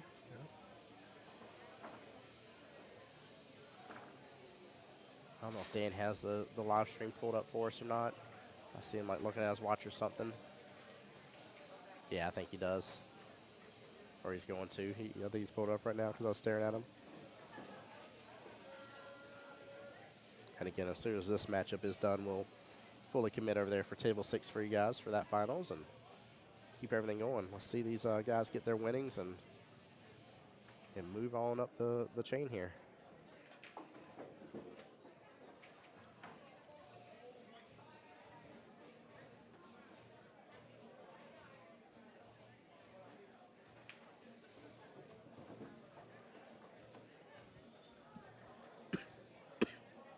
Sorry. Let me see if we can get a quick score update. So I'm missing, I believe, just one, but 27. I was missing one. Perfect. Perfect, perfect. Thank you, Lisa.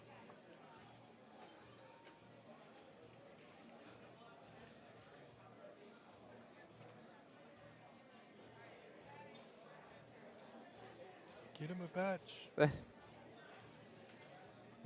So I don't think that was a breaking run, was it? Was it? I don't know. Brandon, are you saying it was a breaking run and I just missed? Yeah, one break. I didn't think it was a breaking run. Yeah. Or was it one full breaking run? Did I actually just overlook that fact? I feel bad if I did, but I was at least doing stuff in between, so. Yeah. Switching cameras, Yeah. tables. Man of many talents. Try to be. Brandon, you may be right, dude. I'm not one to say for sure on this one here. 3, 6, 7, 8, 2 on the break.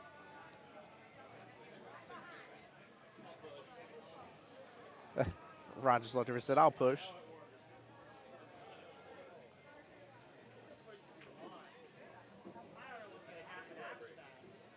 Oh, it was a break and run. Thank you. My bad. My bad.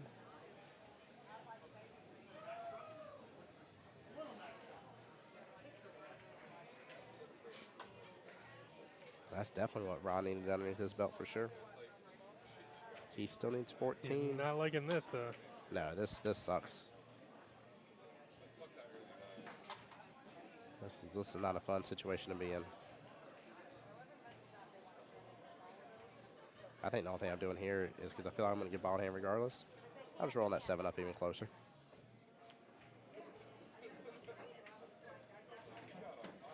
I'm not swinging at this at all.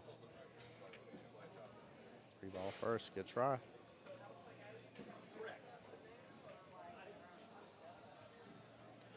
Ron definitely agrees and says it is ball hand.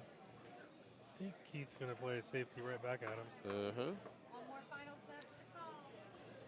Only one more finals match to call? Goodness Wow. gracious. Mike, I think we'll be out of here before we turn to a pumpkin at midnight.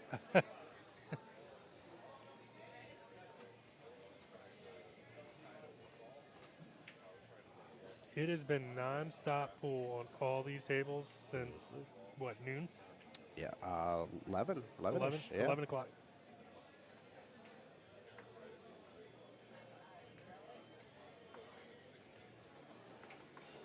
And all different waves of people. Yes. Yeah, every skill level represented in some way, shape, or form, and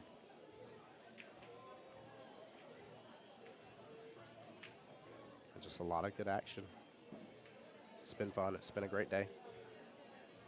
I'm really excited to see how people do in the best of the rest tournament. There we go. Good defense. I can definitely change them. I can make them disappear. I had to pick on Kelly for a second. I felt like that was one of those jokes. Be like, I guess there's no price tag on it. Must be free. Here we go. Defense again. This time he's going to, I'm assuming, thin off the top side of the one.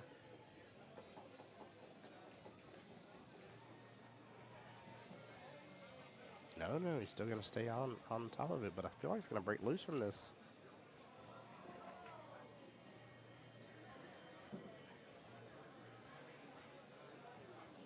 don't know if that's going to be a good leave or a bad leave here. The 5-ball's blocking that top left-hand corner pocket. I don't know if there's enough room for the 1 to slide past the 2 anyways. I don't think so. Yeah, much less he has to shoot over that side pocket. Yeah.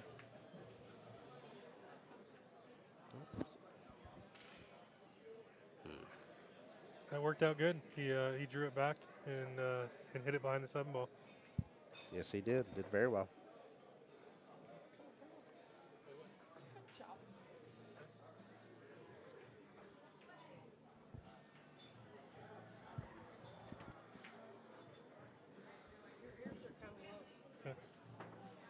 Uh-oh. Fortunate scratch right there. Ryan with ball in hand. Real question is, can Ron scoop up the rest? I mean, what's... I know he can. What's the But 2? does he? Yeah, the 2 is... He's no problem getting down there. That's what I'm saying. It's not even anything crazy. I think the 2's only, I'm putting in major air quotes, maybe problem, but everything else has a fairly good home. I'm guess maybe the 7, getting from the 7 to the 8. Wow. No way. No way. And then that. Well, that bodes well for Keith right here to really Yes, put it a hurting does. on him. Keith all need 14 more. I see 3 secure points that I feel confident I'm going to get. This table's wide open for Keith. Yep. It's a good situation for him. Yes, it is. He's got that chalk sitting on the table. Uh-oh. That could be a problem. He did see it.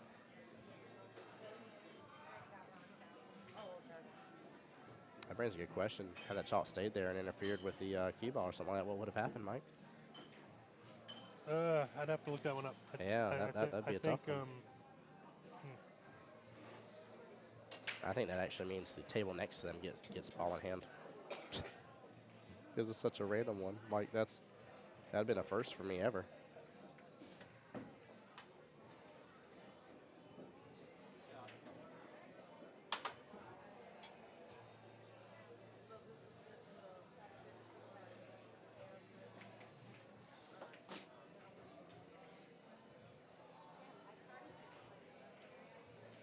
Keith getting up on the table a little bit here to get a good angle for the 7.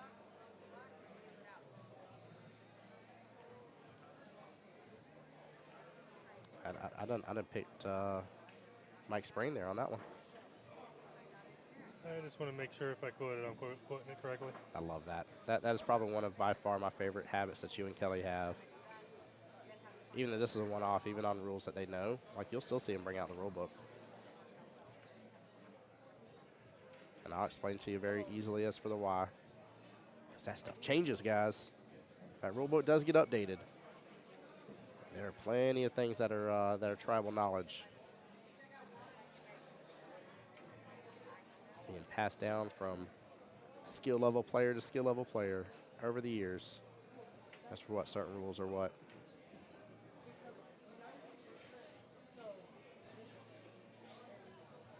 Good attempt there on the 8.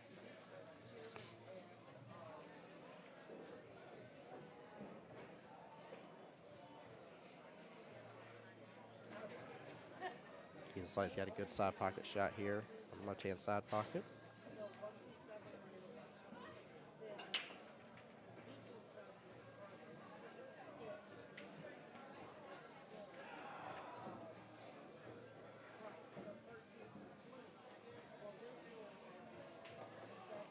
Smooth stroke here, smooth stroke. There you go.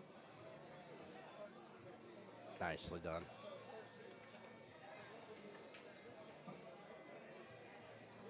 Keith on his final 9 points here.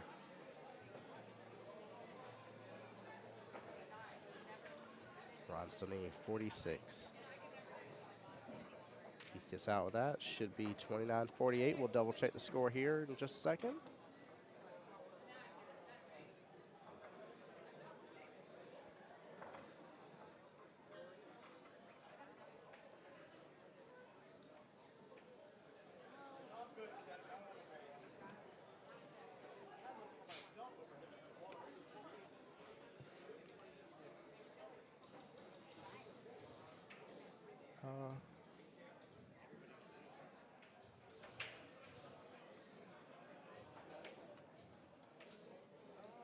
48, 29. So yeah, Keith needs 7 more points. Score has been confirmed.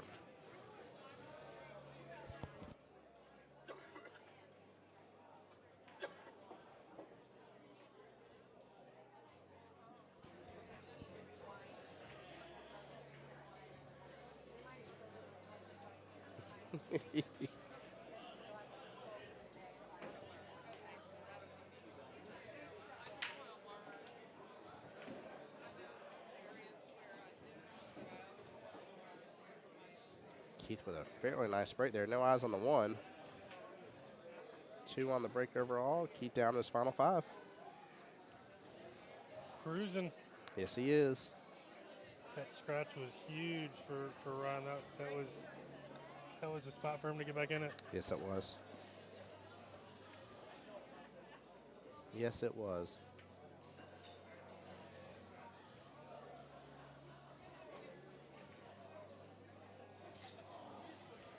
Ooh, Keith almost getting a little love off the 8 ball there. Gonna send the 1 towards the top right-hand corner pocket.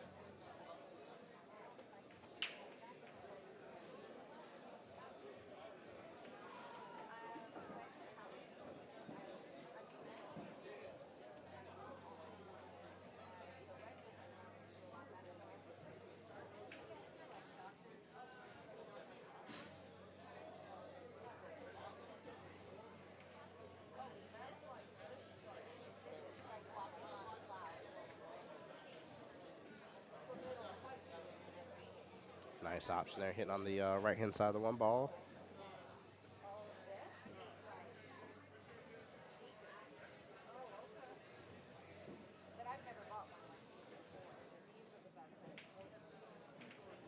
$46-5 race left in this battle. And again, both matches you're seeing on your screen here for Table 12 and Table 6. Table 6 is the one with Mike and Kiyomi there towards the kind of top right-hand corner of your screen. Both of these are finals matches for the 9-ball side. Keith and Ron here on the skill level 6 through 9. And then Kiyomi and Mike Smith on the skill level 4 to 5.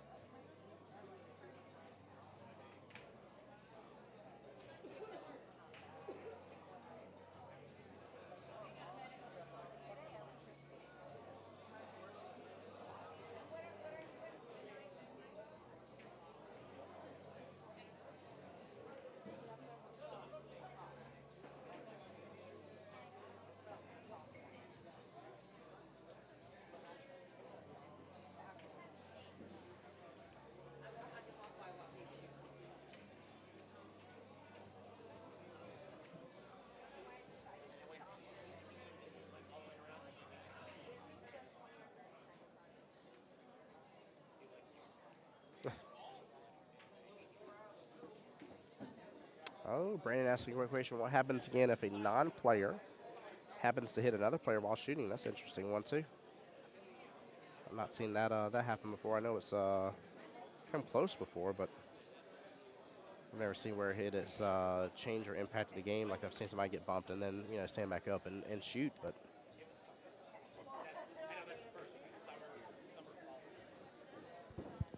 Brown with a smooth stroke on that 2-ball. Nicely done.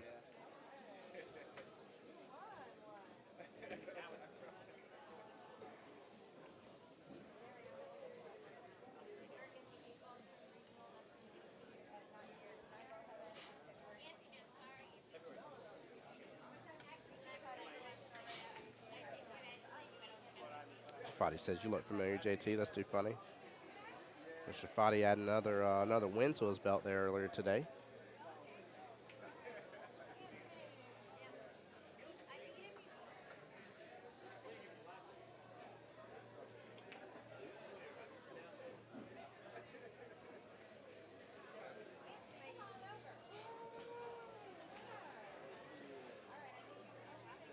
Ron with a potential good run right here. 5-ball towards the bottom right-hand corner pocket. Send it right up table here. Qball should come back out. 6-ball on the right-hand side, or if the Qball gets over here, you can take the 6 and drain all the way up towards the top right-hand corner pocket. He's got some options here.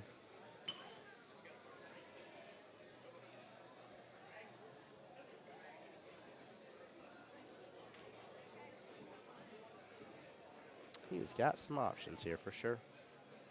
That 8 sitting as almost a nice little duck there.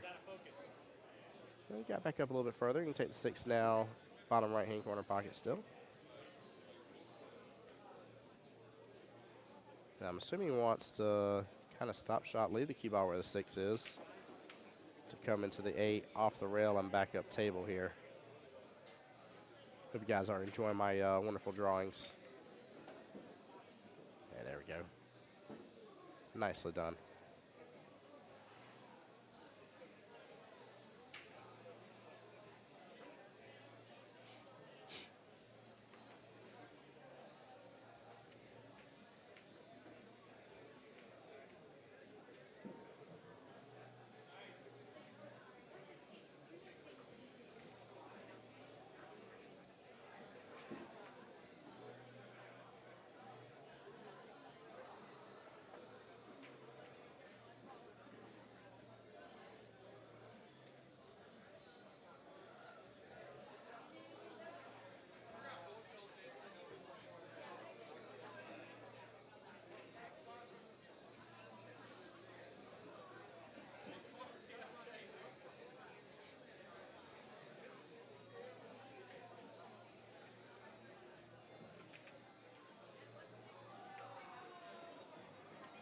And nice out by Ron there, 37-50.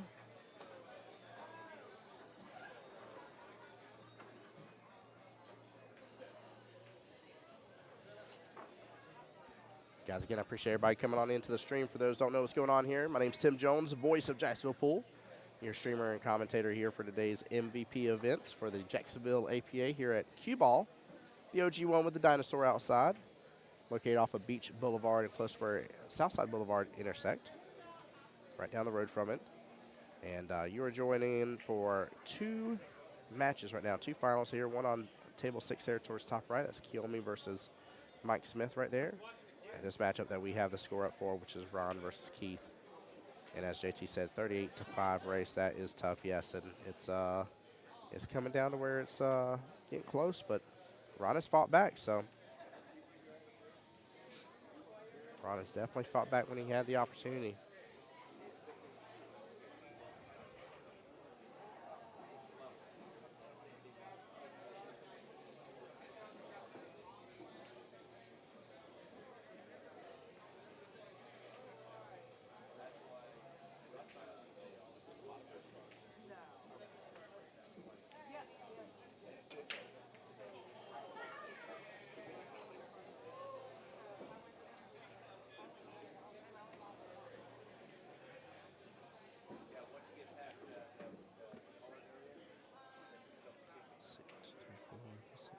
Eight, 2 on the break.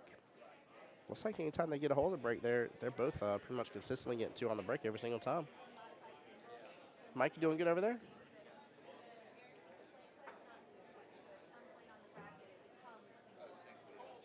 Guys, give me just a moment here.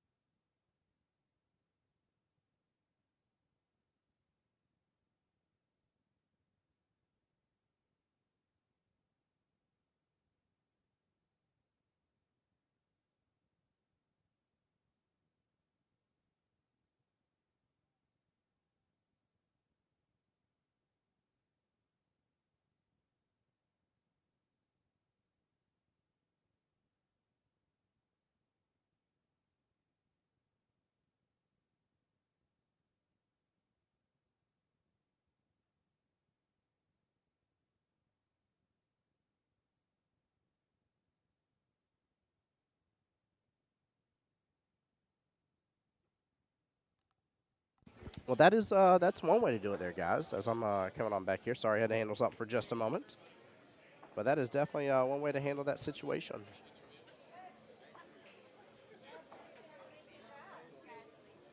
Should be 43-50. This is it's gotten closer now.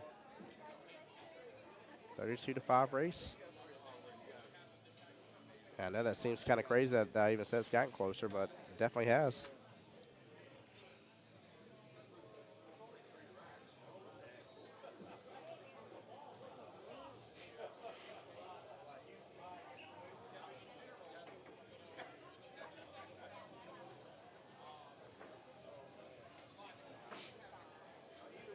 Basically, if somebody was saying about the chunk, if somebody would continue to do it.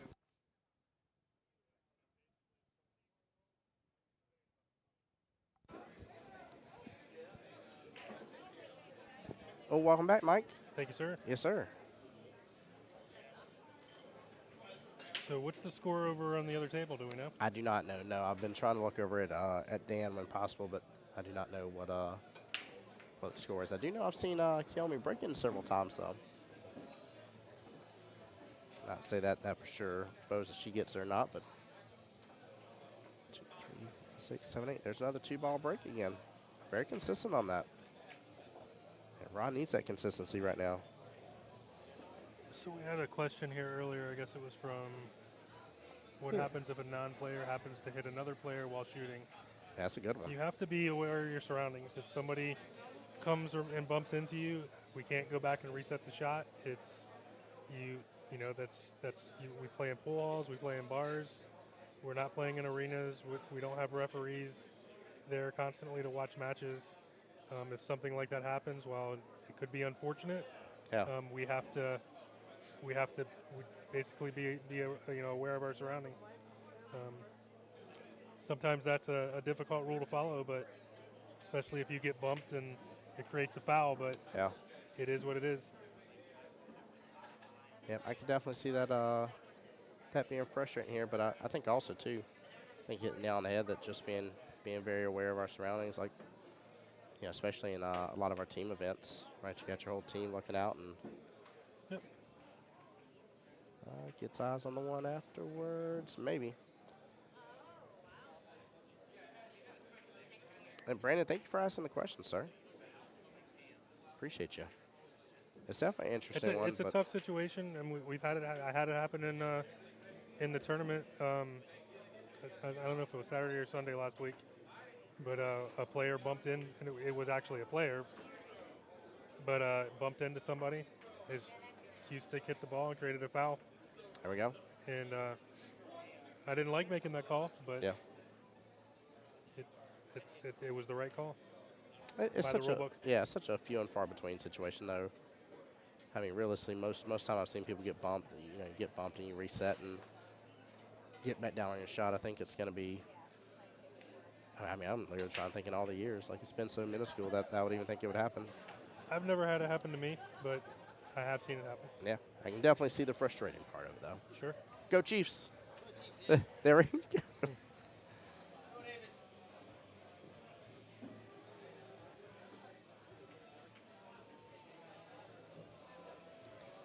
Keith is inching forward every single rack, one or two shots at a time. But Ron he came out of the gate just firing. Now he's like, he's gassed out now. He's getting there though. Yes, he is. I just love the fact that I don't see Ron with any give up on him. Like, I don't think he's gonna come running over to us here in a moment. But like, that's the most fun match I've ever played in my whole existence. No. But No. but also I don't. I've seen players that would have broken down their cues already, like 100%. He's not giving up. No. No, but I love the fact that he hasn't either. This is really. It speaks to who he is. Speaks to good sportsmanship. Talking about that as well. That's a very important aspect of APA, right? We're here to have fun. So APA and just pool in general. Yeah. Good sportsmanship is why people want to play. Yes, it is. I think Ron looking for one of the bridges here. And again, guys, we'll get you a score update of the matchup between Kiyomi and Mike Smith here.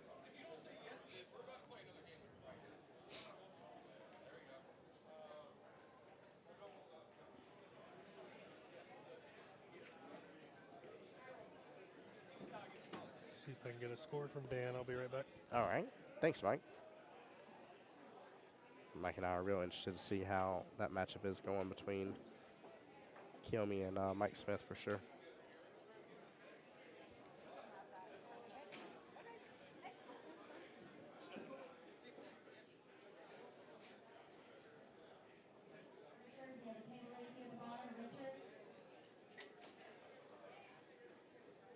Three points left possible here.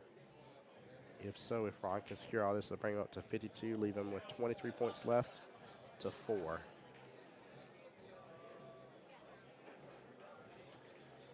Every single rack is becoming more and more doable for Ron to actually bring this back. And if he does, guys, y'all are going to see almost history in the making. I don't ever want to hear you ever count anybody out again in the history of ever if Ron turns this around.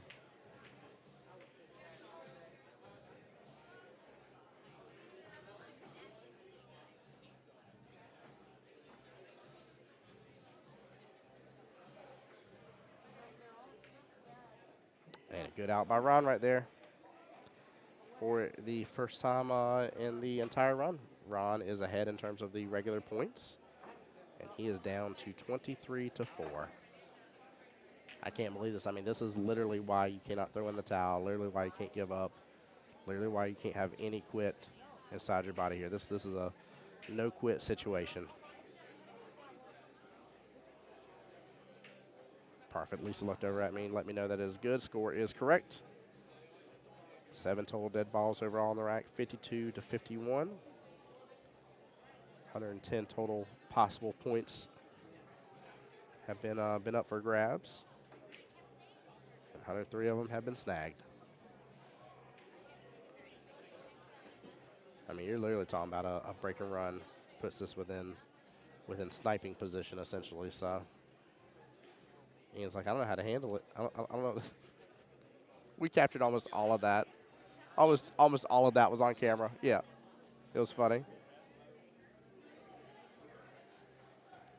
Marion here saying, go Keith, Team Keith there.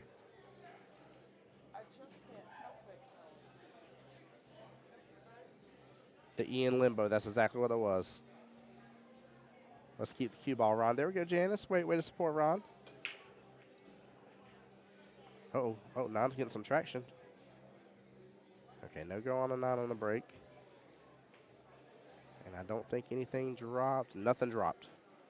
It is a dry break. Keith will have eyes on the 1 ball. I don't think he can do much with it, but he'll have eyes on it. I do like Ron's joke earlier whenever he said, I'll push. He looked back at Keith earlier after a break. Little humor there for Masters Divisions players. I was waiting for them to finish the rack over there, but it's taking a moment, isn't it? taking a little while. Of course, had you not even stood up once, they would have already been done with the right. The moment you stand up, it takes a moment. That's the way that works, right? Oh, yeah. Cracks me up every time.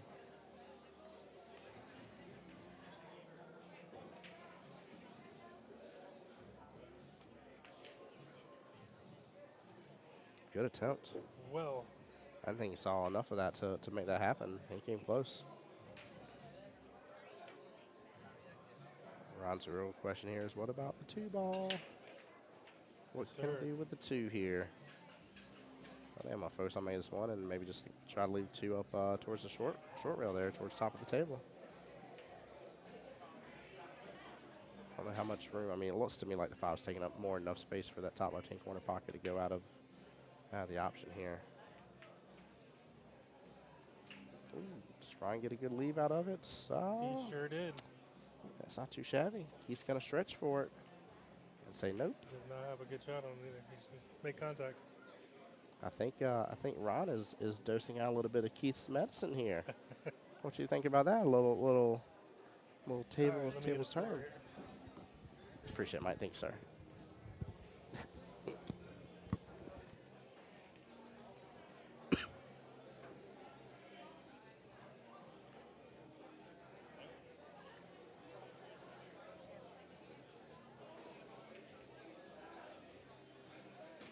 Guys, we're winding down towards the tail end of this whole thing.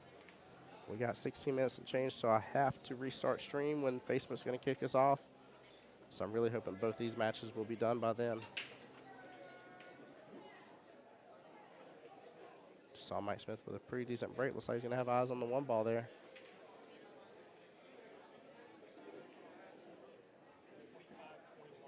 Wow, 25-21 in favor of Mike. Races on to 31, so yeah, they're almost done. Mike needs 6, Kiyomi only needs 10. Jason, I gotta go back and rewatch this and see that happening. I should have been looking for it right there since you brought it up before with Ron. What a good lead by Keith. Very nicely done. Mike, we got 15 minutes and change. We got it. We got it.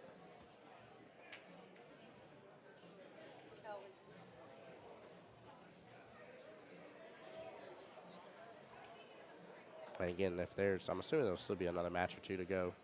I know we're towards the tail end, but if there is, I'll definitely be restarting stream, guys, so don't worry. It'll just take it just a minute. It's all I have to do, wait. Janice says, I can't believe I watch Paul all day long. Not going to get to see any of it. No, Janice, you'll get to see any of it. If there's still matches to be played, I will reboot the stream. I promise you. 100%. I'm not leaving until this whole situation no, we're going to see the end for sure. Yeah. Plus, we don't have to shut down our YouTube. Sweet tea, please. Do we? Yes, sir. No. So YouTube will keep going. We have time limit on Facebook. Yeah, I mean, I have to reboot the entirety of the stream, though, is the problem. Okay. But YouTube just won't kick us off, though. Yeah, there's not a way for me just to only reboot just the Facebook side, unfortunately. But it won't. I mean, it'll literally take a minute. Just make sure you're on the Jacksonville APA's Facebook page or YouTube page. I promise you'll see it come back live. You'll be able to catch the action. Nice shot. It just forces an automatic boot is all it does.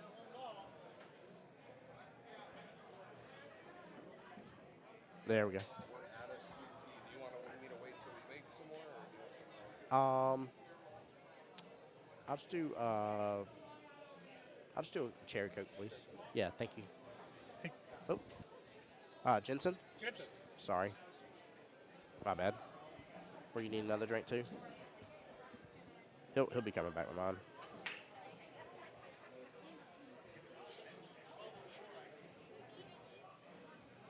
Don't like where that 3 set went, that 9 ball. Mike's got ball in hand over there. So that would, I think he was at 26.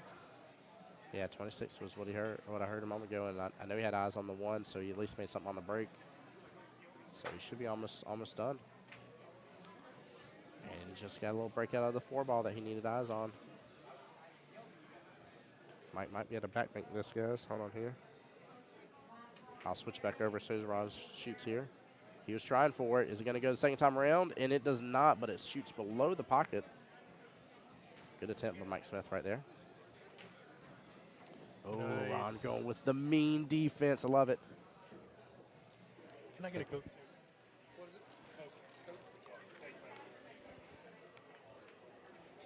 Yeah. Ooh, made that so nice. Such a good cherry Coke. Sorry, they put grenadine in it when they do cherry Cokes here.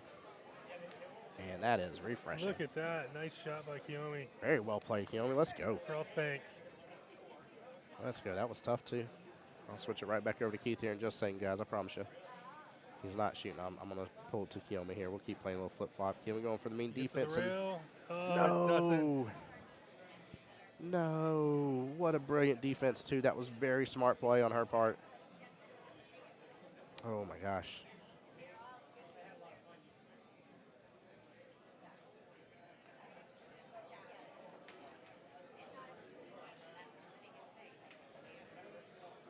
Oh, he's trying to get the breakout there. Mike can go defensive here, though, if he wants to. Let the Qball come back down here towards the bottom half. Thank you, Jensen. Appreciate you.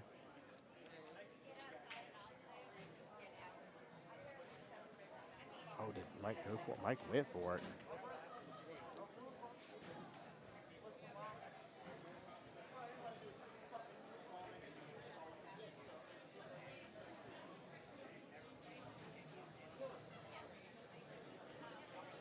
Ball in hand. Good try.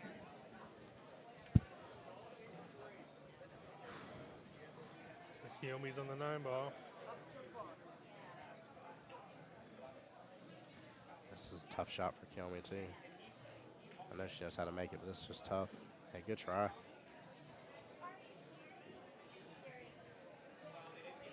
Ron with ball in hand here as well. Everything good?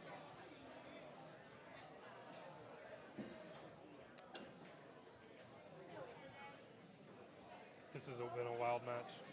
I just can't believe we're where we're at. Like, this is just such the epitome of why you don't give up, and he's really showing up here. Oh, yeah. Has to be very proud. Win, lose, otherwise, you got to be very proud knowing where it was. Oh, I love the guys right there. Smart move by Ron. People walking on by, they don't know we got a tournament going on. They're just normal people here hanging out at Qball. He gets up, resets, gets back down on his shot. I mean, if Ron ever misses this shot, like, you'd be so surprised in your life. But he took a moment, didn't take it for granted. Did a little reset here. Yes, Kiyomi he did. on the 9 again with the bridge. Oh. Ooh. Gotta lay that bridge down.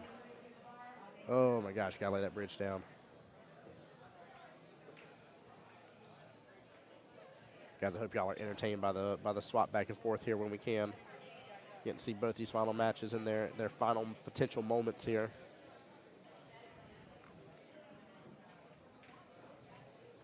Mike Smith walking the dog. And woo! Sits there. Mike may need one after that. I'd be surprised He's got to otherwise. only need Yeah. one. The EJ and Andres match, that is already happening on table 11 right now, top left of your screen. What I'll do is when match number 6 is done, table number 6 is done, I will move this camera over so you can kind of see both matches for this one between Ron and Keith, and then EJ and Andres. Let's see, I miss anything? 1, 2, 3, 4, 5, 6. 4 makes 10, 2 makes 12. I am missing 1. Or no, not, hold on, I didn't see that 4 ball. 1, 2, 3, 4, 5, 6, 7. Okay, I was missing the 4 ball. Whoa. Left a difficult shot on the 5. Uh-oh. Uh-oh. I think Kiyomi just gave ball in hand there. Did she? No. Zach wants to know, is Logan Lane playing? No, sir. He is not. Back to the Keith table here. Keith on the 5 ball. Going for the back cut here. Oh, no. That's going to sit right in front of the pocket and give Ron ability to get back up table. It's a 21-2 race if we have the score accurate, guys. I'm fairly certain we do.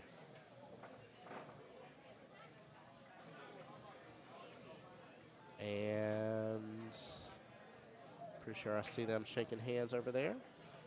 Looks like Mike got it.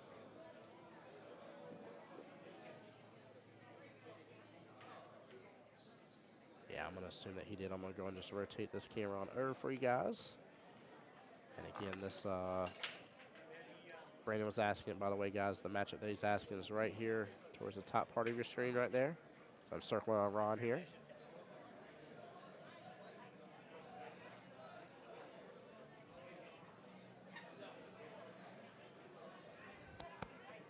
Congratulations, buddy.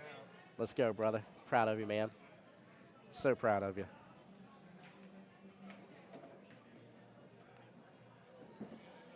Yeah, this is at OG Qball, JT. Sorry, I didn't mean to miss that comment here. Was just trying to congratulate Mike Smith. Don't get me wrong, I love both him and Kiyomi, but I've physically been on a team, so is Mike Moore over here, been on a team with Mike Smith, the origination of Maxim English here at OG Qball. Love them both. She's a great division rep for us, and he was a great teammate. Yes, absolutely. Absolutely. And to be honest with you, I know that score had to be stupid close, too, so. It was. Did you see Mike Smith over here once? Oh, yeah, we saw. Kelly's so funny. The fist bump. Brandon, you're the GOAT, brother. I appreciate you. Mr. going to Hawaii.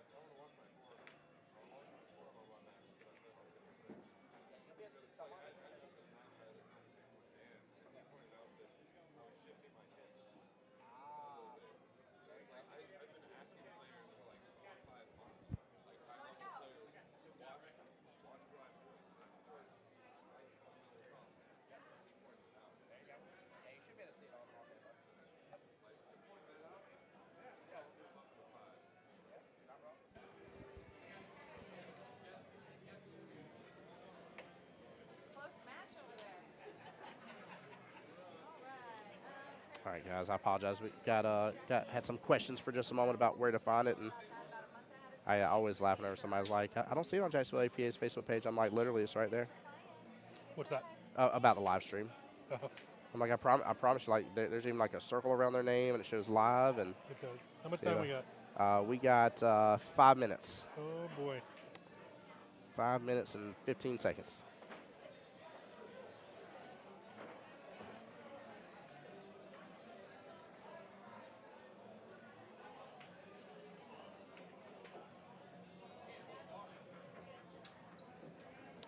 Just in case, depending on how this rack goes, do you want me just to go and reboot it anyways when they're in between racks, just in case?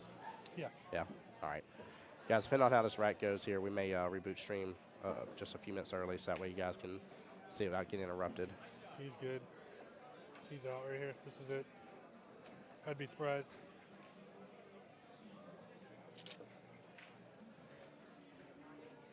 Almost to the minute. Yep.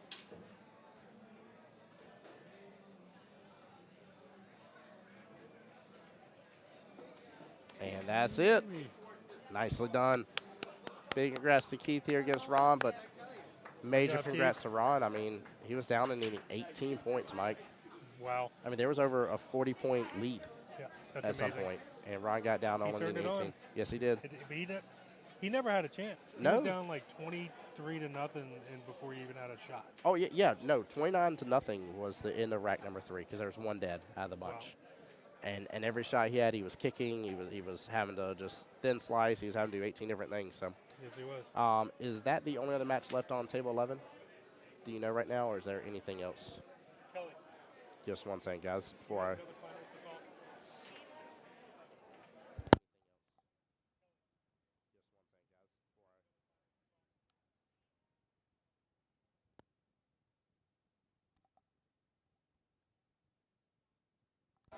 All right, guys, I do need to reboot the stream here because Facebook's about to kick us off. Stay tuned. Stay here. Don't go anywhere. I expect all y'all to come on back. It's, again, going to be live on Facebook for Jacksonville APA, YouTube for Jacksonville APA, and then YouTube for Voice of Jacksonville Pool. Guys, I appreciate y'all for the love and support today. We'll be right back. Give us 90